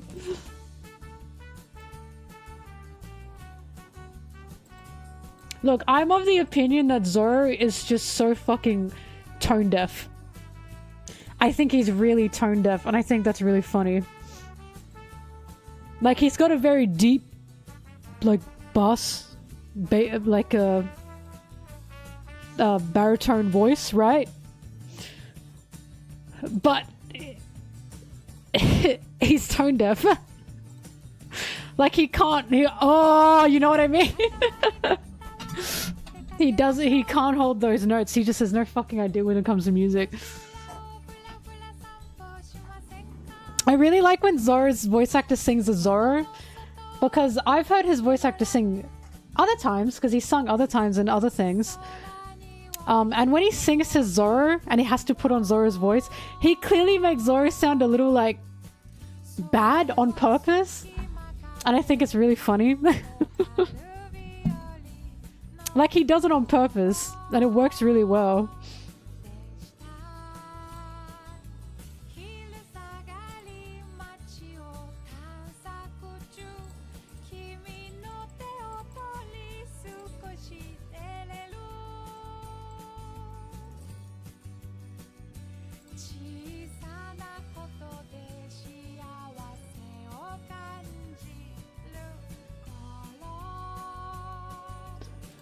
I can't play any One Piece music because I'll get copyrighted, like striked, not just like demonetized.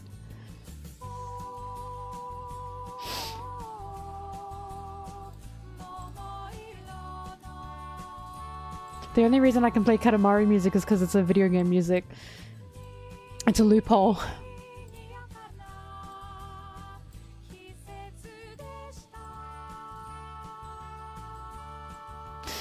Nintendo music, like, hasn't been, like, that bad. They had their issues, don't get me wrong, but, like, now, not anymore. There was that area of time where they kept striking people, but they haven't done that at all for ages now. I'm not really sure what happened there. I think they realized people were playing Nintendo games online, like, on YouTube. It's very possible that a bot or something just went too crazy.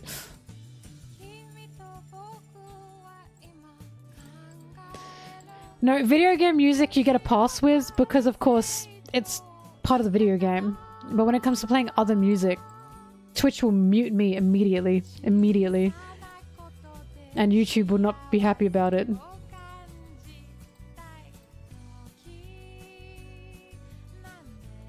Have you noticed that a few creators, by the way, YouTube creators, will sometimes use video game music in their videos?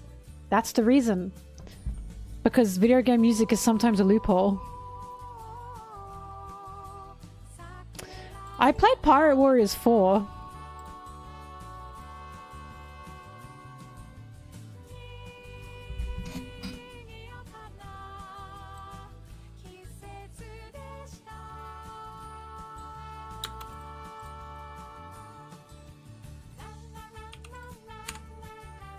La la la la la.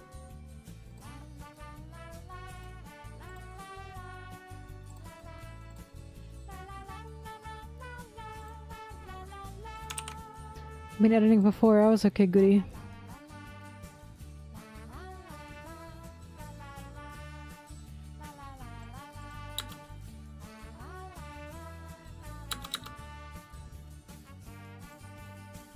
Life is Strange is another just insanely cheesy game. It's like Until Dawn to me.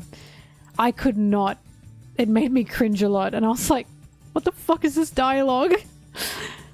The game itself wasn't exactly bad. It was just the characters were kind of unbearable sometimes because of how they made them talk. It was really odd. Or at least the first game. I don't even know if there's a second game out, but I remember when the first game came out and I watched through playthroughs. Ahmed Mohsin.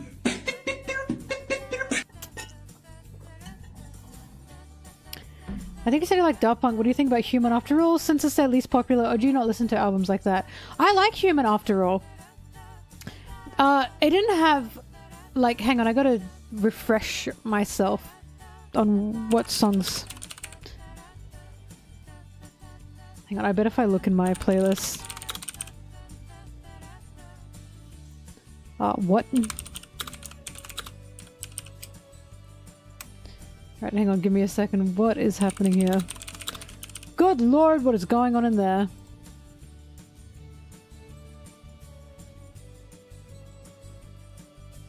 No, this is a a good album. What? I love this album. Ah!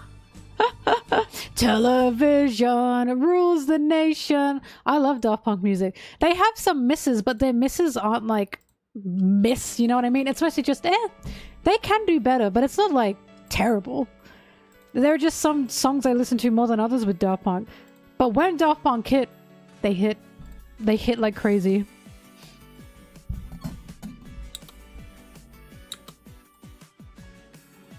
But I very much like Human after all. They had some bangers on there.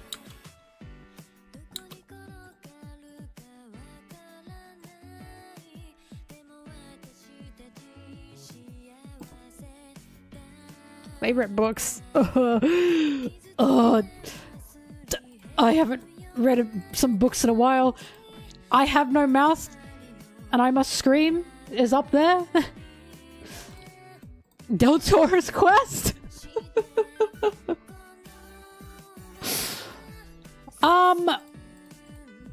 It's been a good while since I've read a good book, I'll be honest with you. A good long while. I used to be an avid reader when I was in high school. Not as much anymore.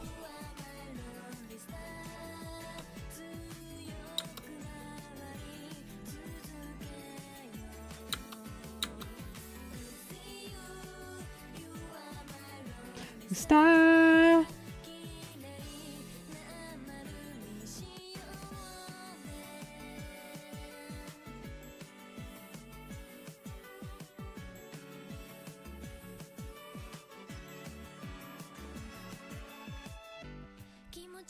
Obviously love a bit of Alice in Wonderland, but that one I feel doesn't count because, you know, it's a classic.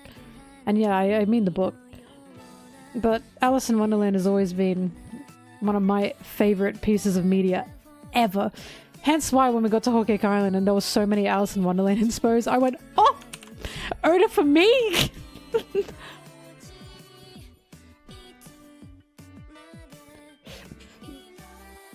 I forgot I put this in for Shanks.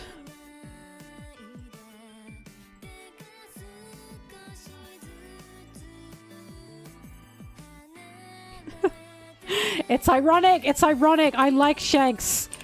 I just have to make fun of him. Listen, if I'm making fun of a character, that's a good sign. It usually means I do like them. It's just in a conflicting way.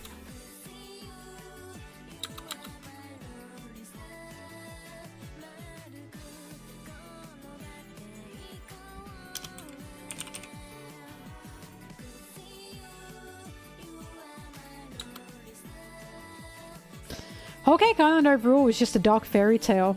Many fairy tale elements to it. But Cinderella was really up there. I do seriously think Oda did take some inspiration from Cinderella. I really do. Especially considering Big Mom. And if Sanji was marrying into the Charlotte family, what would Big Mom then become? She'd become his stepmom. The evil stepmother, anybody? Like, I feel like there was a little bit of Cinderella going on there. On purpose.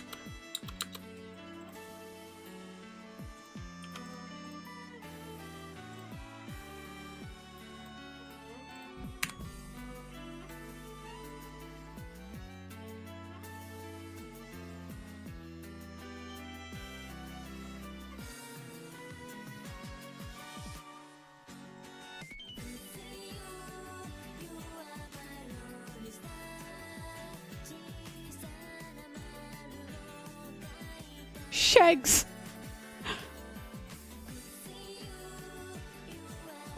Rolling Star.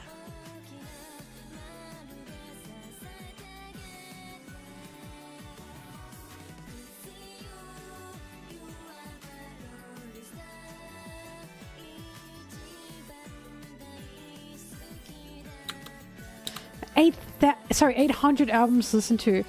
How do you know you've listened to that many? I haven't kept count.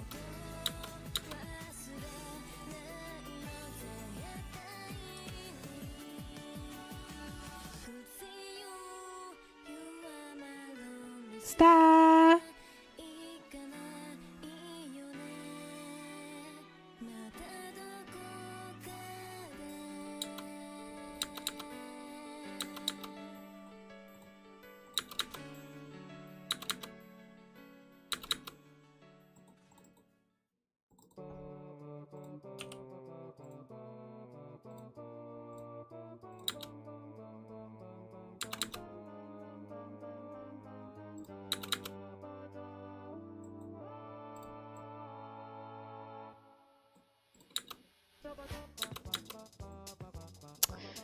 This is making me unhappy.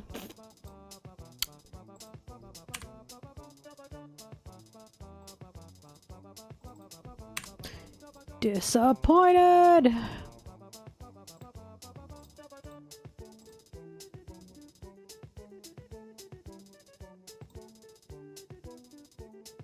I feel like this is going to start a whole new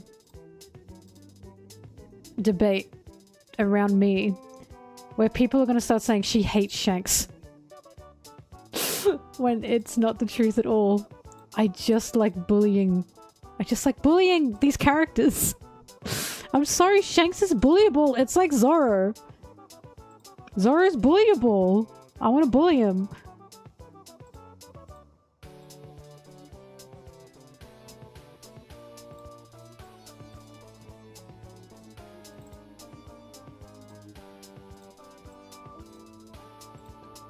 People are like, what do you mean Zoro bullyable? What do you mean? What do you mean? And it's like, Zoro was so bullyable that not only would Nami bully him, and to an extent Sanji bully him, Usopp would also bully him, and Perona would bully him. That's how bullyable Zoro is, because he just has that energy where if you poke him enough times with a stick, it's funny. No one gets it. You know? And Luffy bullies him. That's how you know.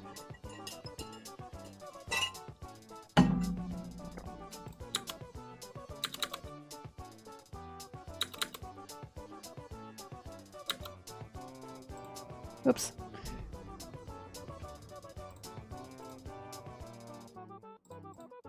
And look, ever since I found out Shanks fumbled a clown, and also very possibly fumbled another bad bitch, Mihawk, how can I not bully him? Like, I think he deserves it a little bit.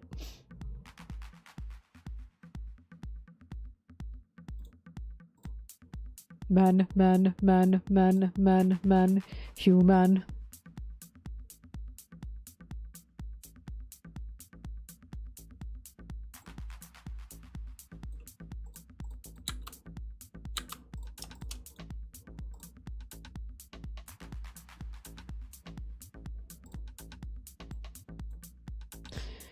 I do need to start buying albums I like physically.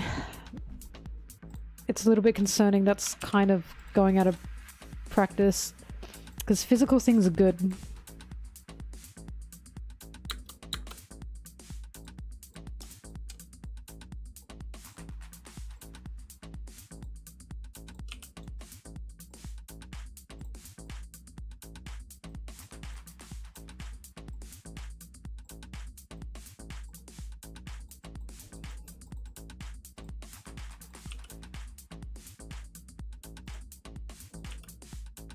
Oh shit, I messed up.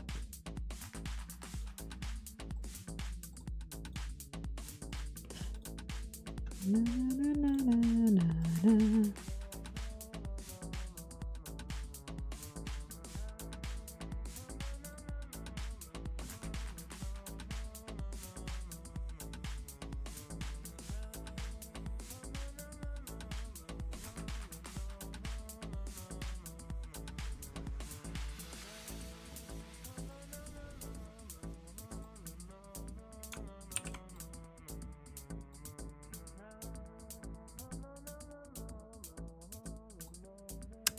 The only artists I've come across where I like all the songs on their albums have been Daft Punk, not all of Daft Punk's albums, but fuck, what's the album called?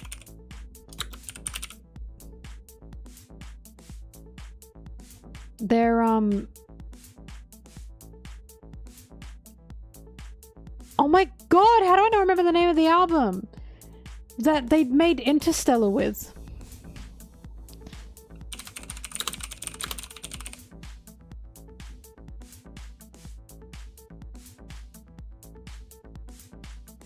Hello, what is the name of that album?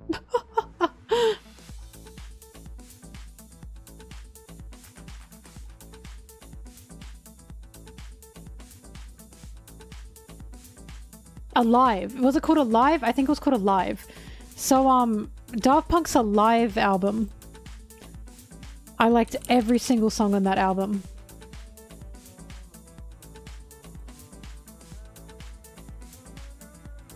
I think it was called Alive?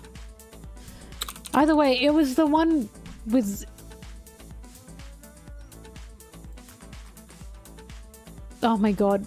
It was the one where they made a Interstellar something something. Ah, whatever. Anyways, so that album, I love that album. The Wombats.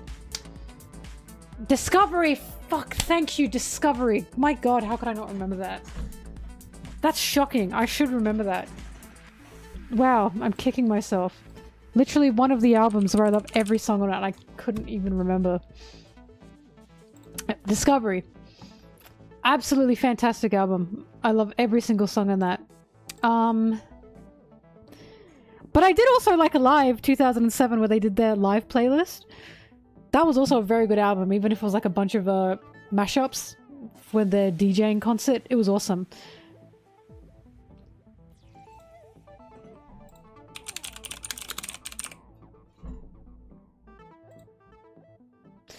Oh god, Something About Us is a song that breaks my heart.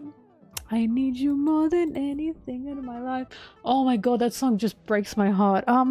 But yeah, Discovery.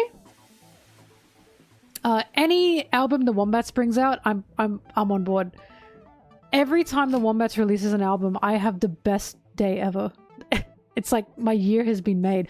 Wombats are so good because they're so consistent. They keep releasing music. And their albums, they're just bangers. Digital Love is my favorite Daft Punk song. Peak. Robot Rock is also right up there. Anyways. Wombat albums. No skips. I love Wombat albums. They're like definitely they're always my most listened to artists. I fucking love them. Doja Cat's Hot Pink album. I very much enjoyed all the songs on that album. Was it Hot Pink? No. The one with Woman on it.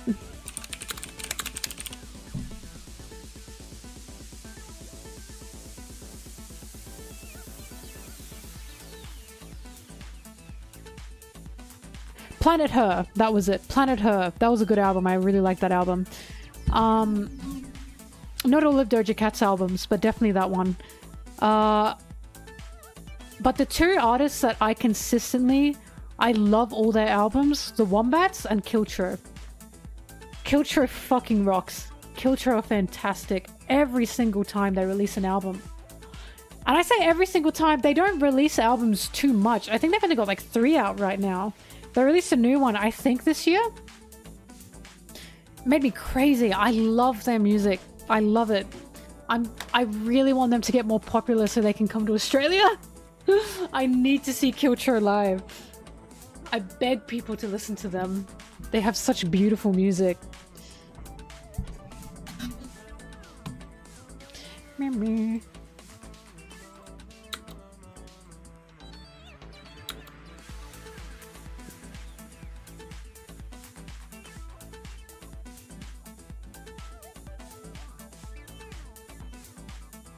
Also, a good full album, the Film Red. Film Red. That's an album, right? Ucha's Film Red. Sorry. Addo's Film Red album. Obviously.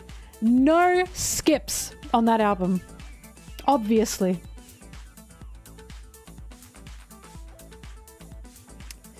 God, my favorite Kiltro song. Let's have a looky-loo.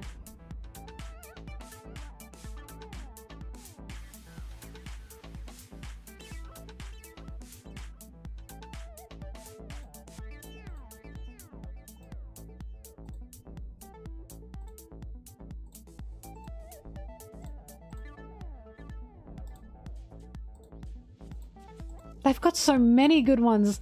If I Lead the Drunk, Ophelia, Certified Bangers.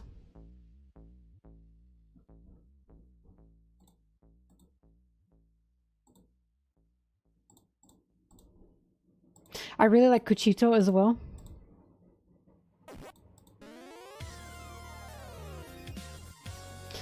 Erasuras, I think is how you pronounce it, on their new album. Really like that one.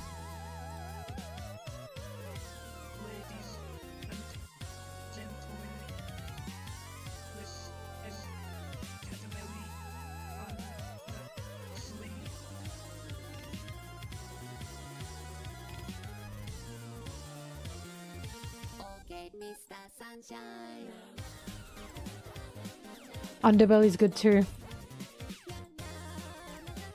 Oh, What Gives as well is so beautiful. God, their music is just gorgeous. Gorgeous.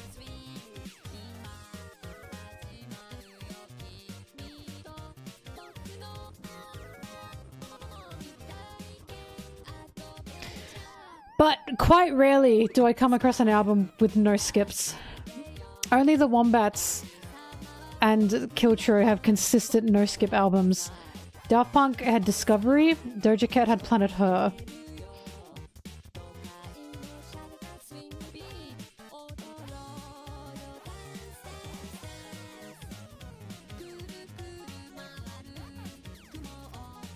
Oh, and again, obviously, Addo's Film Red album. Absolute banger. I think you'd be hard-pressed to find someone that, you know, would disagree with that.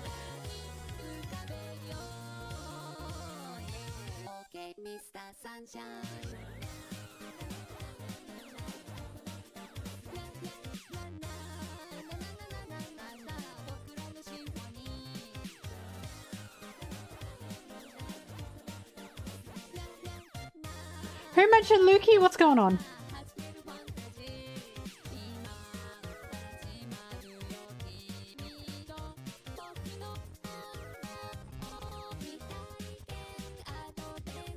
Oh, Chappelle Roan's album, I did listen to it all. I didn't like all the songs on there. I've only got, how many songs from that? 1, 2, 3. Good Luck Babe was on that album? Wasn't it? It wasn't, right? Well, if it is on that album, 4, I suppose. But the only songs I took from that was Hot to Go, Pink Pony Club, and Casual. It was a good album, it just, some of the songs were better than others, obviously. I'm afraid there were some skips for me.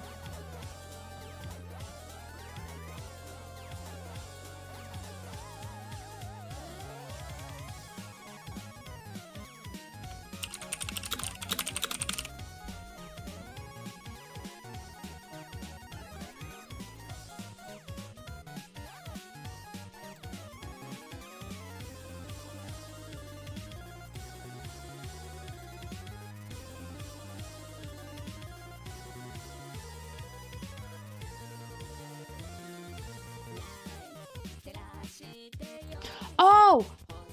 A Marina's Electra Heart album. That's also a no-skip album. How could I forget that one? That one also banged. For sure.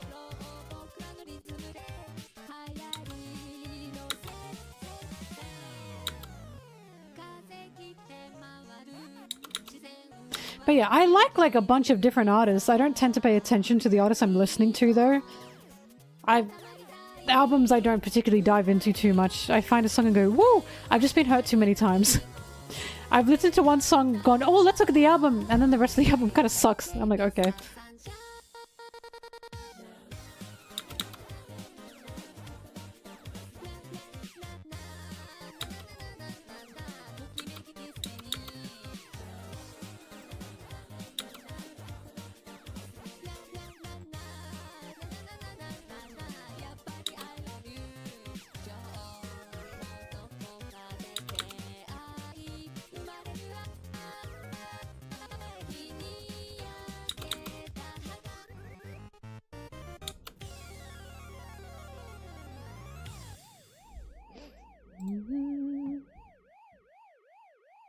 Also, this is really specific.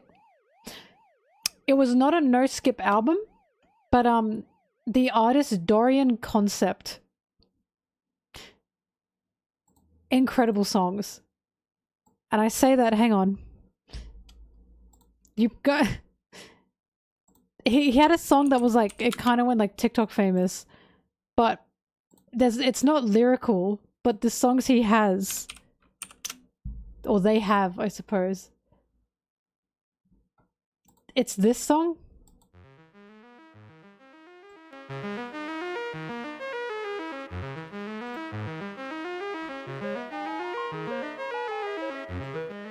Like, I'm sure some of you have heard that, right? I found his music through that song, obviously. A lot of his songs are just like, they're not lyrical. They're just very techno like that, like a synth wave. It just tickles my brain. He's got so many songs that make my brain itch.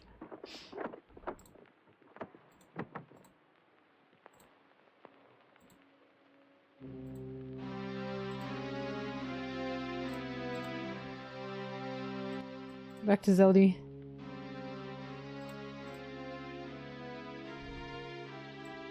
Luffy?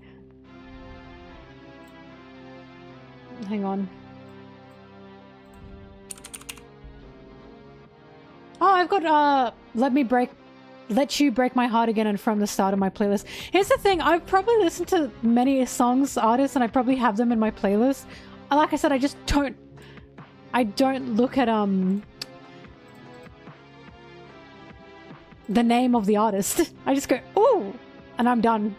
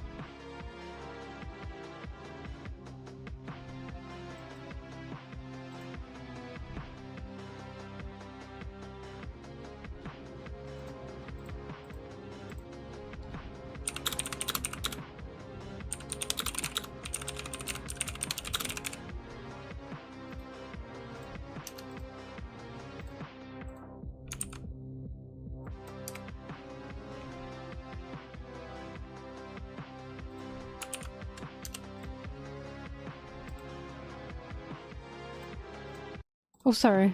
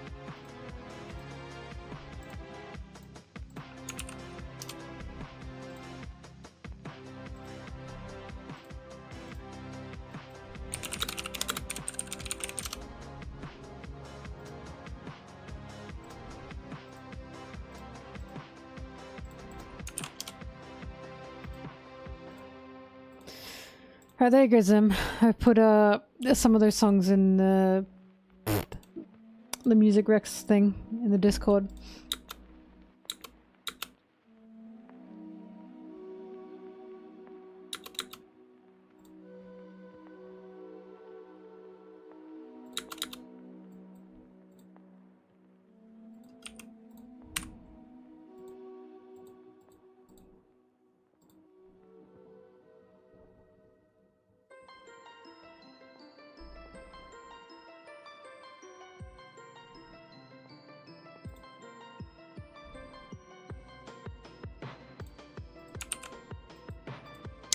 I'm not a huge album listener either.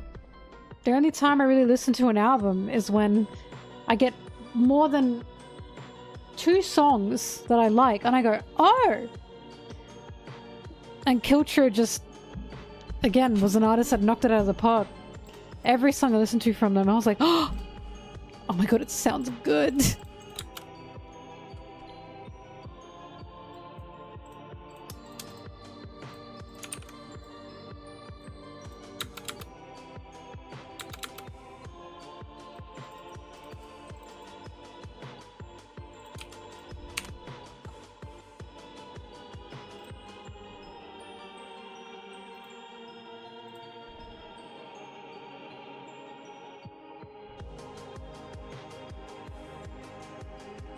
a celebrity wrote a love song to me, I'd say, I don't know you. I'd be like, I appreciate the gesture. I have never met you before. I've never met you before. Oh my god.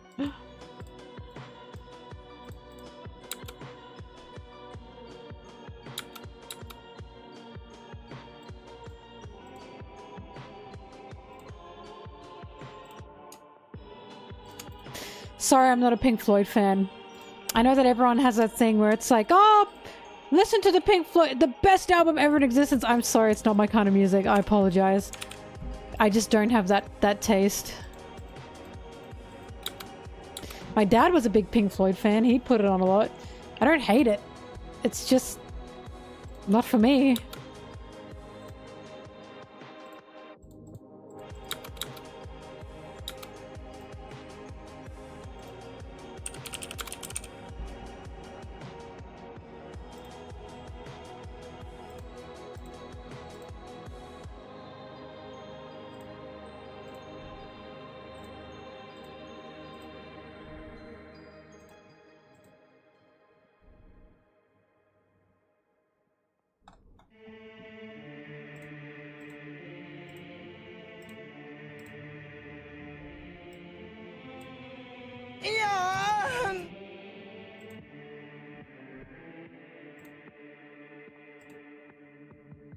Thank you for the sub. Sorry, my brain didn't register. Thank you for the sub.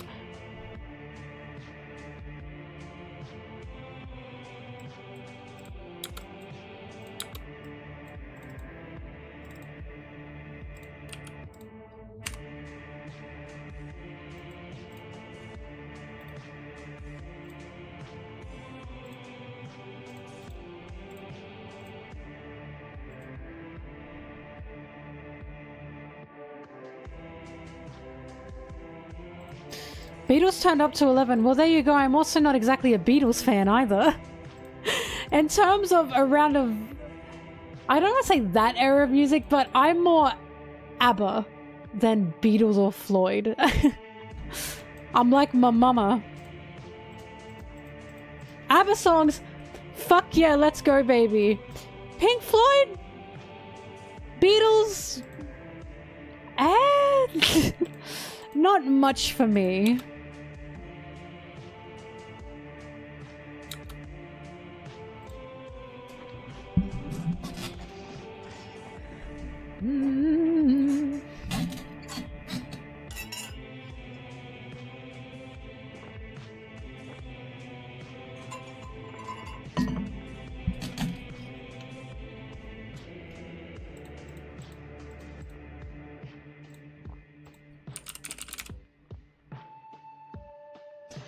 Oh god. If I could only listen to one album for the rest of my life, it would either have to be Discovery, Daft Punk's Discovery, or the Wombats Glitterbug. Probably for sure. But it's hard to pick between them.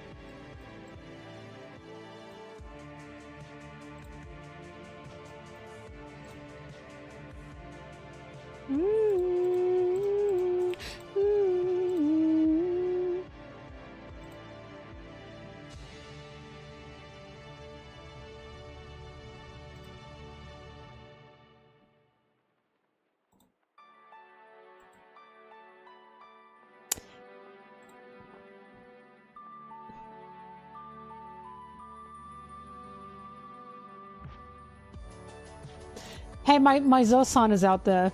My Zosan is out there. Are you listening to me? Attention, Zosanas. Listen to the song The English Summer by the Wombats. Pay close attention to the lyrics. To me, that is the most Zosan song ever. Only if you're a fellow Zosana. If you're not, I'm not talking to you. If you are, go listen to The English Summer by the Wombats. You will be laughing. You will be laughing.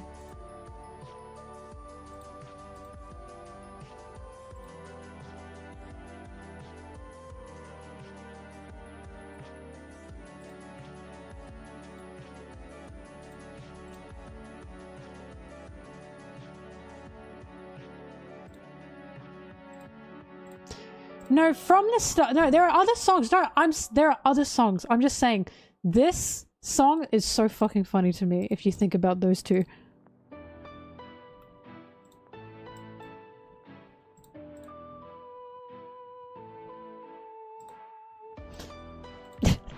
Now everyone's saying, what about this song? Go listen to mine. I'm the streamer. You listen to me.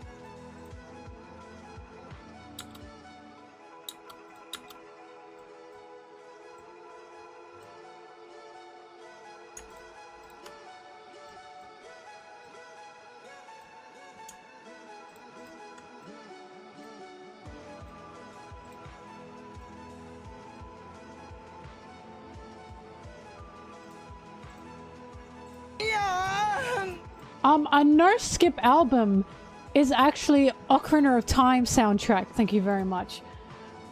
You helped me get my significant other into One Piece, so I'm eternally grateful for that. Oh my god, really? No way. So I just hit you with like the triple heart there. The quadruple heart. Wow, that's great. Oh my god. Who's your significant other's favorite character? Straw Hat, sorry. Favorite Straw Hat.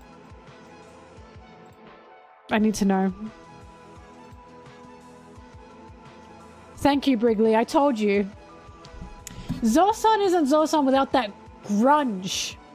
That grunge. It needs that push and pull. There can be cute songs, but it needs that vicious energy. That's what makes them so good.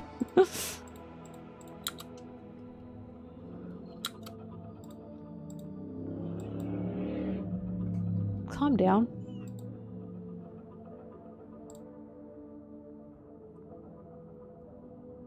Sanji and Zoro. Ah, yes, the yaoi.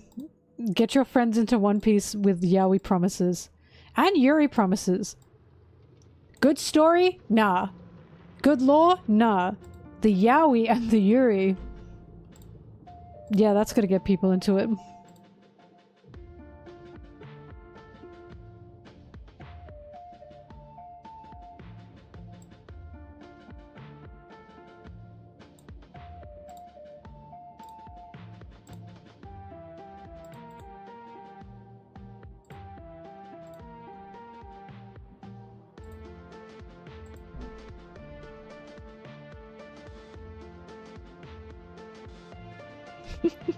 The One Piece is real.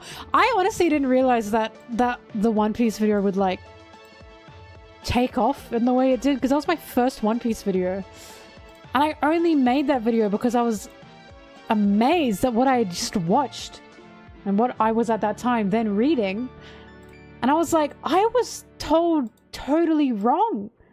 Like, I was lied to about this series, because what a lot of One Piece fans don't realize is a lot of people when they're trying to get you into One Piece, it's that kind of side of One Piece where it's like the shonen heads, right?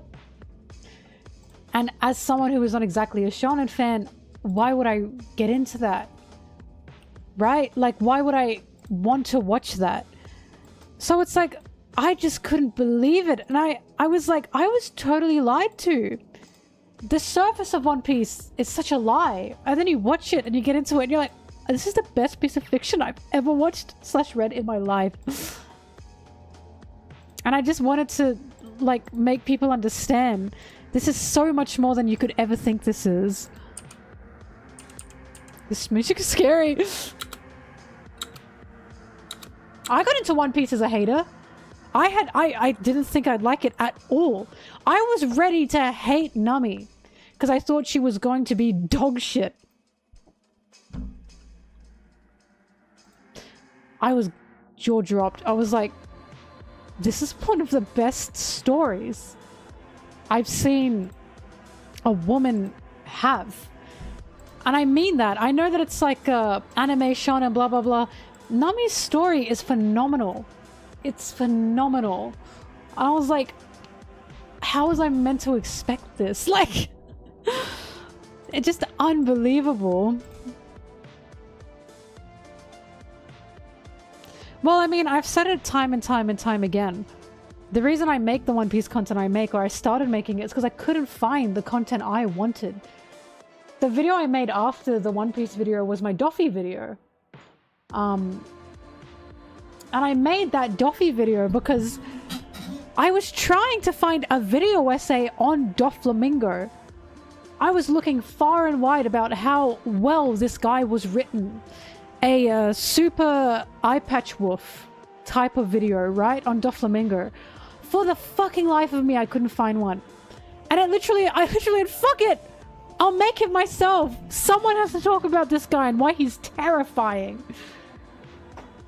And now it's my most viewed One Piece video. And now look at me. Now look at where I am. If you want something done and you can't find it, it's just you gotta do it yourself. Even if you think you're not good at it, do it.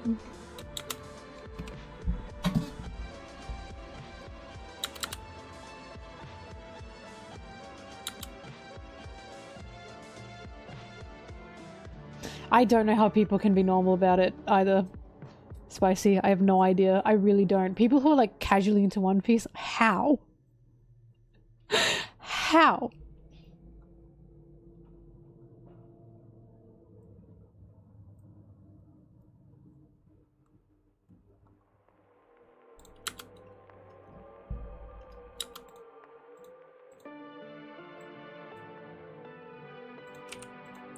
Du, du, du, du, du.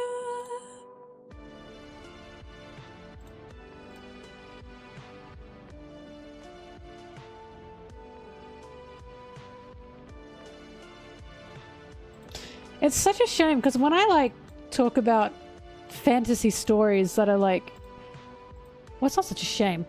Oda's doing fine, but it's like when I talk about fantasy stories that have so much like impact, I've said it in one of my videos, I do genuinely put One Piece in the same category as Lord of the Rings. I really do. Like, One Piece is our modern day Lord of the Rings.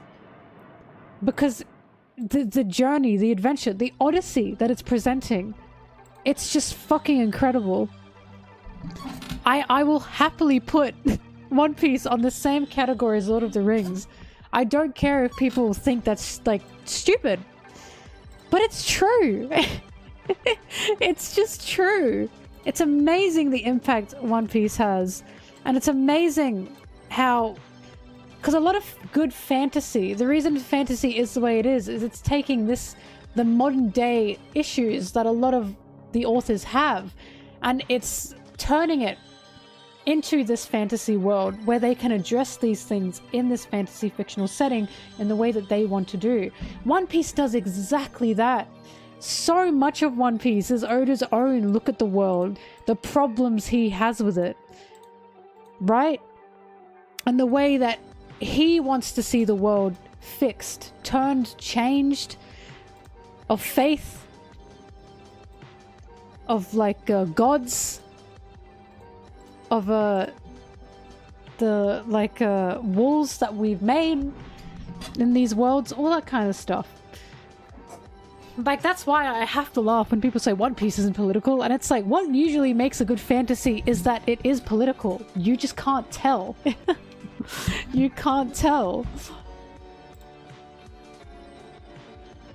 That's why I'm like, when I look at One Piece and then I look at Lord of the Rings, I'm like, these are two sides of this. Like, these are two huge inspirations of each other.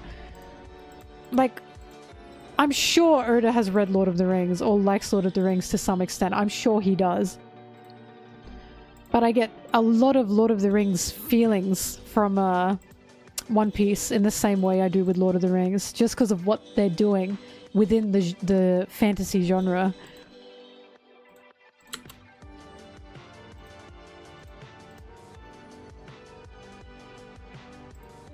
Sometimes you just need a rubber man / god to overthrow the government. Exactly.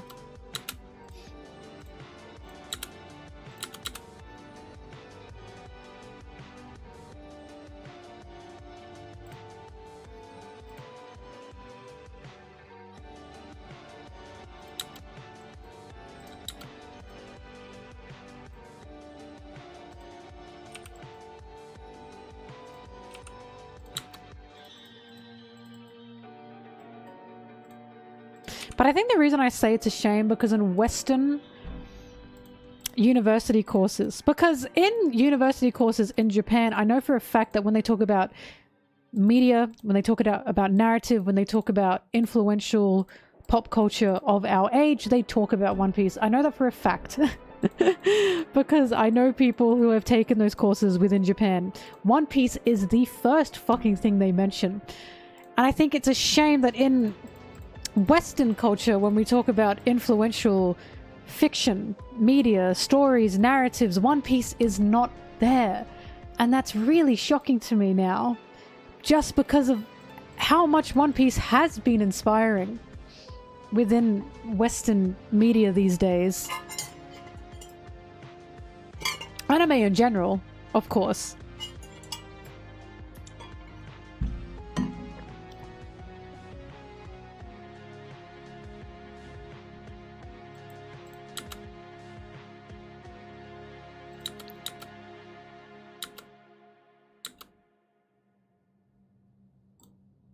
Look, I'll never forget Brittany, my friend / roommate, did a course in Japan. And she did a pop culture course, like pop culture media course. I'm so jealous. God, I fucking wish I did. I went to the same university. I'm like, oh, why didn't I do that? I'm so jealous. But the very first lesson was like, it was about like, it wasn't just pop culture. There was many more things to it, but they were learning about pop culture media industry, like within Japan. She said that her lecturer said, they were talking about the manga industry, right? Overall, Japan's manga to media industry. And the lecturer said, you know Mount Fuji? And the class went, yes. And the lecturer said, Eiichiro Oda lives on top of Mount Fuji because he is a god. Because that is just how insanely influential his work was. Not just within Japan, but globally. Manga-wise. Like, of course, many lecturers will have different ideas, different interpretations, but she said that's the first thing he said in the first class when they were talking about Japanese pop culture media. And I was like, holy shit. She laughed and she immediately texted me that.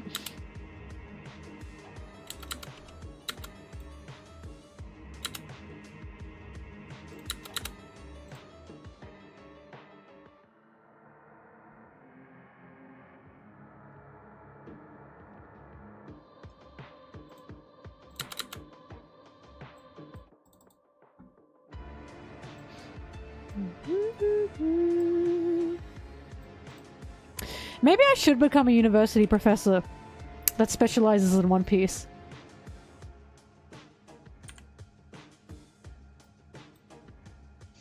Because the issue with One Piece is it's very long, right? And a lot of scholars cannot take their time. Maybe I can be the One Piece scholar for the West. get my degree in One Piece.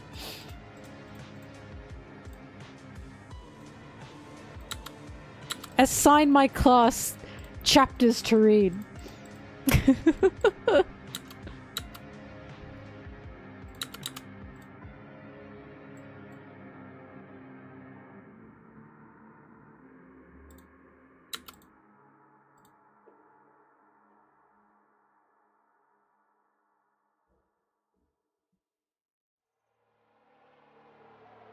The East Blue Saga?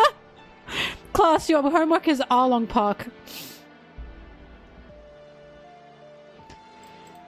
I do wonder if Mama Joke, actually that's something I'd like to ask her, if she's starting to implement parts of One Piece into her courses.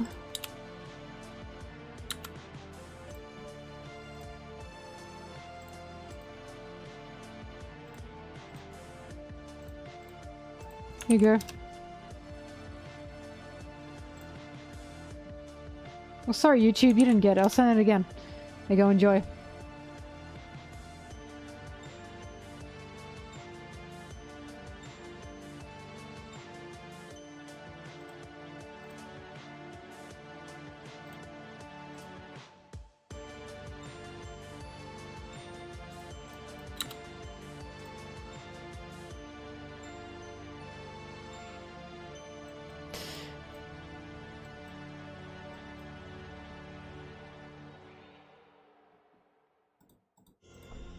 I have a lot of respect for both the Jork Show and Mama Jork, but Mama Jork being the professor that she is, right? The teacher that she is. Jork said, I'm sure he's fine with me saying this, but they said to me that well, Mama Jork said to me that her and Jork were talking back and forth about when I was on the Reverie, and they said they were very impressed by how insightful I was, and I was like, it really flustered me because I was like, wow, like professor in like a literature course saying that. I was like, wee wee. It super flustered me, and I just was like, wow, thank you. They're very nice. They're so nice. I'm excited to do some content with them eventually, which will definitely be happening. Right? It like had me blushing. It had me blushing.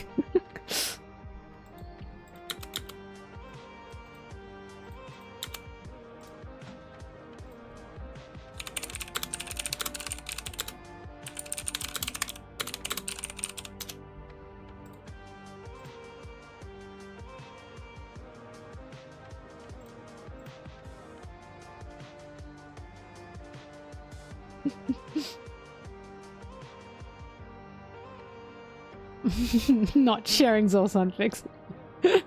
Honestly, I can't remember. I'm gonna be so for real with you. I don't read many fanfictions, mainly because I just don't have the time. But I appreciate the craft.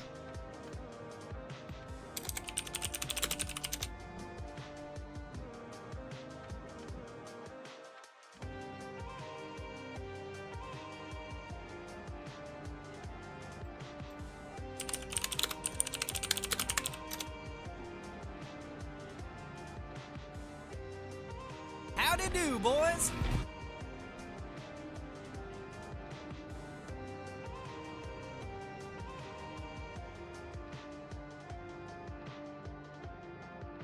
You tried to watch the Reverie, it got chaotic. Well, thank you for trying.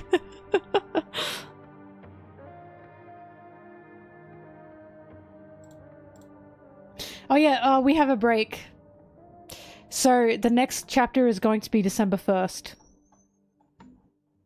And again, my suspicion is that Oda just came back from overseas after working overseas, and he wasn't expecting for his rhythm to be so thrown off.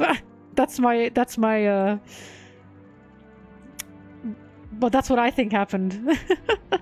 I'm sure if he were like super sick, they would have told us.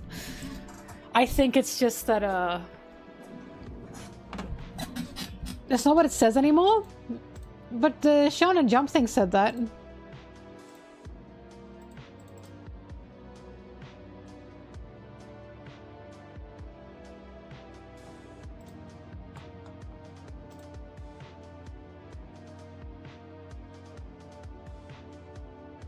Hang on. Never mind, that was Shonen Jump News. There's not gonna be a break. Hang on, now I'm confused. No break?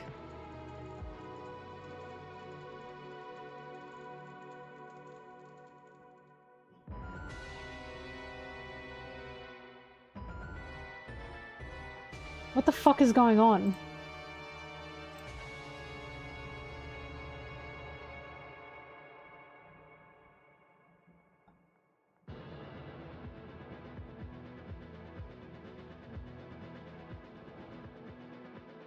Apparently, we don't know yet. What the fuck is happening?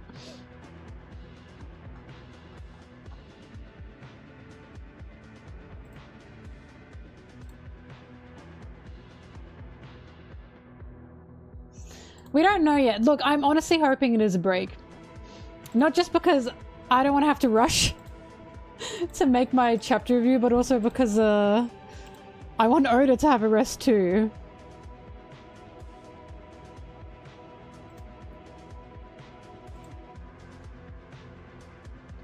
So far, I don't think we know yet.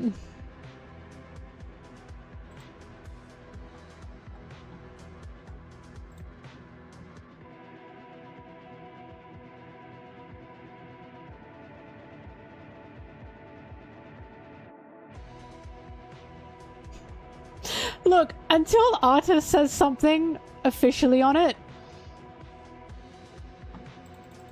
I don't know.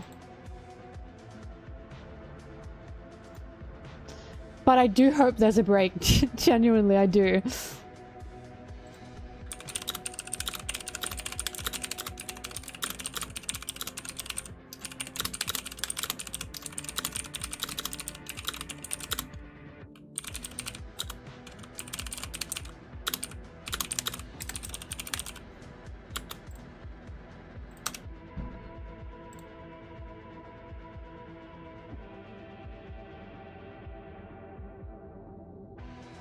The only reason there's confusing information is because Manga Plus is saying something different.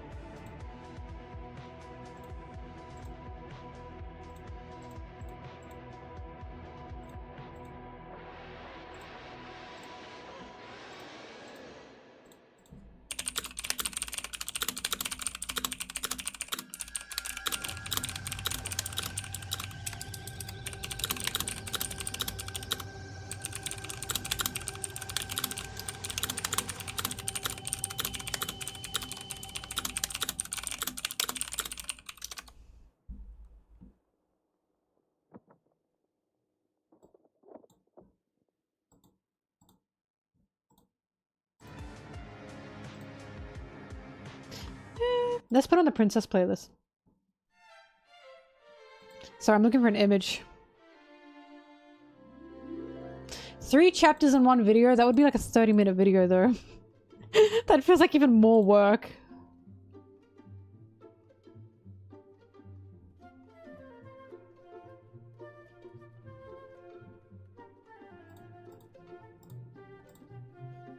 Actually, I'm now going to ask my new friend Arta.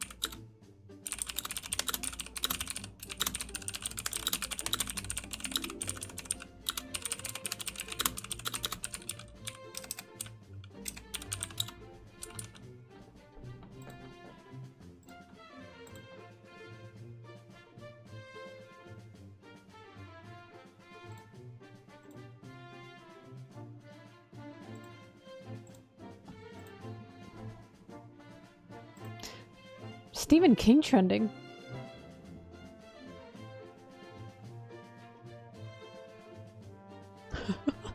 Sorry. I was just checking. I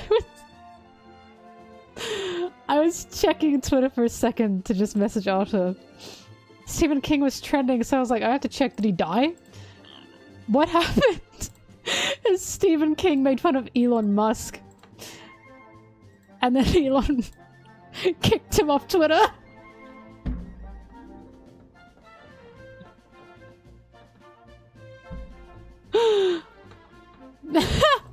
Guys, comedy's now legal!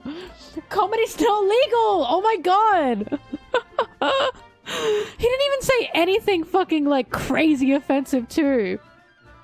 He just said Elon is the new first lady of like the White House because of how much he like bootlicked, you know? And Elon kicked him off. Oh my god. Bro, comedy's legal! Comedy is now legal, thank god. Thank god comedy's now legal.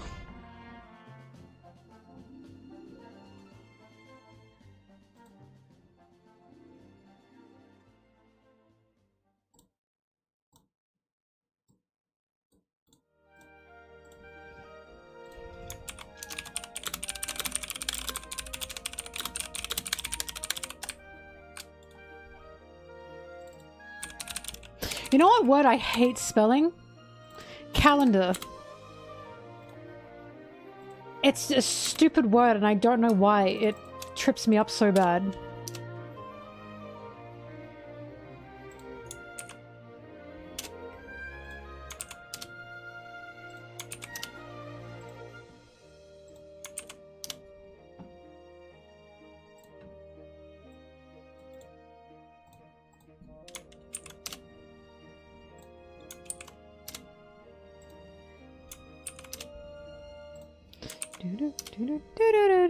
Foily hasn't popped in today. I miss her. Don't tell her I said that though. She can't know I care.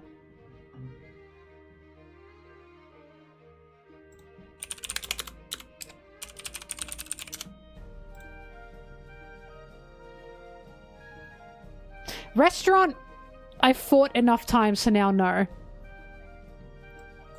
Restaurant, I've like fought that battle and I've won, so now I know. Calendar. I don't know why that gets me so bad. I feel like it should all be A's. Calendar. Calendar. I don't know, there's something wrong with it.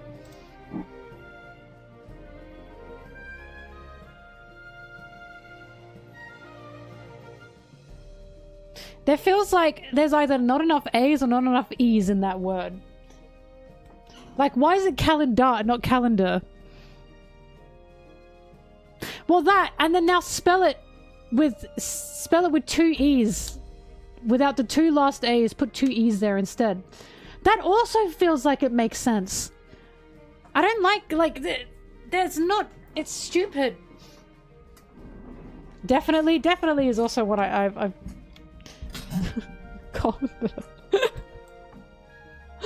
definitely is also one that I fought with, but I've come out a victor. The one that I've explained this before, the one I absolutely hate with all my goddamn heart. This is another one of my drunk topics, my drinking topics, that I will just be like, I hate this. The word blind. I hate the word blind. It makes no sense. Because when you spell breath, it's B-R-E-A-T-H. Breath. When you spell breathe, it's B-R-E-A-T-H-E. Blind, by all means, should have a fucking E on the end. That's blend. B-L-I-N-D. That is blend. I hate it. Don't give me this shit. Don't give me mind. Don't give me find. That's stupid too. That should be finned. That should be mind. That's how those should be pronounced. Just because there's other words like that doesn't mean it makes sense. There should be an E at the end of those words to elongate the vowel. Sorry, the noun, which is I. No, wait, the vowel. Anyways, the vowel, not the noun. What the fuck am I talking about? But yeah, it's stupid. It's stupid. Wind and wind, like... It's dumb. It's dumb. It's stupid. When I see breath and I see breathe and then I look at blind and it's blind, it makes me angry. It makes no sense.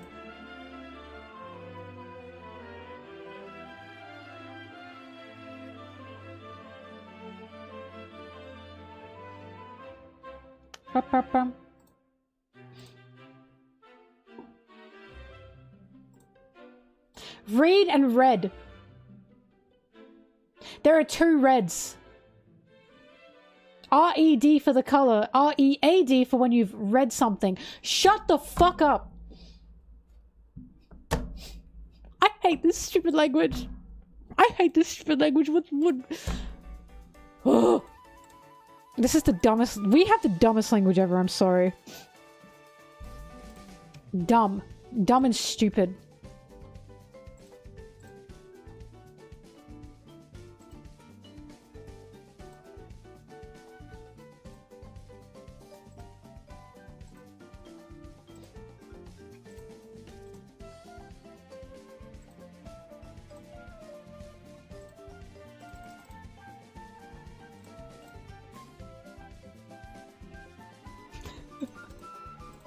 Sorry, I just sent something to Anna, and Anna said, "Where's that one dude bro image? I will be there no matter what."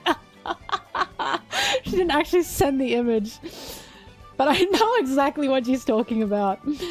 I will be there no matter what. Anna's funny.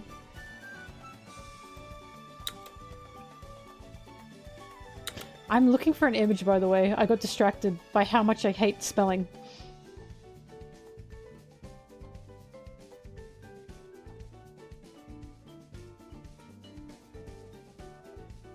The stupidest thing I've heard is like, you can spell fish. Technically, P-H-I-T-I.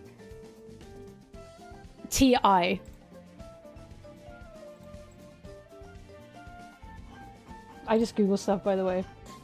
But that's how you could technically spell fish. That's dumb. Why does T-I make a sh sound? Station.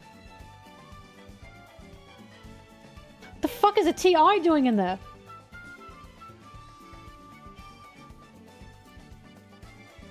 It's so dumb.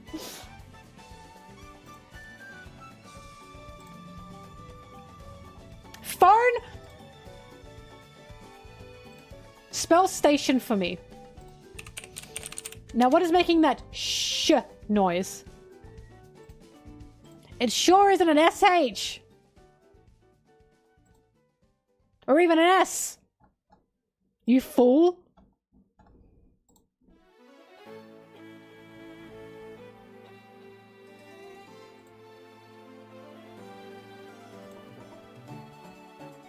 Phone is stupid. Look, whenever kids spell phone with an F, I think we should allow that. Genuinely. Because it's dumb. Whenever kids spell phone with an F, I say, you are correct. You are correct, and it is stupid. And I'm sorry you were born into this stupid language.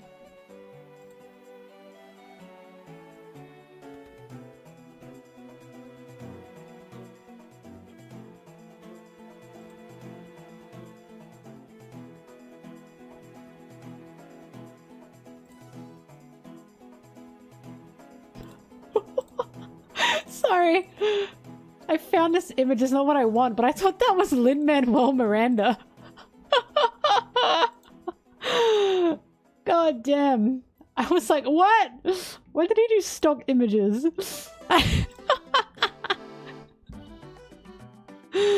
Wait, he's got the same hair. Hang on, look. You can't see it here, but he's not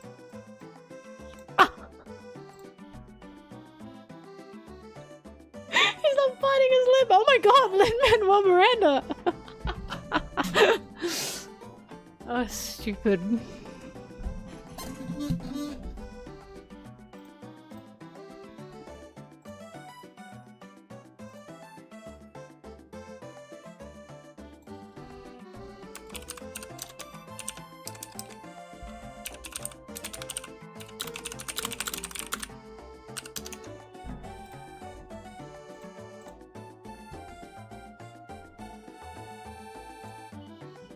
Lin-Manuel Miranda?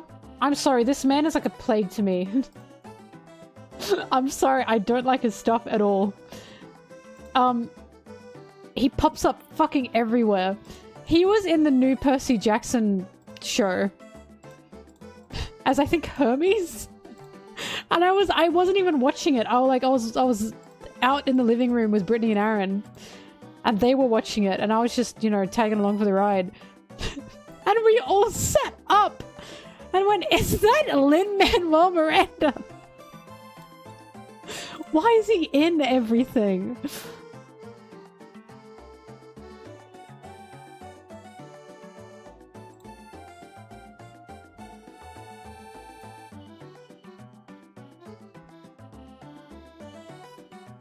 Why can't I find what I want? Okay.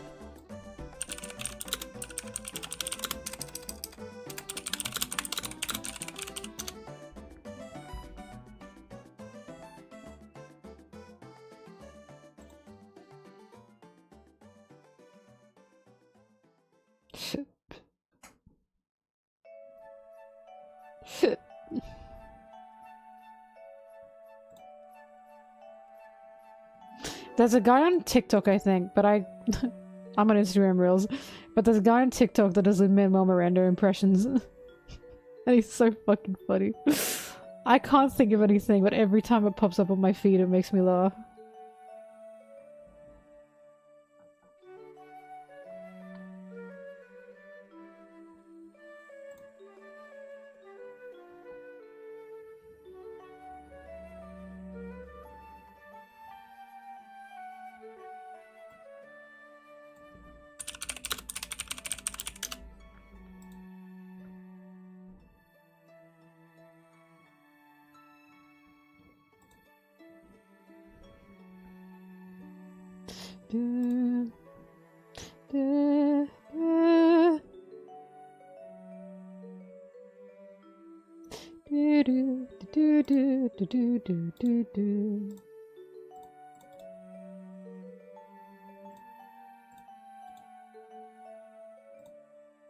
Right, I think I might find what I wanted.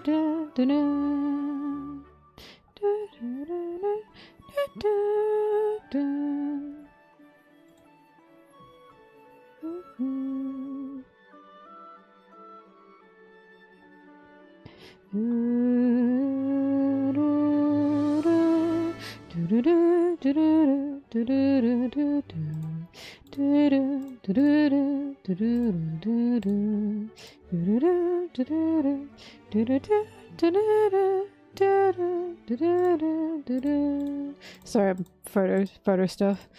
Images.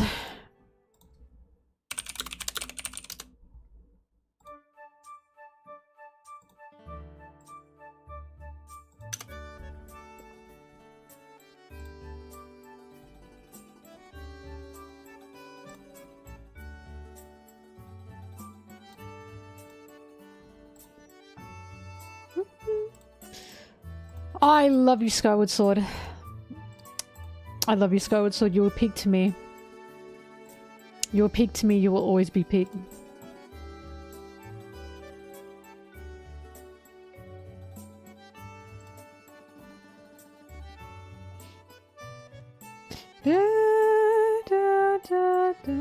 Oh, we've got new One Piece official art. What is this? What's this for?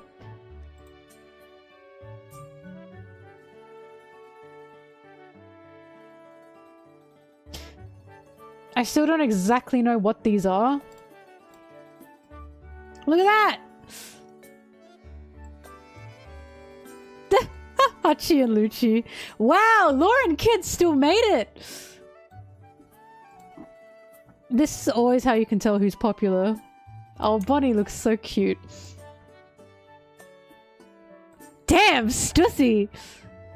Wow, Kaku, Lucci. This is how you know who's popular. Sabo. Look at Zoro! Oh, that's so cute.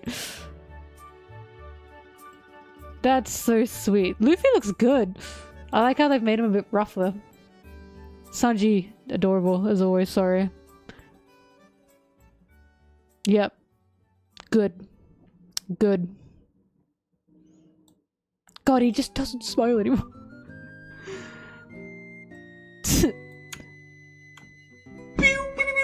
Ahmed Mohsin.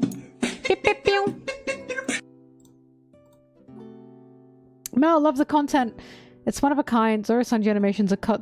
Zoro climbing the top of the screen was hilarious. Oh, you mean these little guys?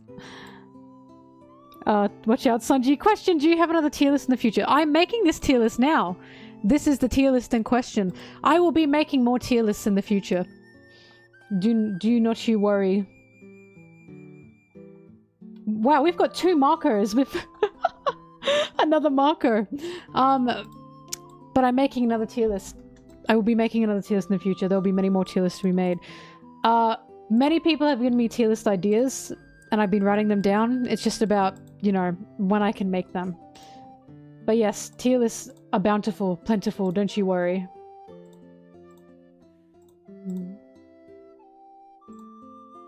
Anyways, sorry. Wow, the Stussy looks really good.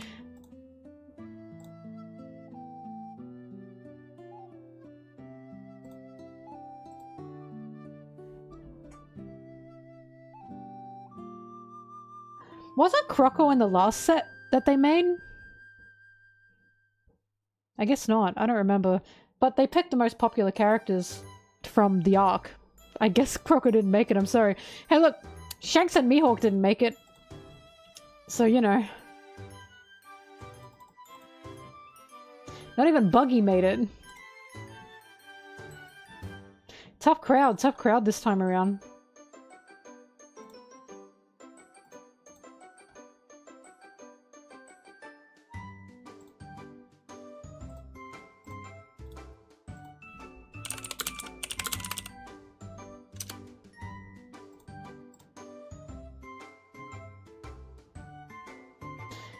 Towels or purses, I think they're like card things. I don't actually know what they are. Foily would know. I'm not sure.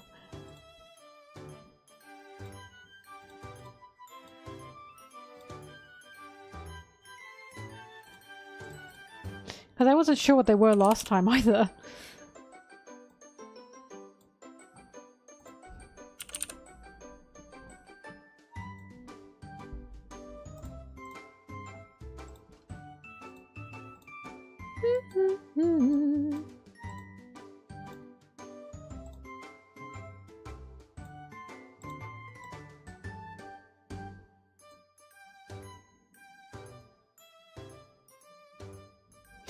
About the One Piece break, we have no idea what's going on right now. The apps are saying different things, so there's obviously an issue happening.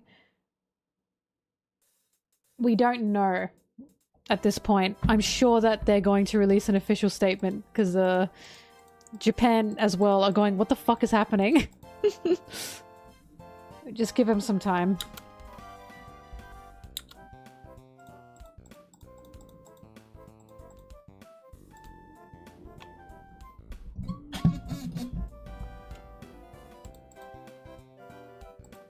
That's the thing, I just don't know. I'm still waiting for more confirmation about what happened there.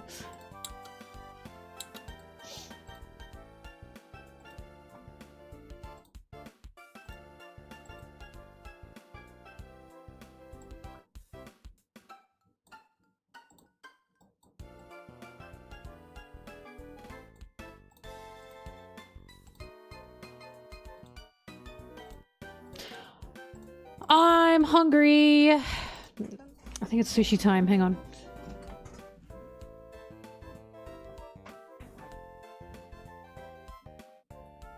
It's been 5 hours, yeah.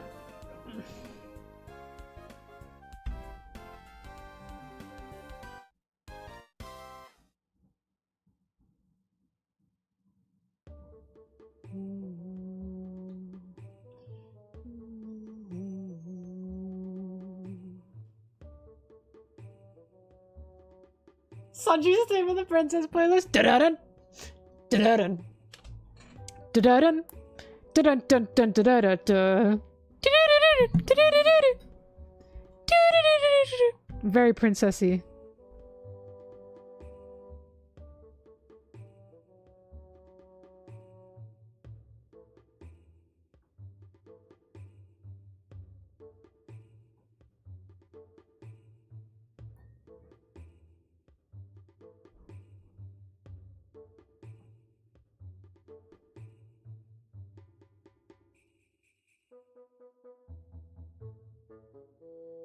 Ba-ba-ba.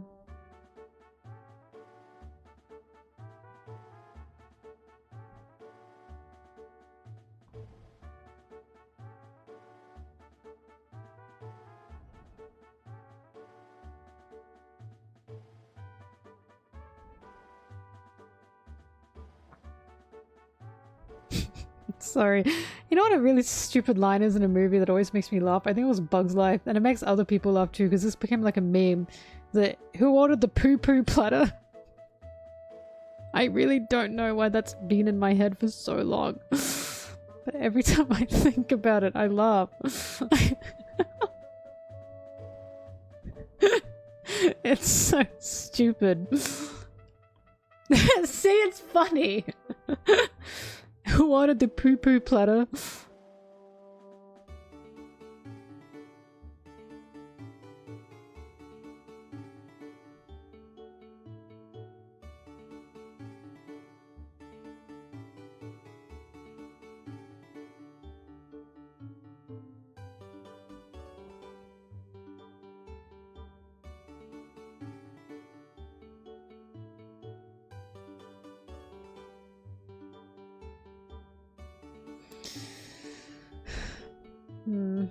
I'm trying to figure out what I want.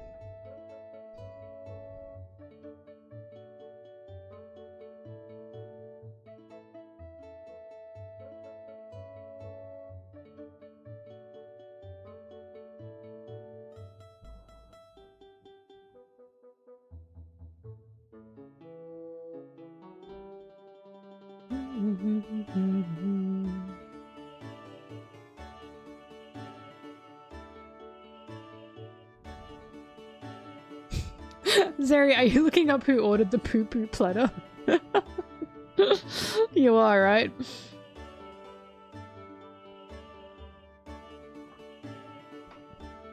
Yes. Favorite sushi roll type? I don't even remember what it was called.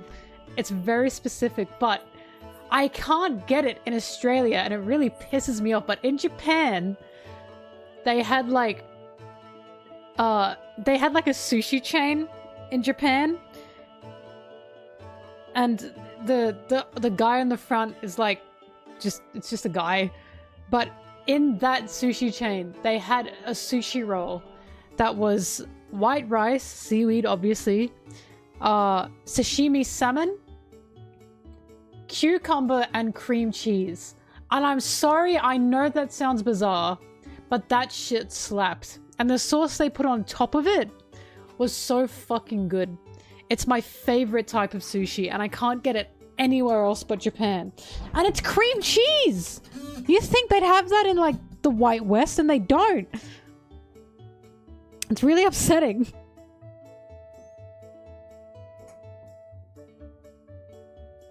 It makes me sad. It's so delicious, and I can't get that anywhere else. Aside from that, cooked tuna with a cucumber. Yum, yum, yum. Anything with like cucumber in it. I used to like avocado, but cucumber felt more fresh.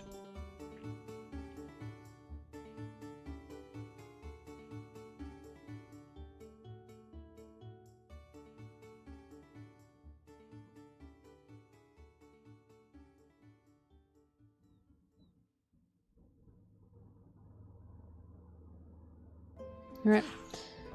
The snoosh has been ordered.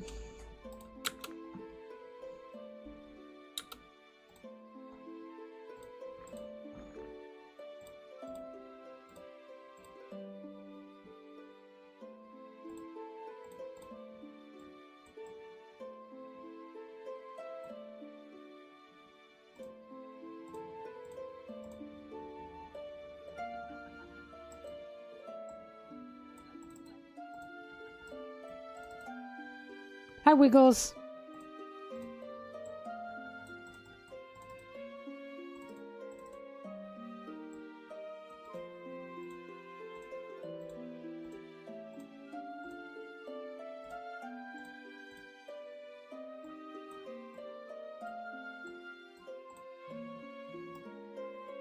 I know it's food time because I finished my coffee. And also, I'm a bit hungry and I need protein.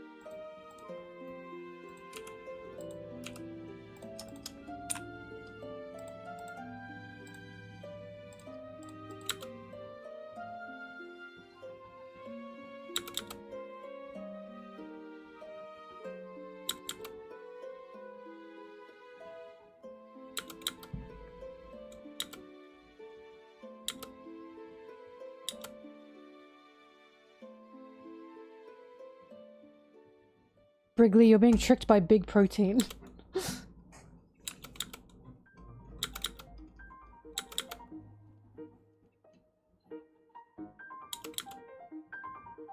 Did you know there's protein in milk?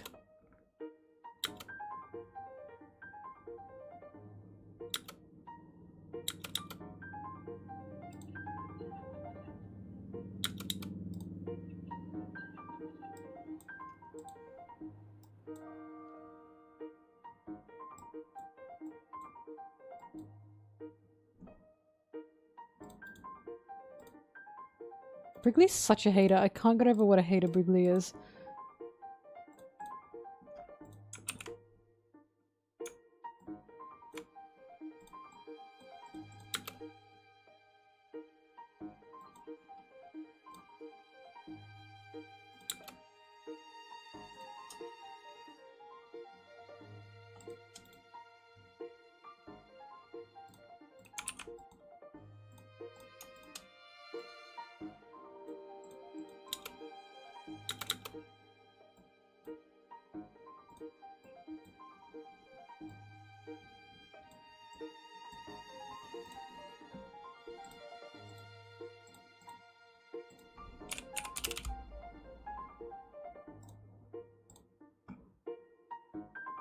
Oh no, I closed a tab that I kept open for a reason.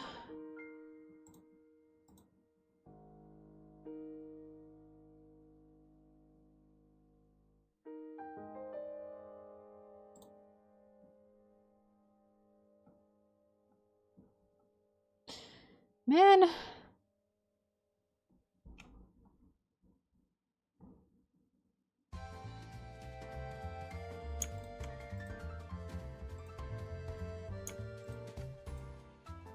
Alright, got it back, it's okay.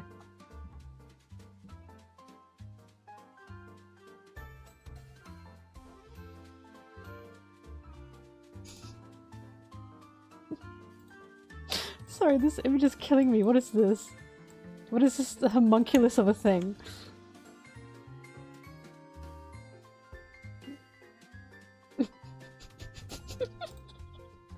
What the fuck is this? Wait, what's the origins of this? I need to find out who made this.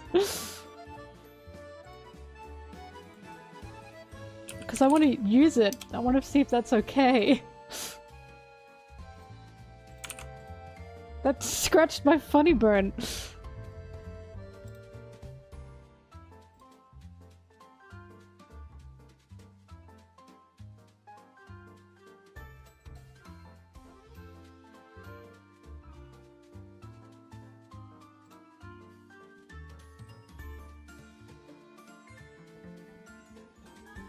It's been used everywhere, but I can't find the source.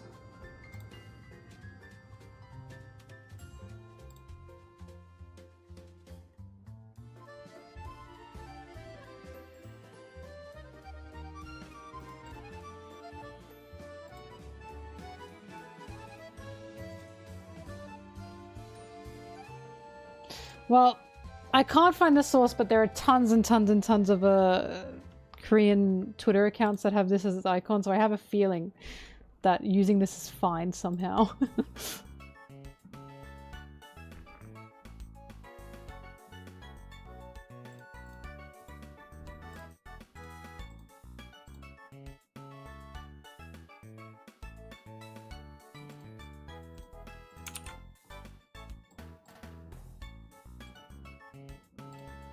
You know what shocked me? When I found out that apparently in America you guys say crisscross apple sauce.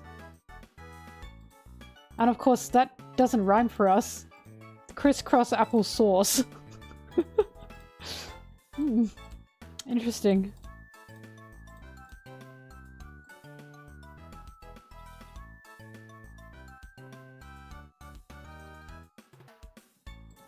Crisscross apple sauce. That's true, that's true. Got him.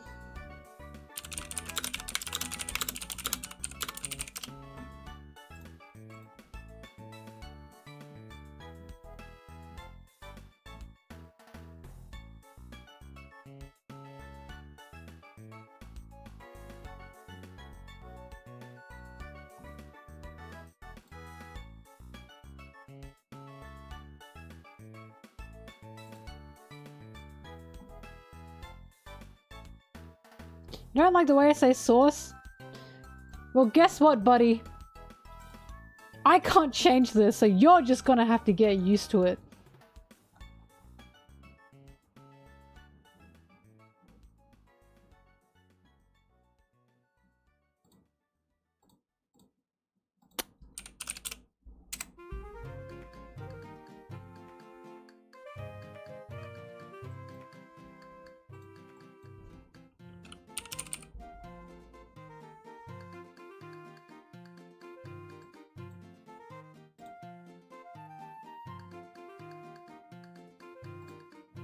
I don't have these in transparent, and that's upsetting.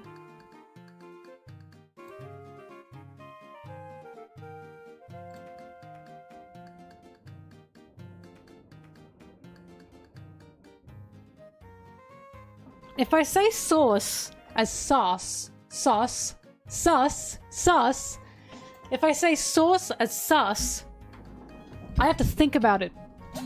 I am not reprogramming myself and my brain to have to say sauce differently because you You don't like it. That is not happening. Crisscross applesauce.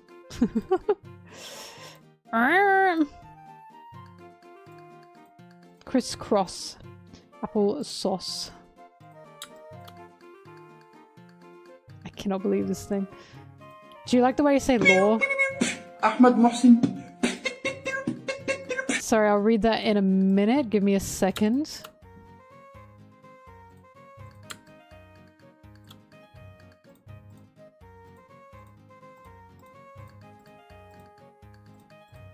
Sorry, I got caught at a bad time. Once I'm in the masking realm, I cannot escape the masking realm until the job is done.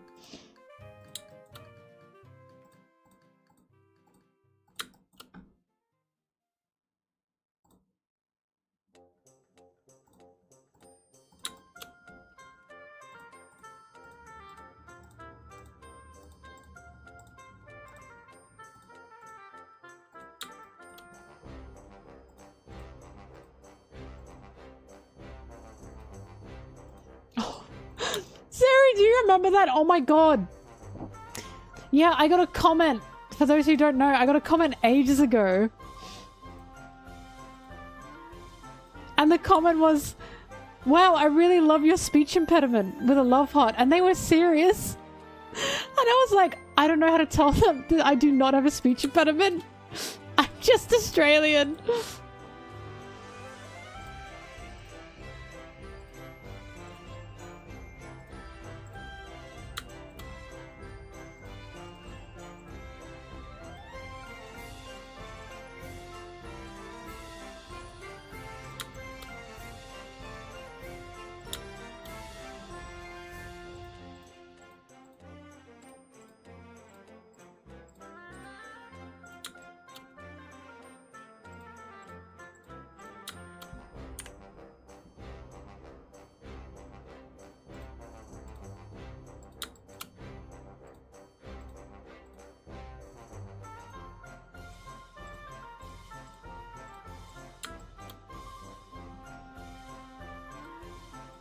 What the fuck is a kilometer?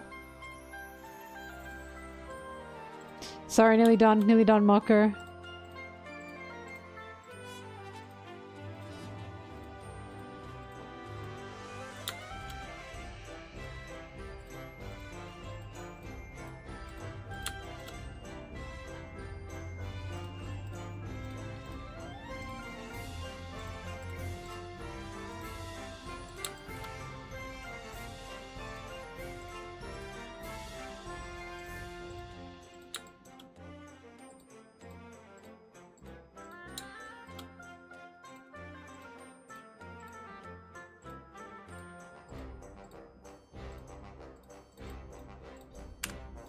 All right.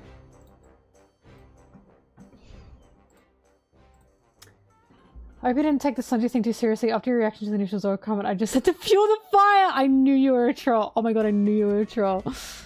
My buttons get pushed too easily. I've been told this. I really need to calm down. This is what therapy's for. I will be so healthy one day. I will be so healthy that I will be zen. And you guys will try and like poke me with a stick and I'm gonna be like washed off like water. Just you wait. You wait until I'm healthy. Then you'll see. I will never be bothered again.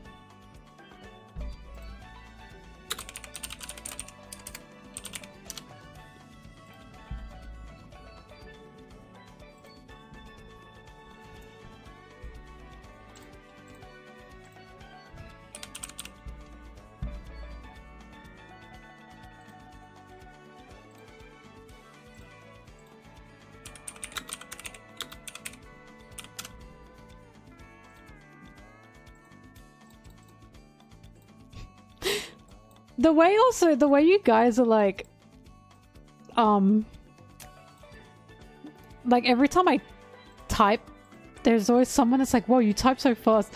It's making me want to just write up a script on stream quietly. So you guys can just see me going just once. so the process can be watched. Like I'm your little lab rat.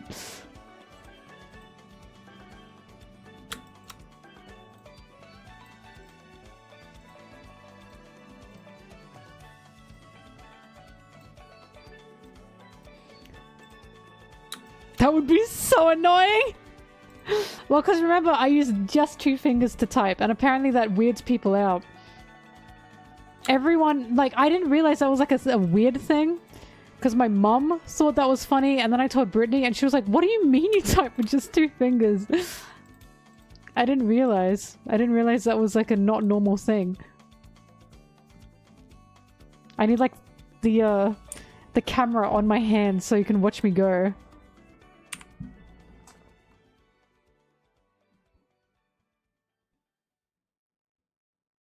Index and middle? You're weirder than me. I use my 2 indexes. And sometimes my thumb.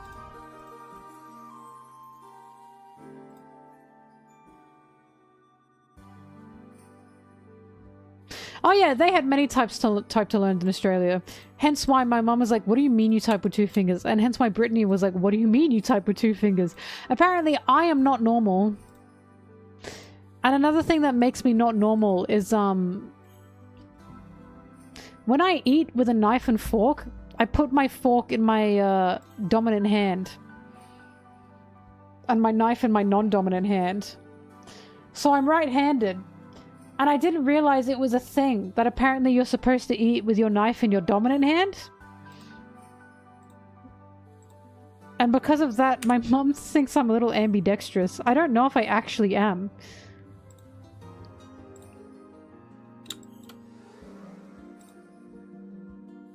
At least I don't think I am, but whatever.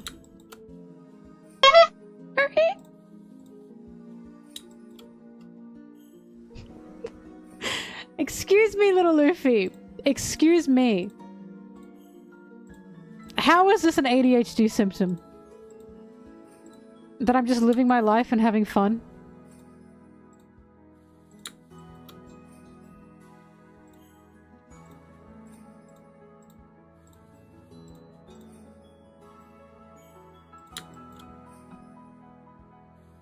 Whack his pee-pee.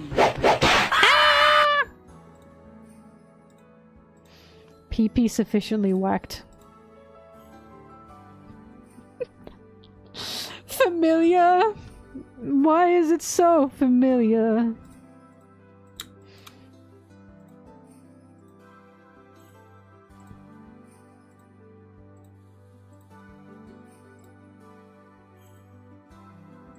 I also do not hold my pencil properly. My pens or pencils properly. They tried to teach me that in school. They really tried. It's just so uncomfortable. The proper way. I just can't do it. It pisses me off too much. Show? Hang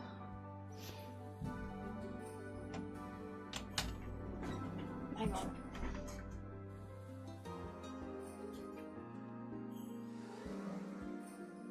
Alright.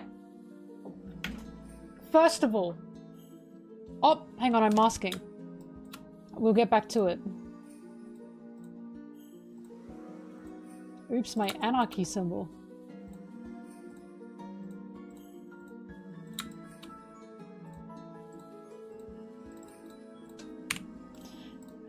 Alright, first of all...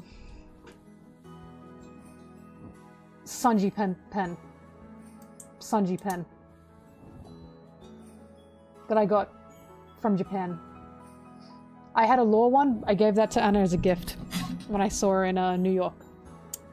So, you're supposed to hold your pen like this. With 2 fingers up here. Thumb there. That's how you're supposed to hold your pen.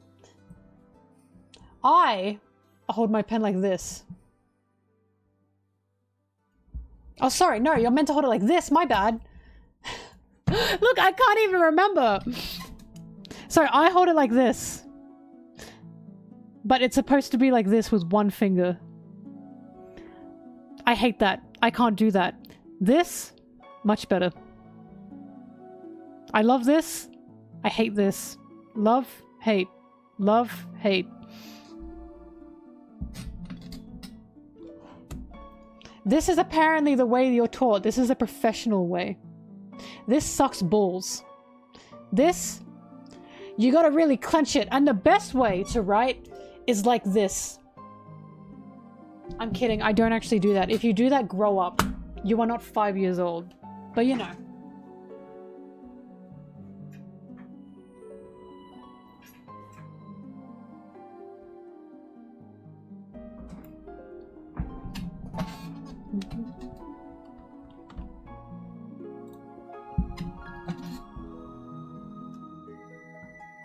The claw grip. That's how Luffy would use a pen. In fact, that's probably what Zoro would do too, because he's so like, you know what I mean? I'm convinced that Zoro's writing is so sharp, so angular. I'm very convinced. Because I feel like it's just, you know what I mean?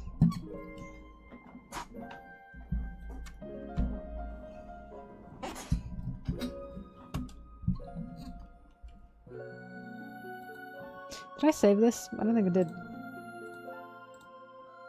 Like his eyebrows? Yes.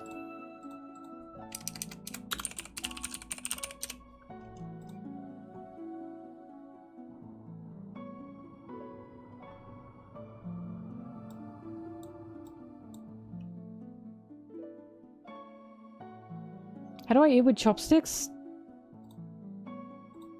I might be getting chopsticks with my meal, so I guess I can show you. I can't think of it now, it just comes automatically to me.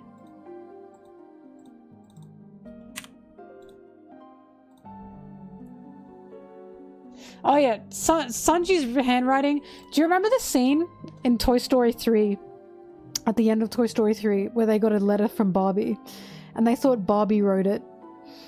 And at the bottom, and who was it? Buzz was like, wow, Barbie's got some nice handwriting. And Woody was like, Barbie didn't write this and it was Ken. That's Sanji's handwriting.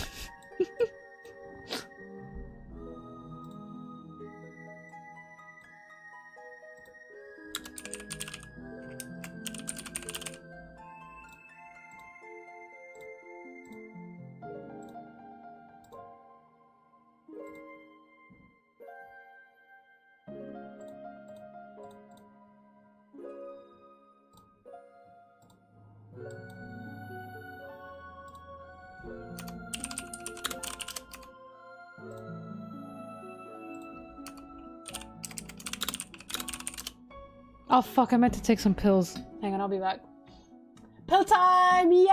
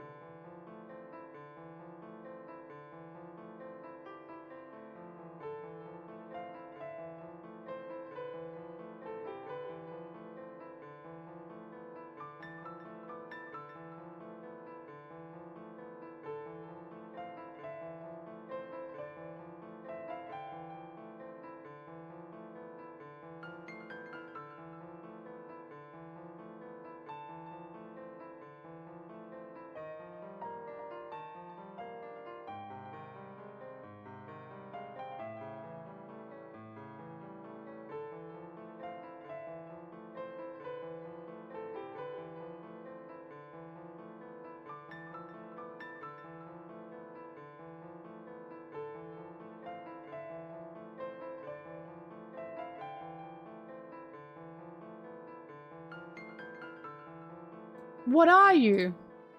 The Queen of Zimbabwe? I am back and full of pills.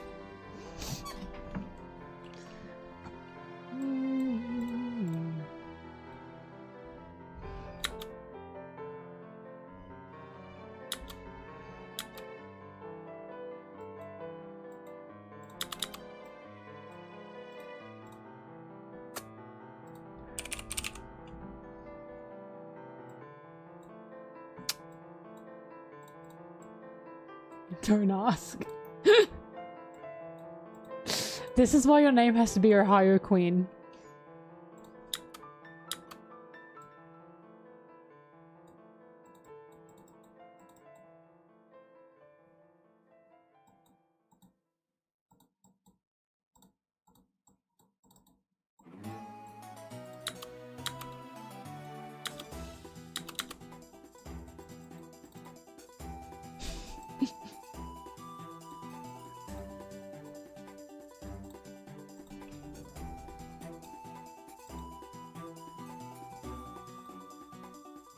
Watch out, Zimbabwe Queen, the wolves will make you old.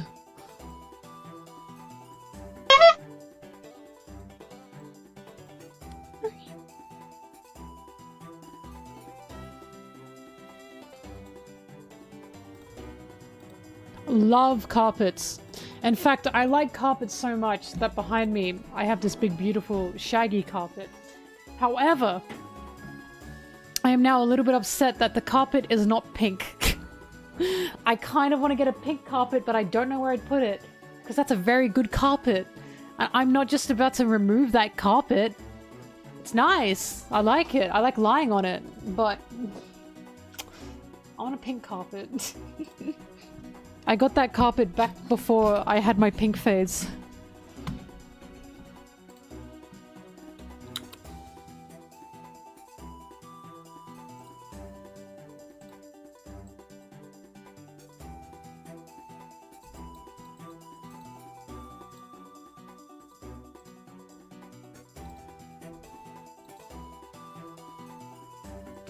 Hang on, I do like bare floors, but it depends on the floor. If it's a wooden floor, that's a good floor.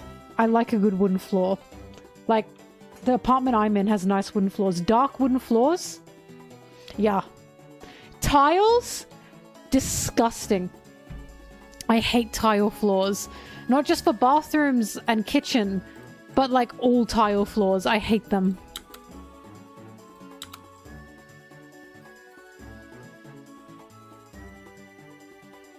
Pink has always been my fave color, but I've always been in denial about that because I had that I hate pink phase, and I'd never say that pink was my favorite color.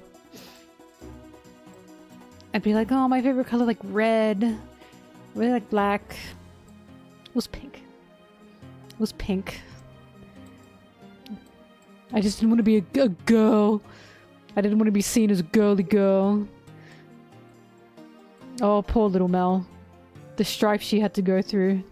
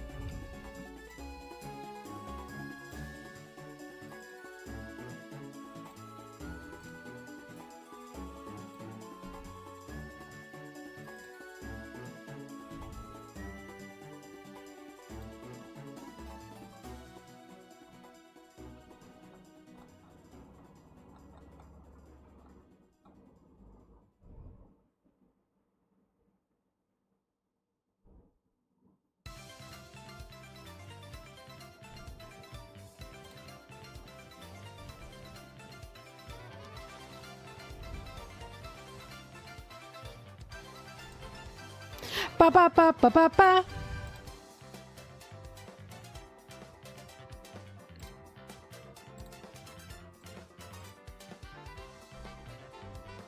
Yeah, pink used to be the man color in like, what was it, the 1800s?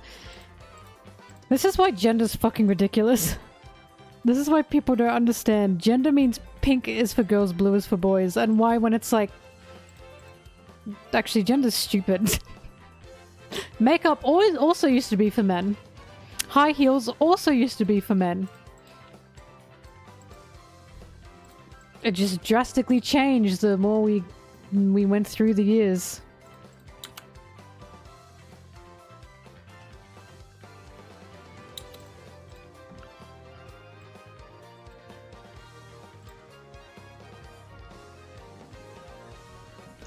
Everyone should wear pink. Pink is a good color.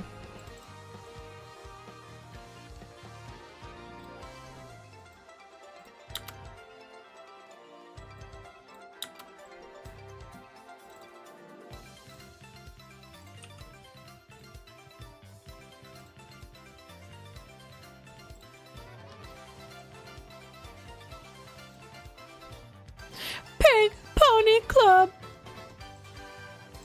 I'll keep on dancing at the Pink Pony Club.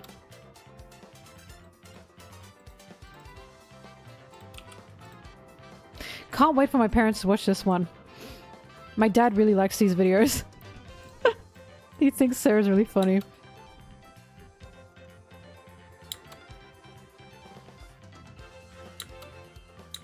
Well, okay, hang on. Men used to play woman.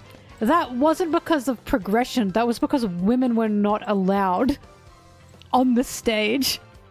Because Kabuki was similar. Even though Kabuki was female invented, and then men took it over and made it male only. And now we have a female version of Kabuki that was invented in 1900s, early 1900s Japan. I forgot what it's called. I always forget what it's called. As much as I would have liked for that to be a progression thing, that was simply because women were not allowed on stage. And they accidentally created drag queens out of that. And then from there, that also did indeed actually also create, like, trans, like, women that used the mask, essentially, of, oh no, I'm just, like, acting. I'm just acting, this is my role. And it's like, a lot of them were trans women. But they just couldn't be out. Same with Kabuki.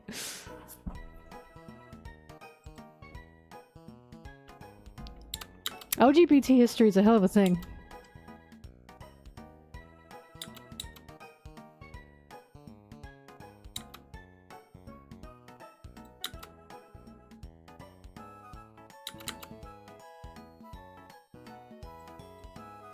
Bugs Bunny's a trans icon. Bugs Bunny wasn't created as one. But the creator for Bugs Bunny was like, wow, that's fucking awesome. There was not an intention to do that. But the creator went, no, that's awesome. And that's a beautiful thing.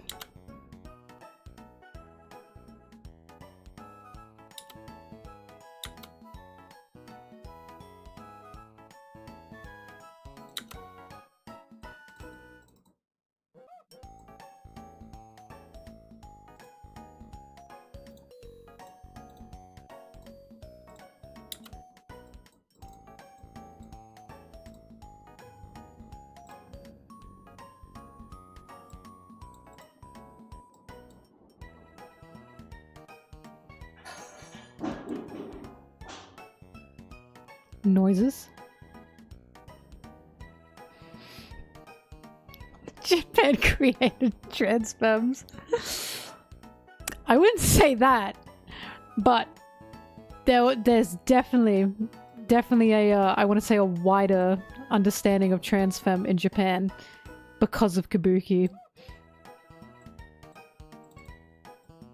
which is so interesting.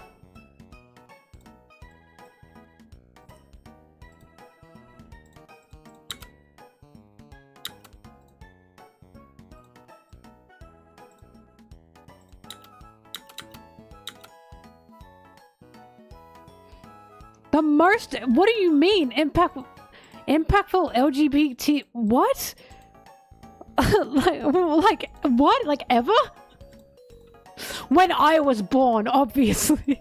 I have no idea. I have no idea.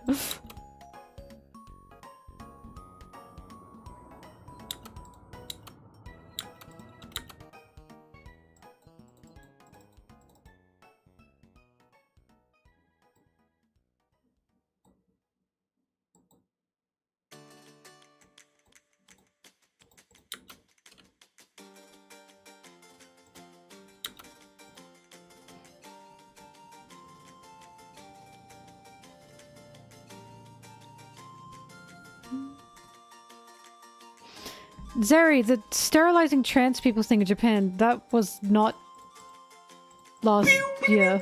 Ahmed Mohsin. Hybrid. The fun fact, if you actually look up, like, history, rights of trans people in Japan, Japan actually had a...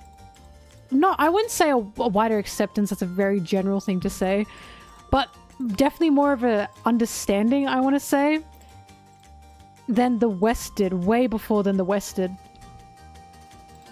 Oh, sorry, do you mean sterilization as in forced, like, hormone therapy? Is that what you mean?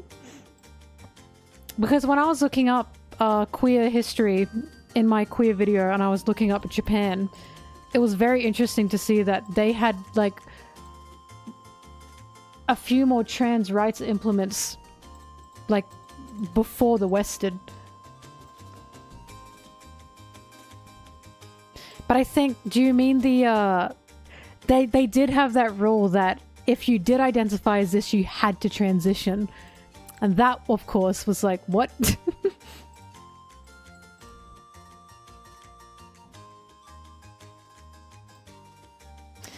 Would it be cool to host elections polls for monthly mods so that the power can be given to the people instead of the current dictator mod structure?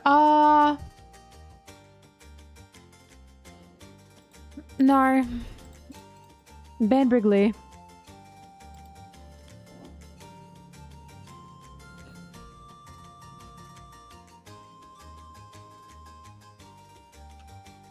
No.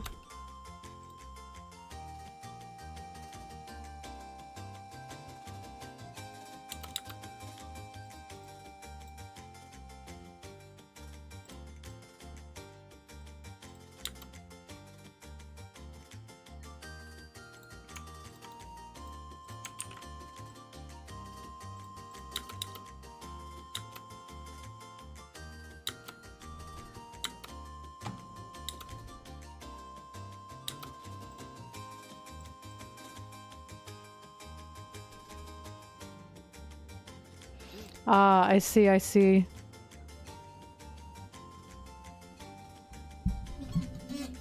Oh, no, Zeri, that was the transition thing that I'm talking about. So, they did implement rights, like legal citizen, like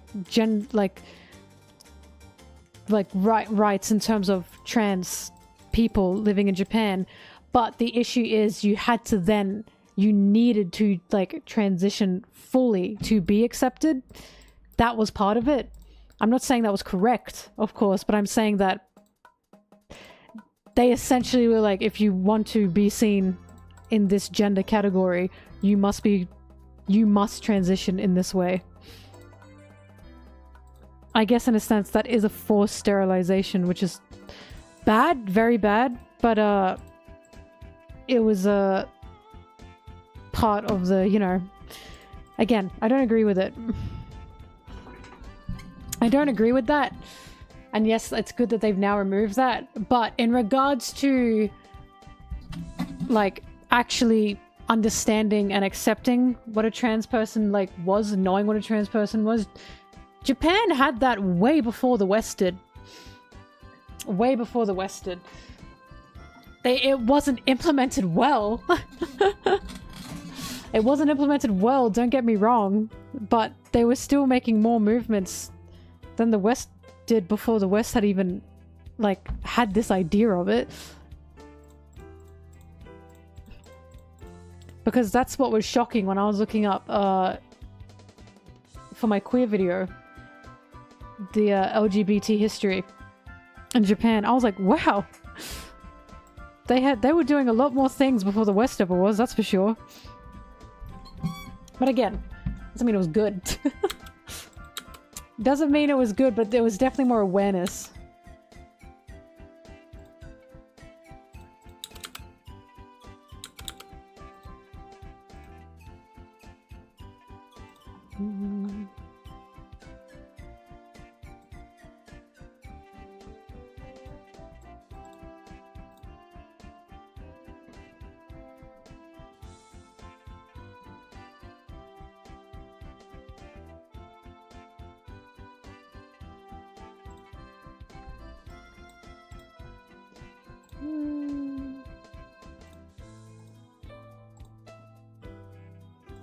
Yeah, I agree with you, Zeri.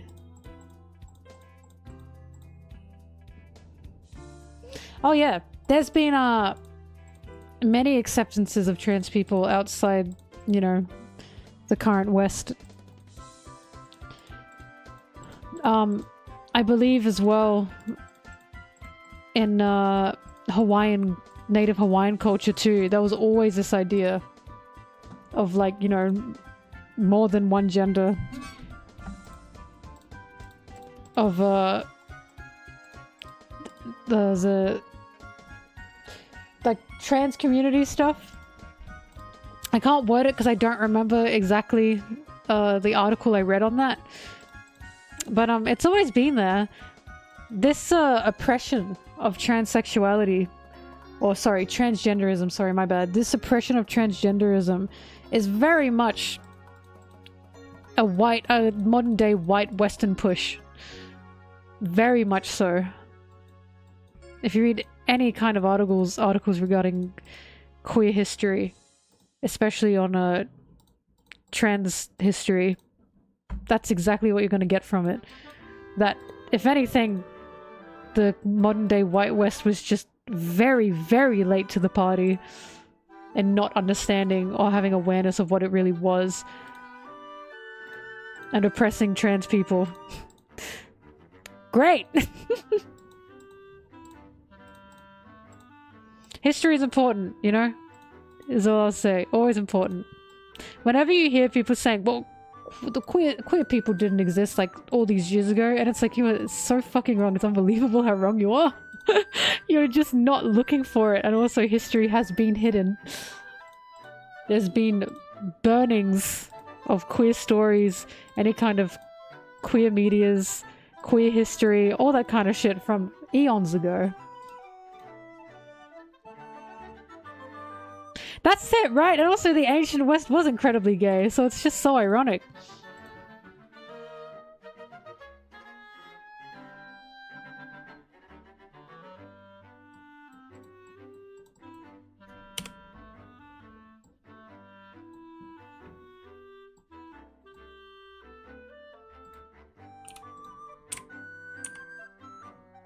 Where was Sarah's list?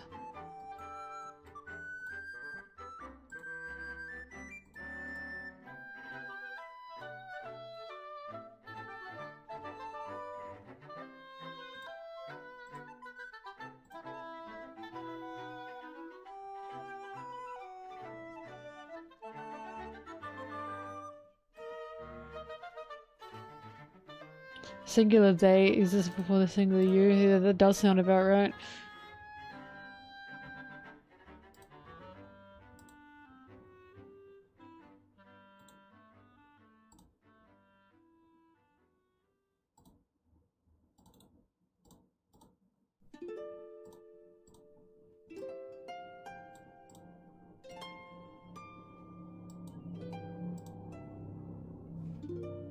Bye-bye. Bye-bye.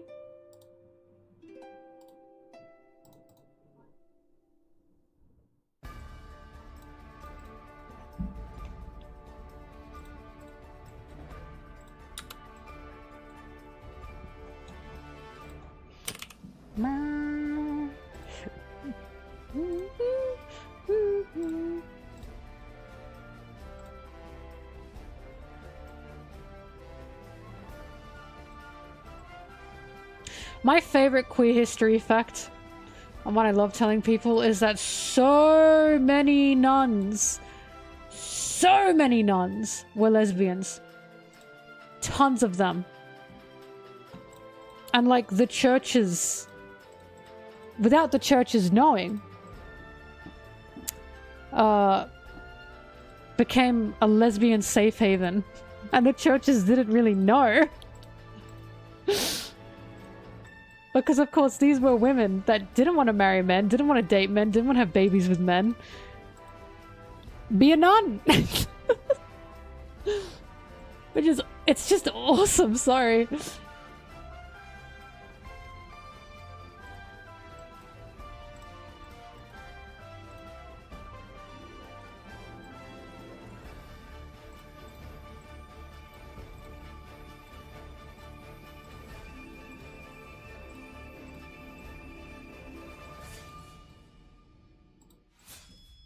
Ding. Zeri, I don't even know what you're talking about anymore.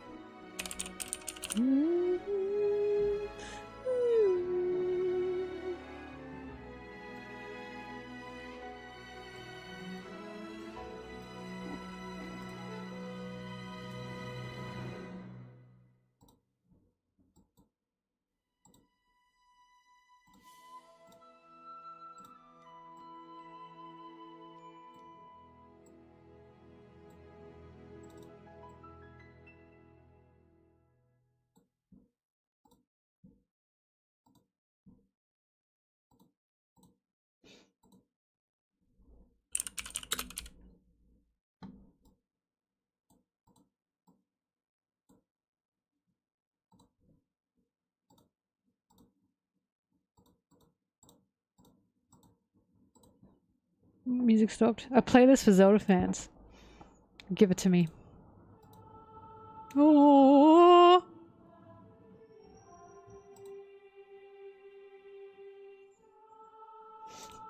I absolve you of your sins. Ah! I'll never forget that.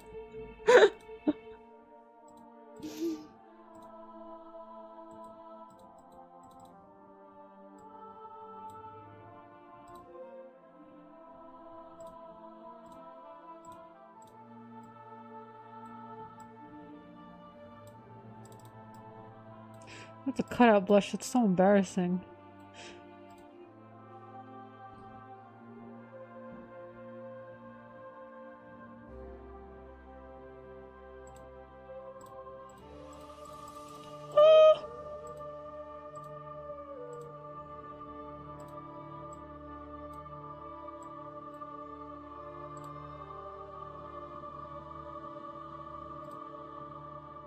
God, that's beautiful. I love you, Zelda music. Oh.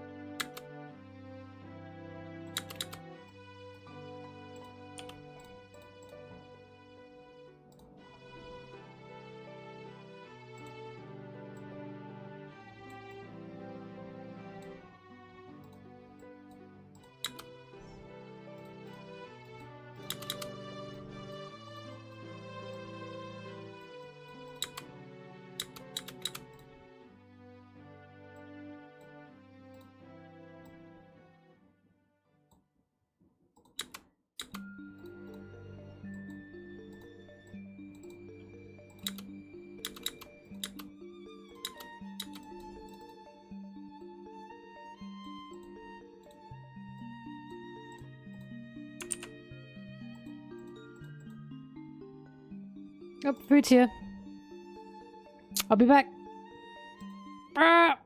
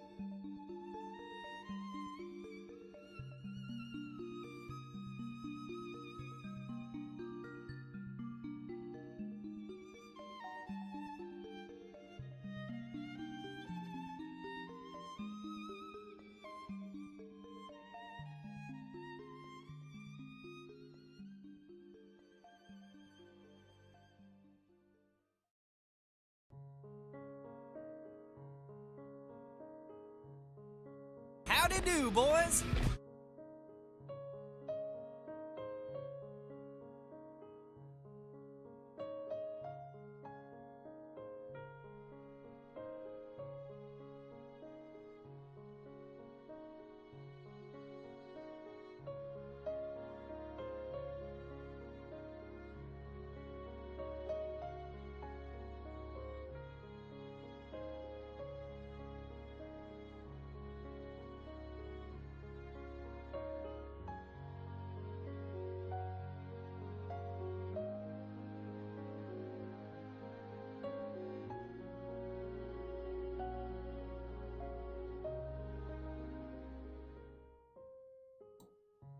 Ah! She has returned. Hooray! She has returned with her delicious snack.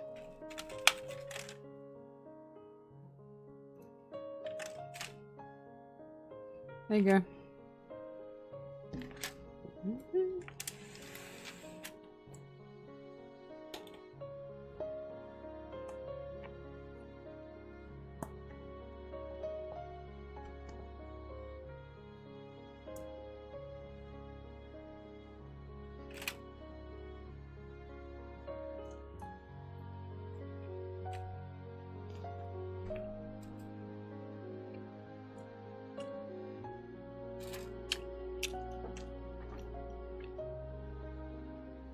I'll show you how I use chopsticks. Give me a minute to eat first. God damn.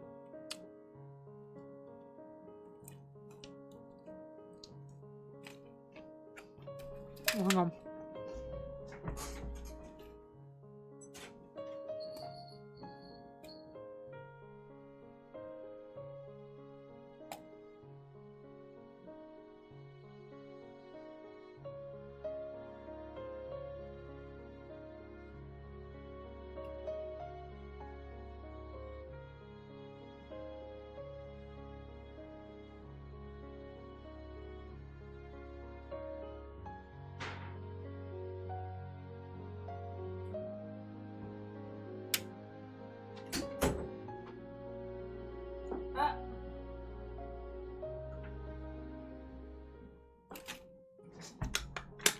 Okay.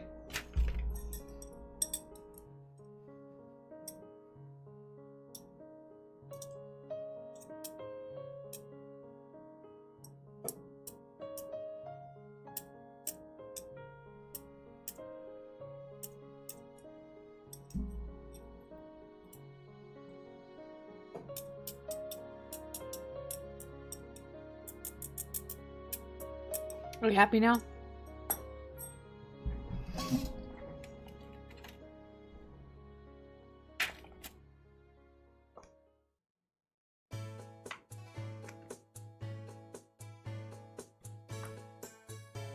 Nice chopsticks. Oh, thanks.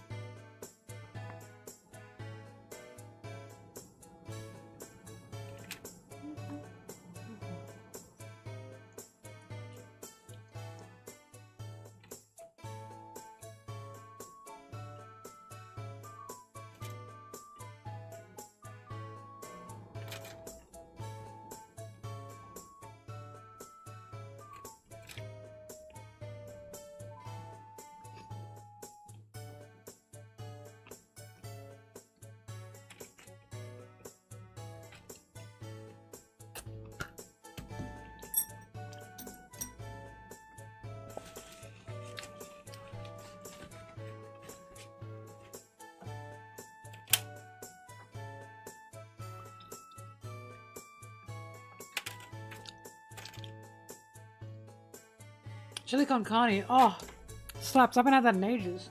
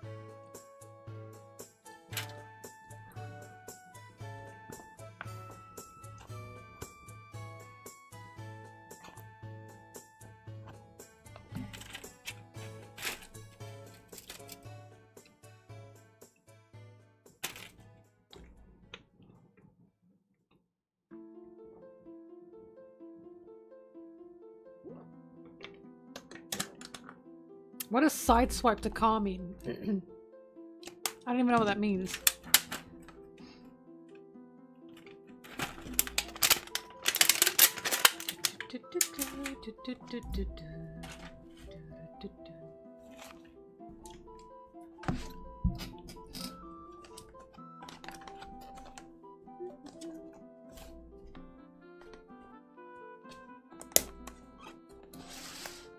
Let me up.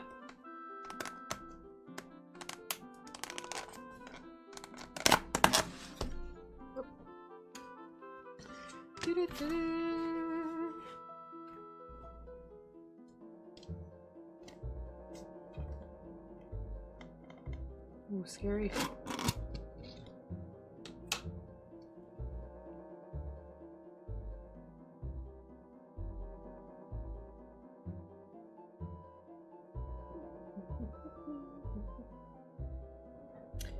Do.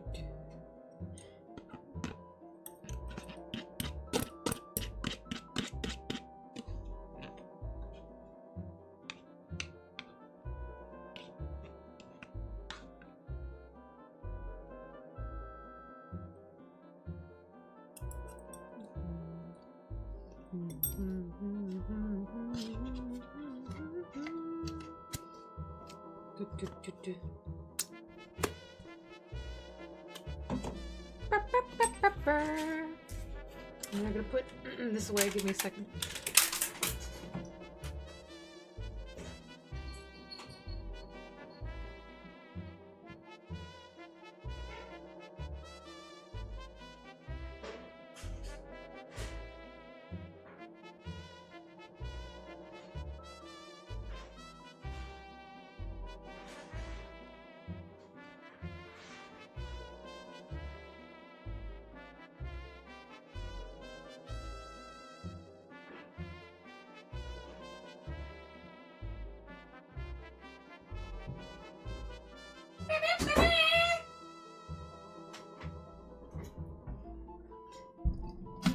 Anyways.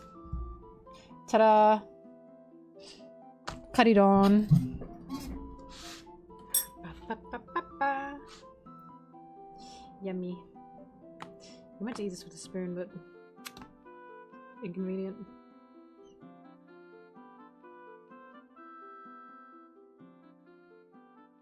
Doo-doo-doo.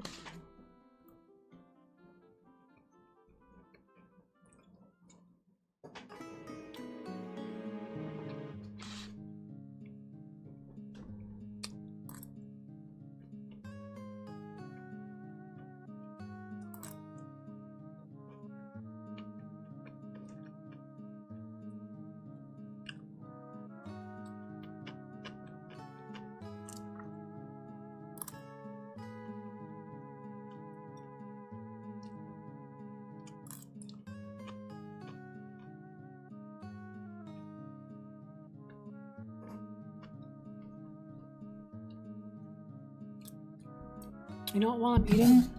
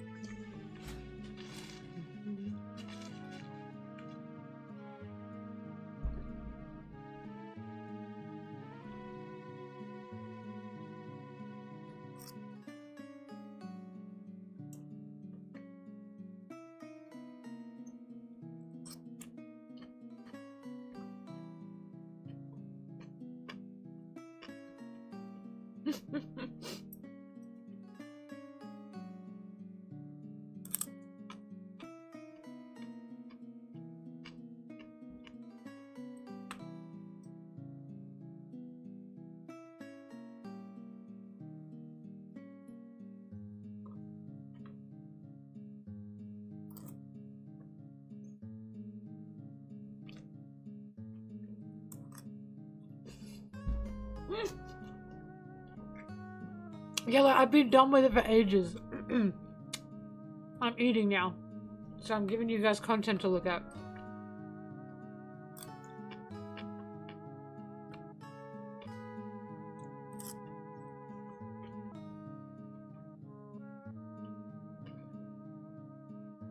Thank you. We are nice for tolerating Wrigley. I know, right?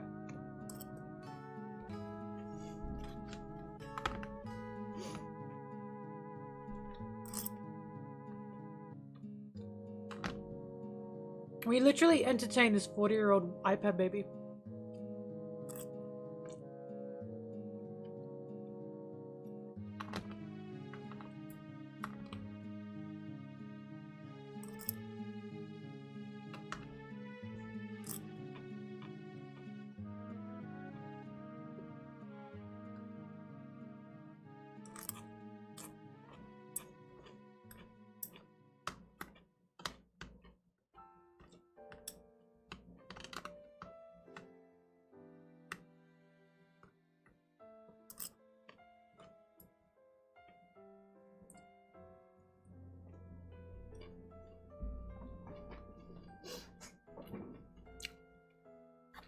Daddy of Christ? This painting cannot be far more from Christ than possible.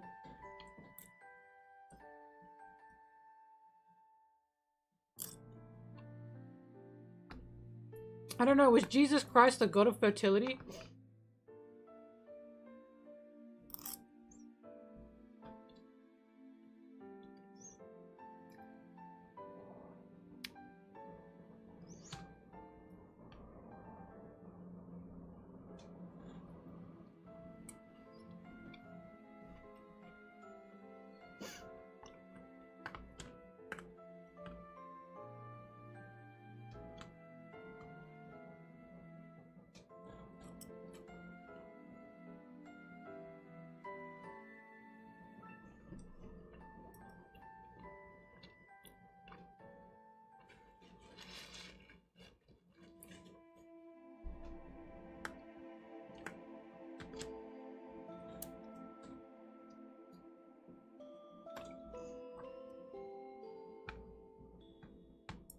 Favorite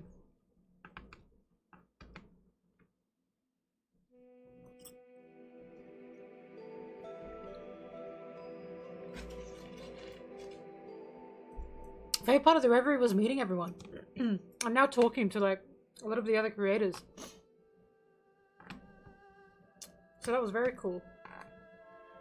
Seeing these different opinions from different sides. Because I tend to be in my own bubble sometimes. It was good.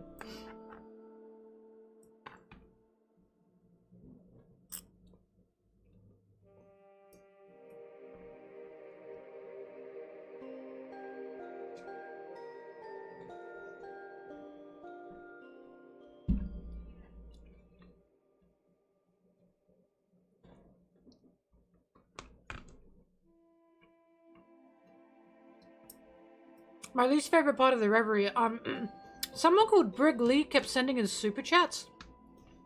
And it was really annoying. Because they kept targeting me for some reason.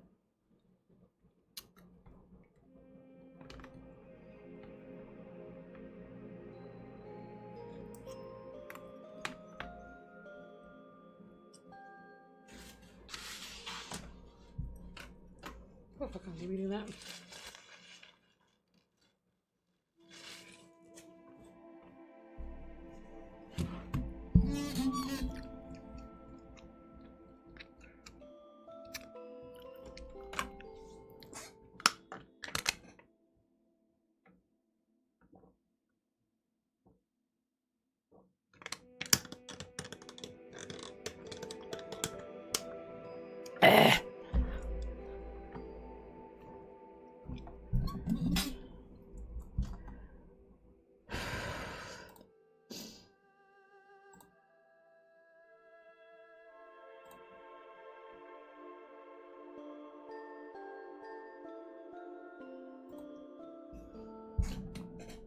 Sorry.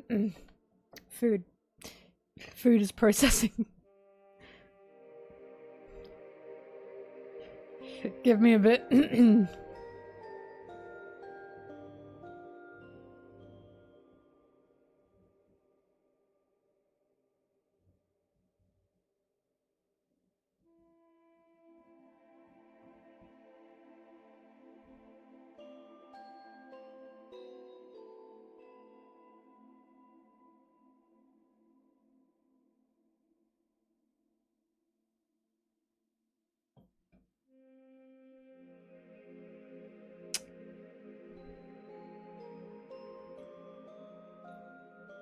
Alright, back to work.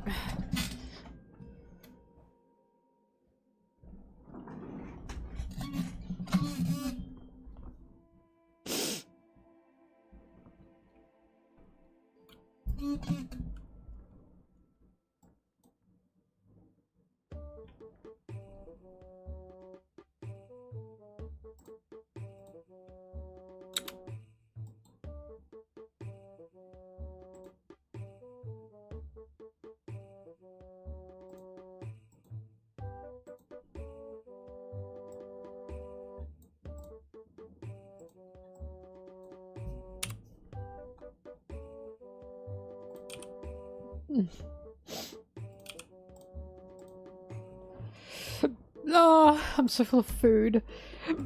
Oh god.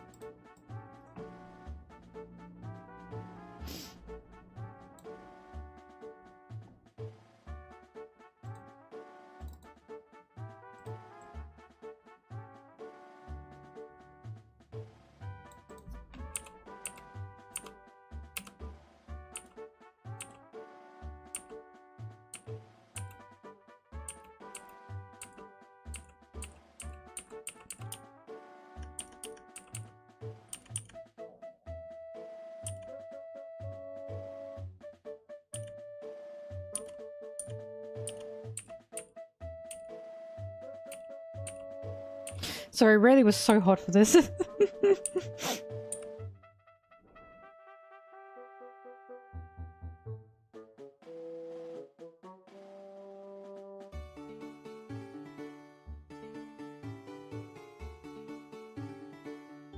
He's no ordinary old man. Why did you say that?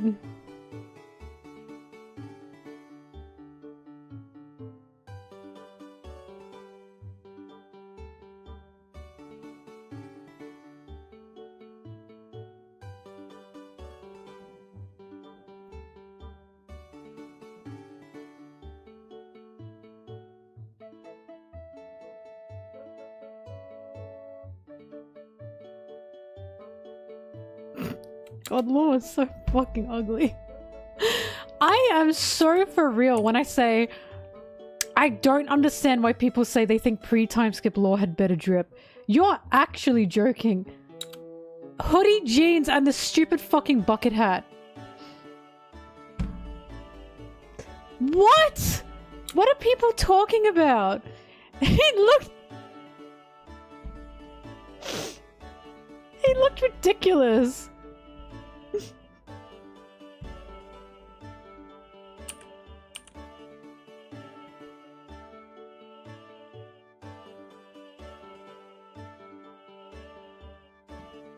All of Law's time skip fits are fucking great, all of them.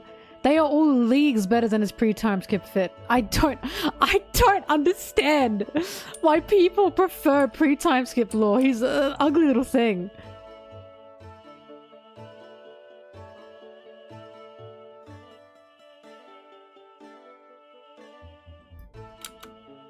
Can I be so for real?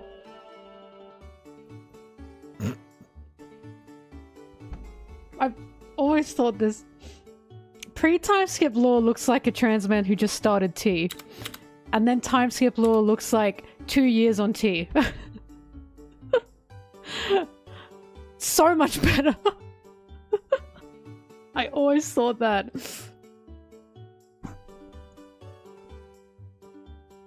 Like, going from the hoodie to open coat and low-cut jeans, come on.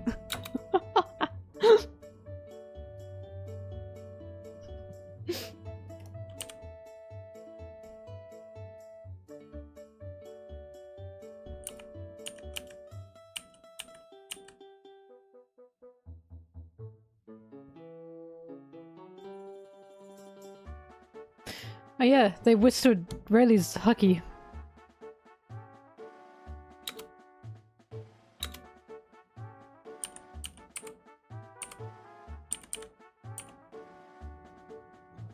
Soldier. I bet he doesn't say that, but...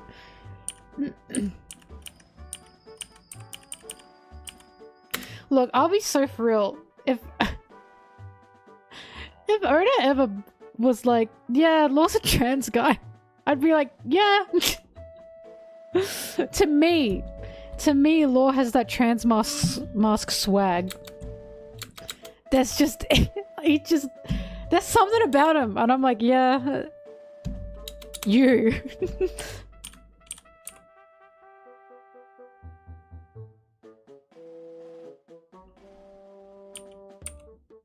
There's really something about him. I cannot with him. I love you, Law. Big shot of tea.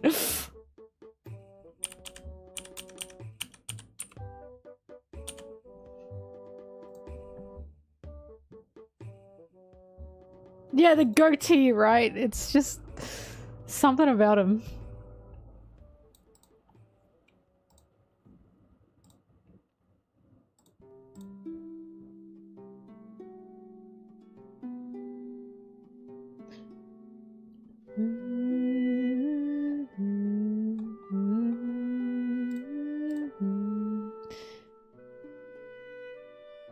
Yes, I'm tea undone. No wonder he was so desperate to get out of that.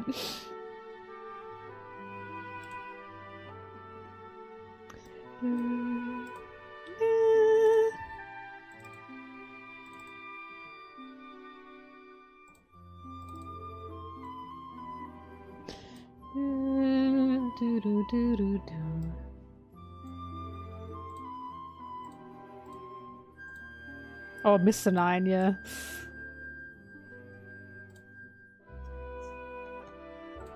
That's so specific. That's such a specific pick, though.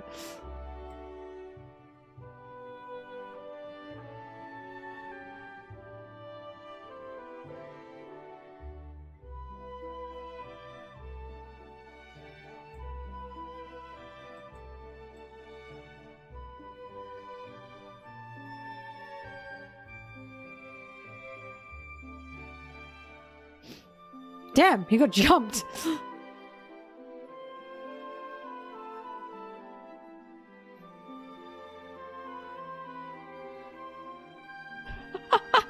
She is so funny. Wah! Oh, I remember this scene. Because I was like, oh. Ah! I was like, Miss Nami. Oh my goodness. Beautiful. Her eye color changed.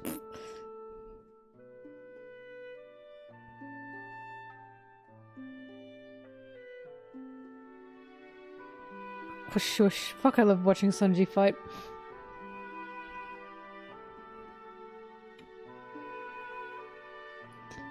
Zimbabwe Queen is really Ohio Queen. She's just shy about it.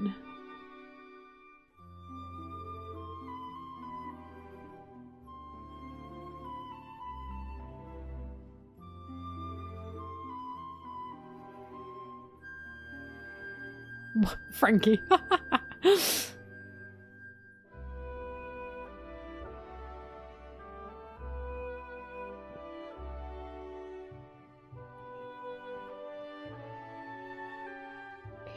Oh god.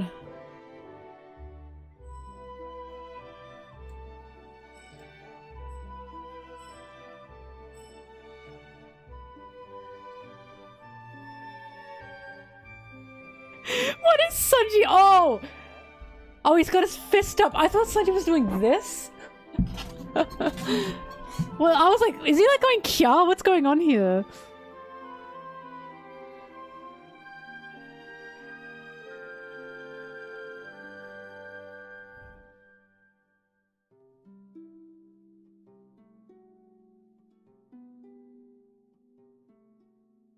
Damn, Chopper's fierce! He's fierce.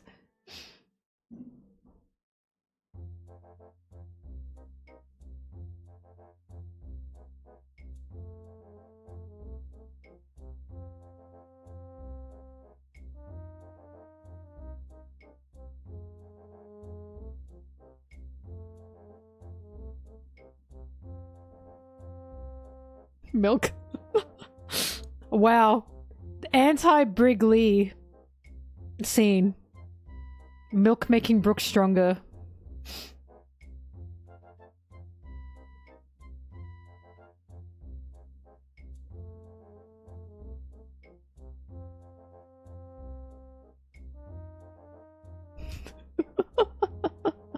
Jesus. Sorry, Usopp is so funny.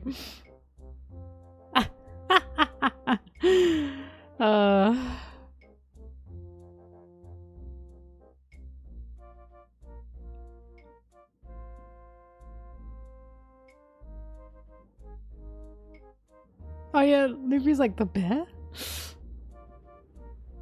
Beppo holding Law's sword is cute, actually. Remember when everyone thought Law was so cool and mysterious and... Oh fuck, what does he look like there? And he's just such a loser. I just cannot believe what a loser he is, I'm sorry. I love him. I love him, he's such a loser.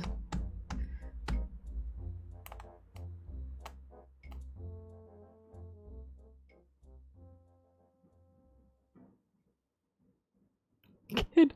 Oh god. Why do they look like this? Oh my god, again? What the fuck is this problem? Ah! What is this? Ah! I don't like that.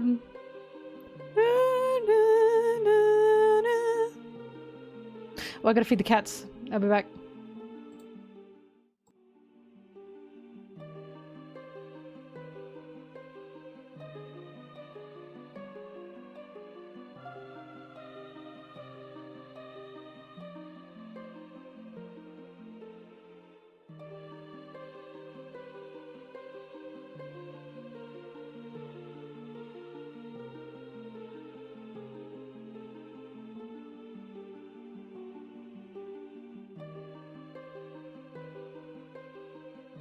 So, I was too late, guys. Ugh! I was too late to feed the cats. So sad.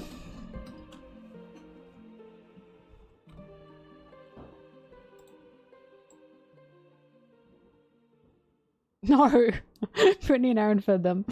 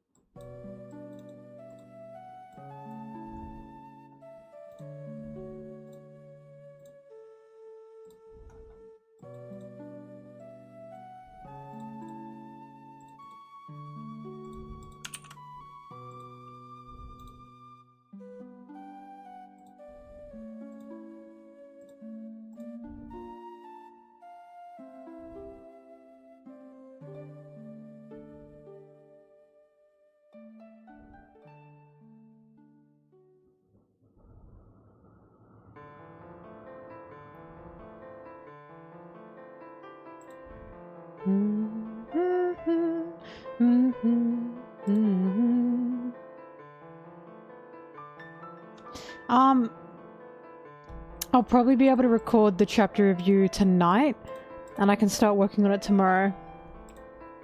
Because tomorrow's going to be a short editing day, because I've got somewhere to be. Wait, hang on. Let me double check that. Let me double check I have my dates right for this event.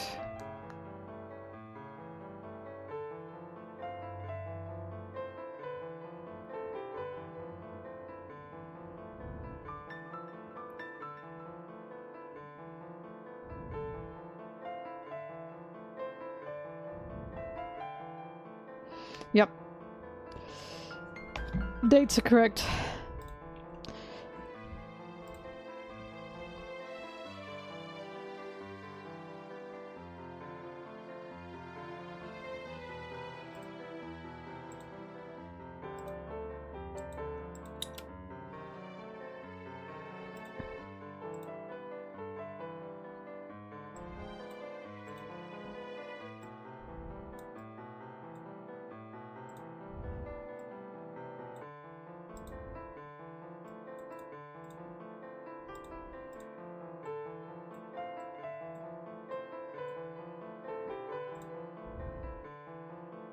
Do-do-do, Yeah.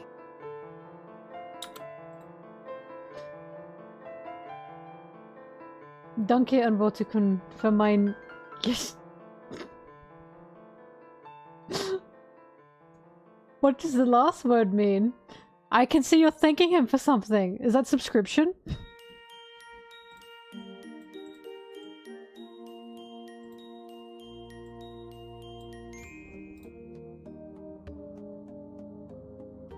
Oh, I love Zoro music. Gift sub? Ah. I see, I see. Shut up, Zeri. Oh my god.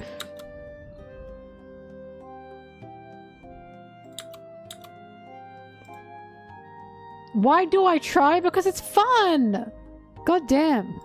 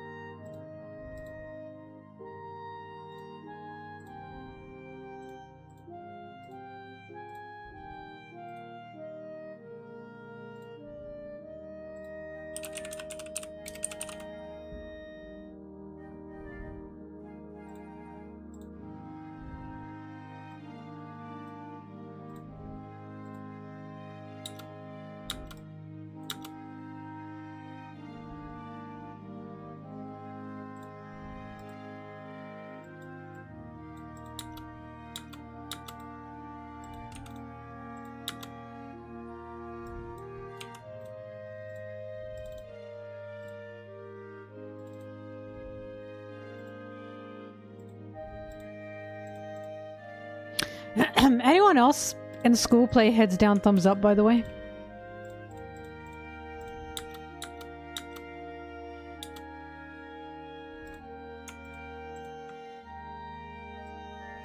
Oh, thank God that's not just an Aussie thing. I was risking it with that.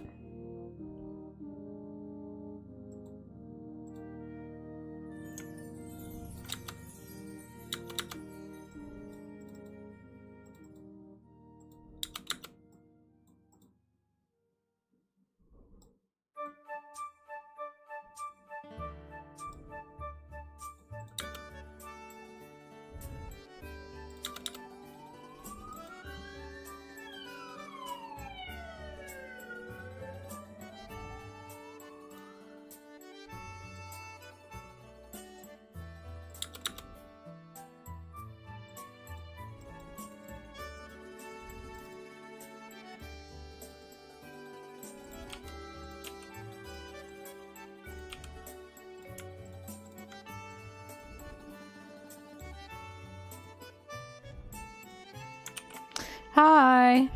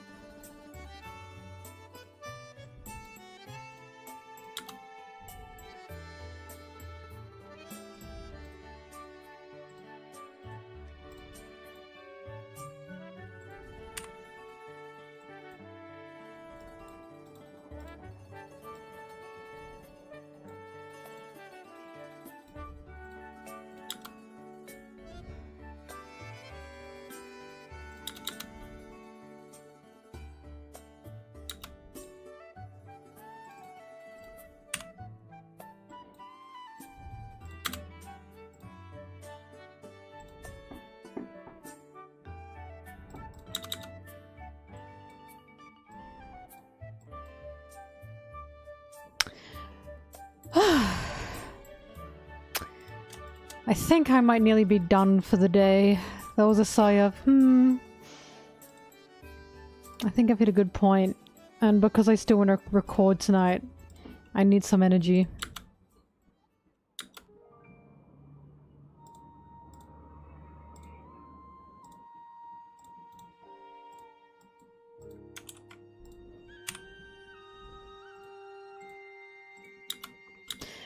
I cannot Mario Party. No. No time for Mario Party. Because I have an event tomorrow, I have to wash my hair. I also have to record tonight for the chapter review. I'm sorry, no Mario Party today.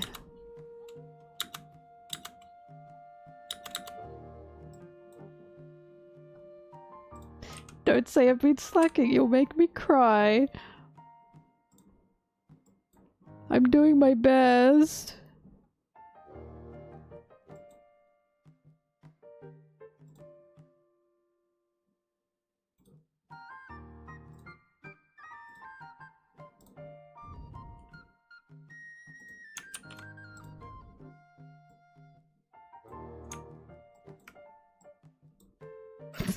Shut up! Oh my god, Banzeri.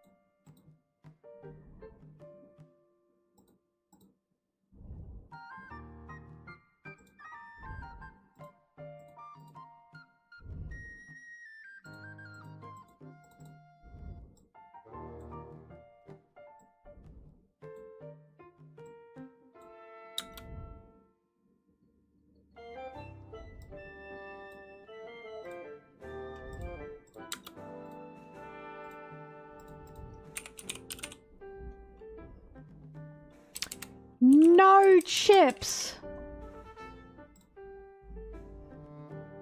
Why are you yelling about that? No chips! Volticon!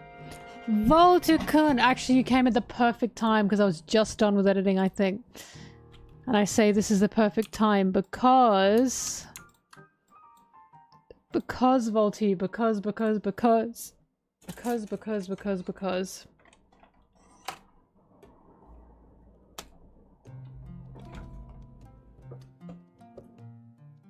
Look what came in the mail. I haven't opened it yet because I wanted you to see the box first.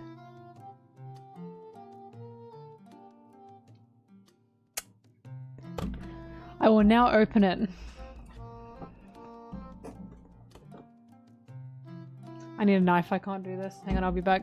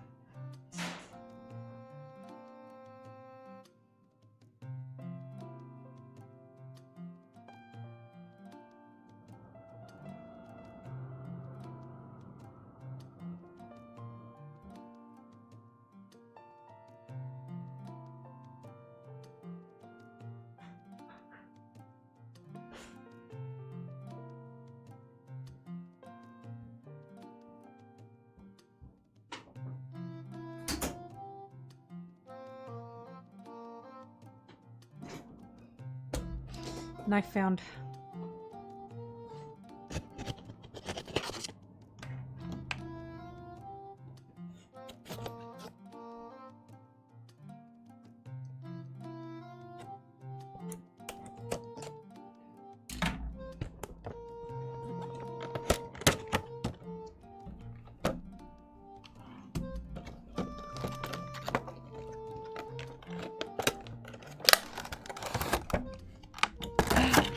Out he comes.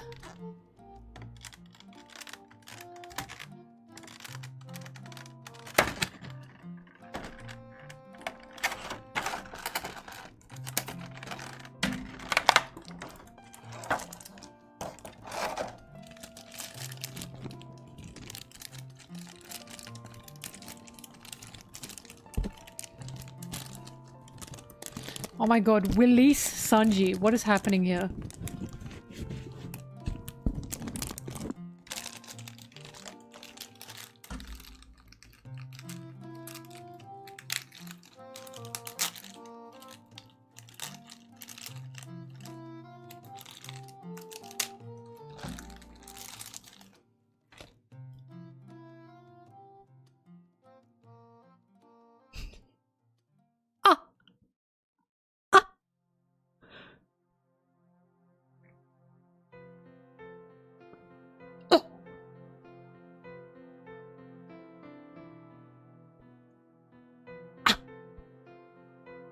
He is so cute. Wait, look. Ah. Oh my...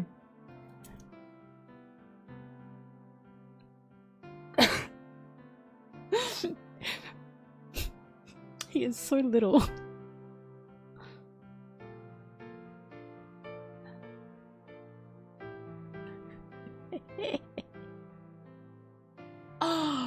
Oh my god, Bambino. Oh, he is so cute.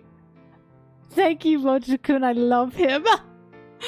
Thank you so much. I love him. I love him. Hang on.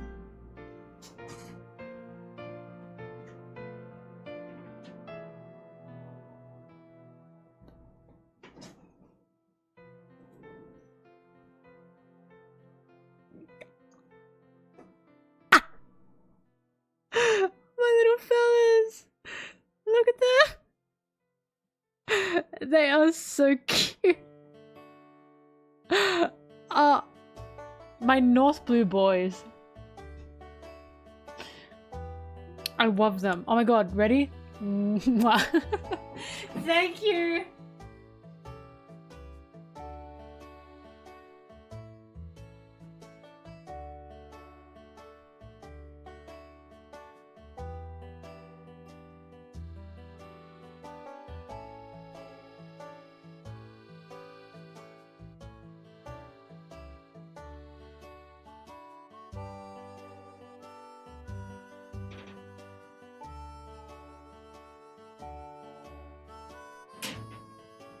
He has been placed on the Sanji shelf.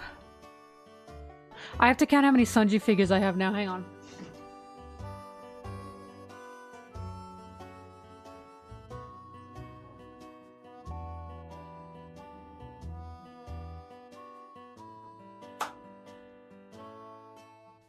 $17, I think, is the number. I think. Hang on, let me do a recount. 1.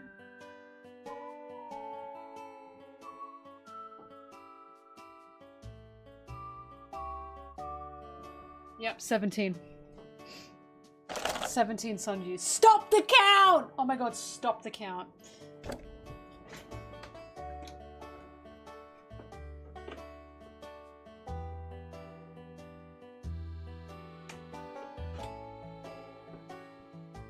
I am not bringing out all the Sanji figures. No way. No way am I doing that. That would kill me.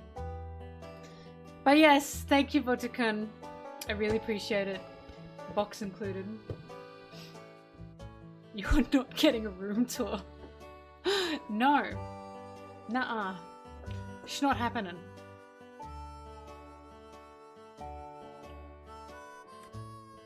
The other thing, Zim?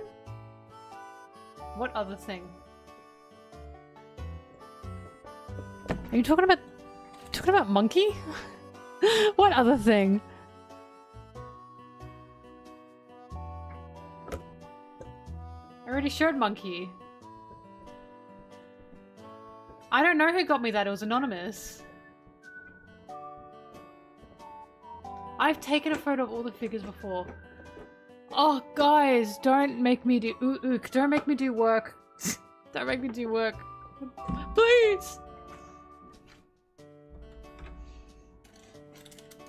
All right. That's enough. That's enough. That is enough. Enough for me today. It is time to retire. Time to retire so I can record. Yes, so I can record. Nice way to end it. What a cute little Sanji. Yep, I'm gonna have to definitely be faster with my editing in these next coming days though. Alright, thank you everyone. Sorry, hang on, my program is acting up. Thank you everyone, I appreciate it. I'll be seeing all of you tomorrow. When, for what, why, how, I don't know, but thank you anyway. I don't know what I'm going to be editing tomorrow. If I finish recording tonight, because I just don't know if there's a break happening or not. I have no idea. So if I'll be recording tonight for the chapter, then I guess I'll be editing the chapter review tomorrow. I don't know. We'll find out. Either ways, whatever. Thank you, everyone. I'm getting in my box. Nice to see you, everyone, especially you, Volty. Nice to see you. All right.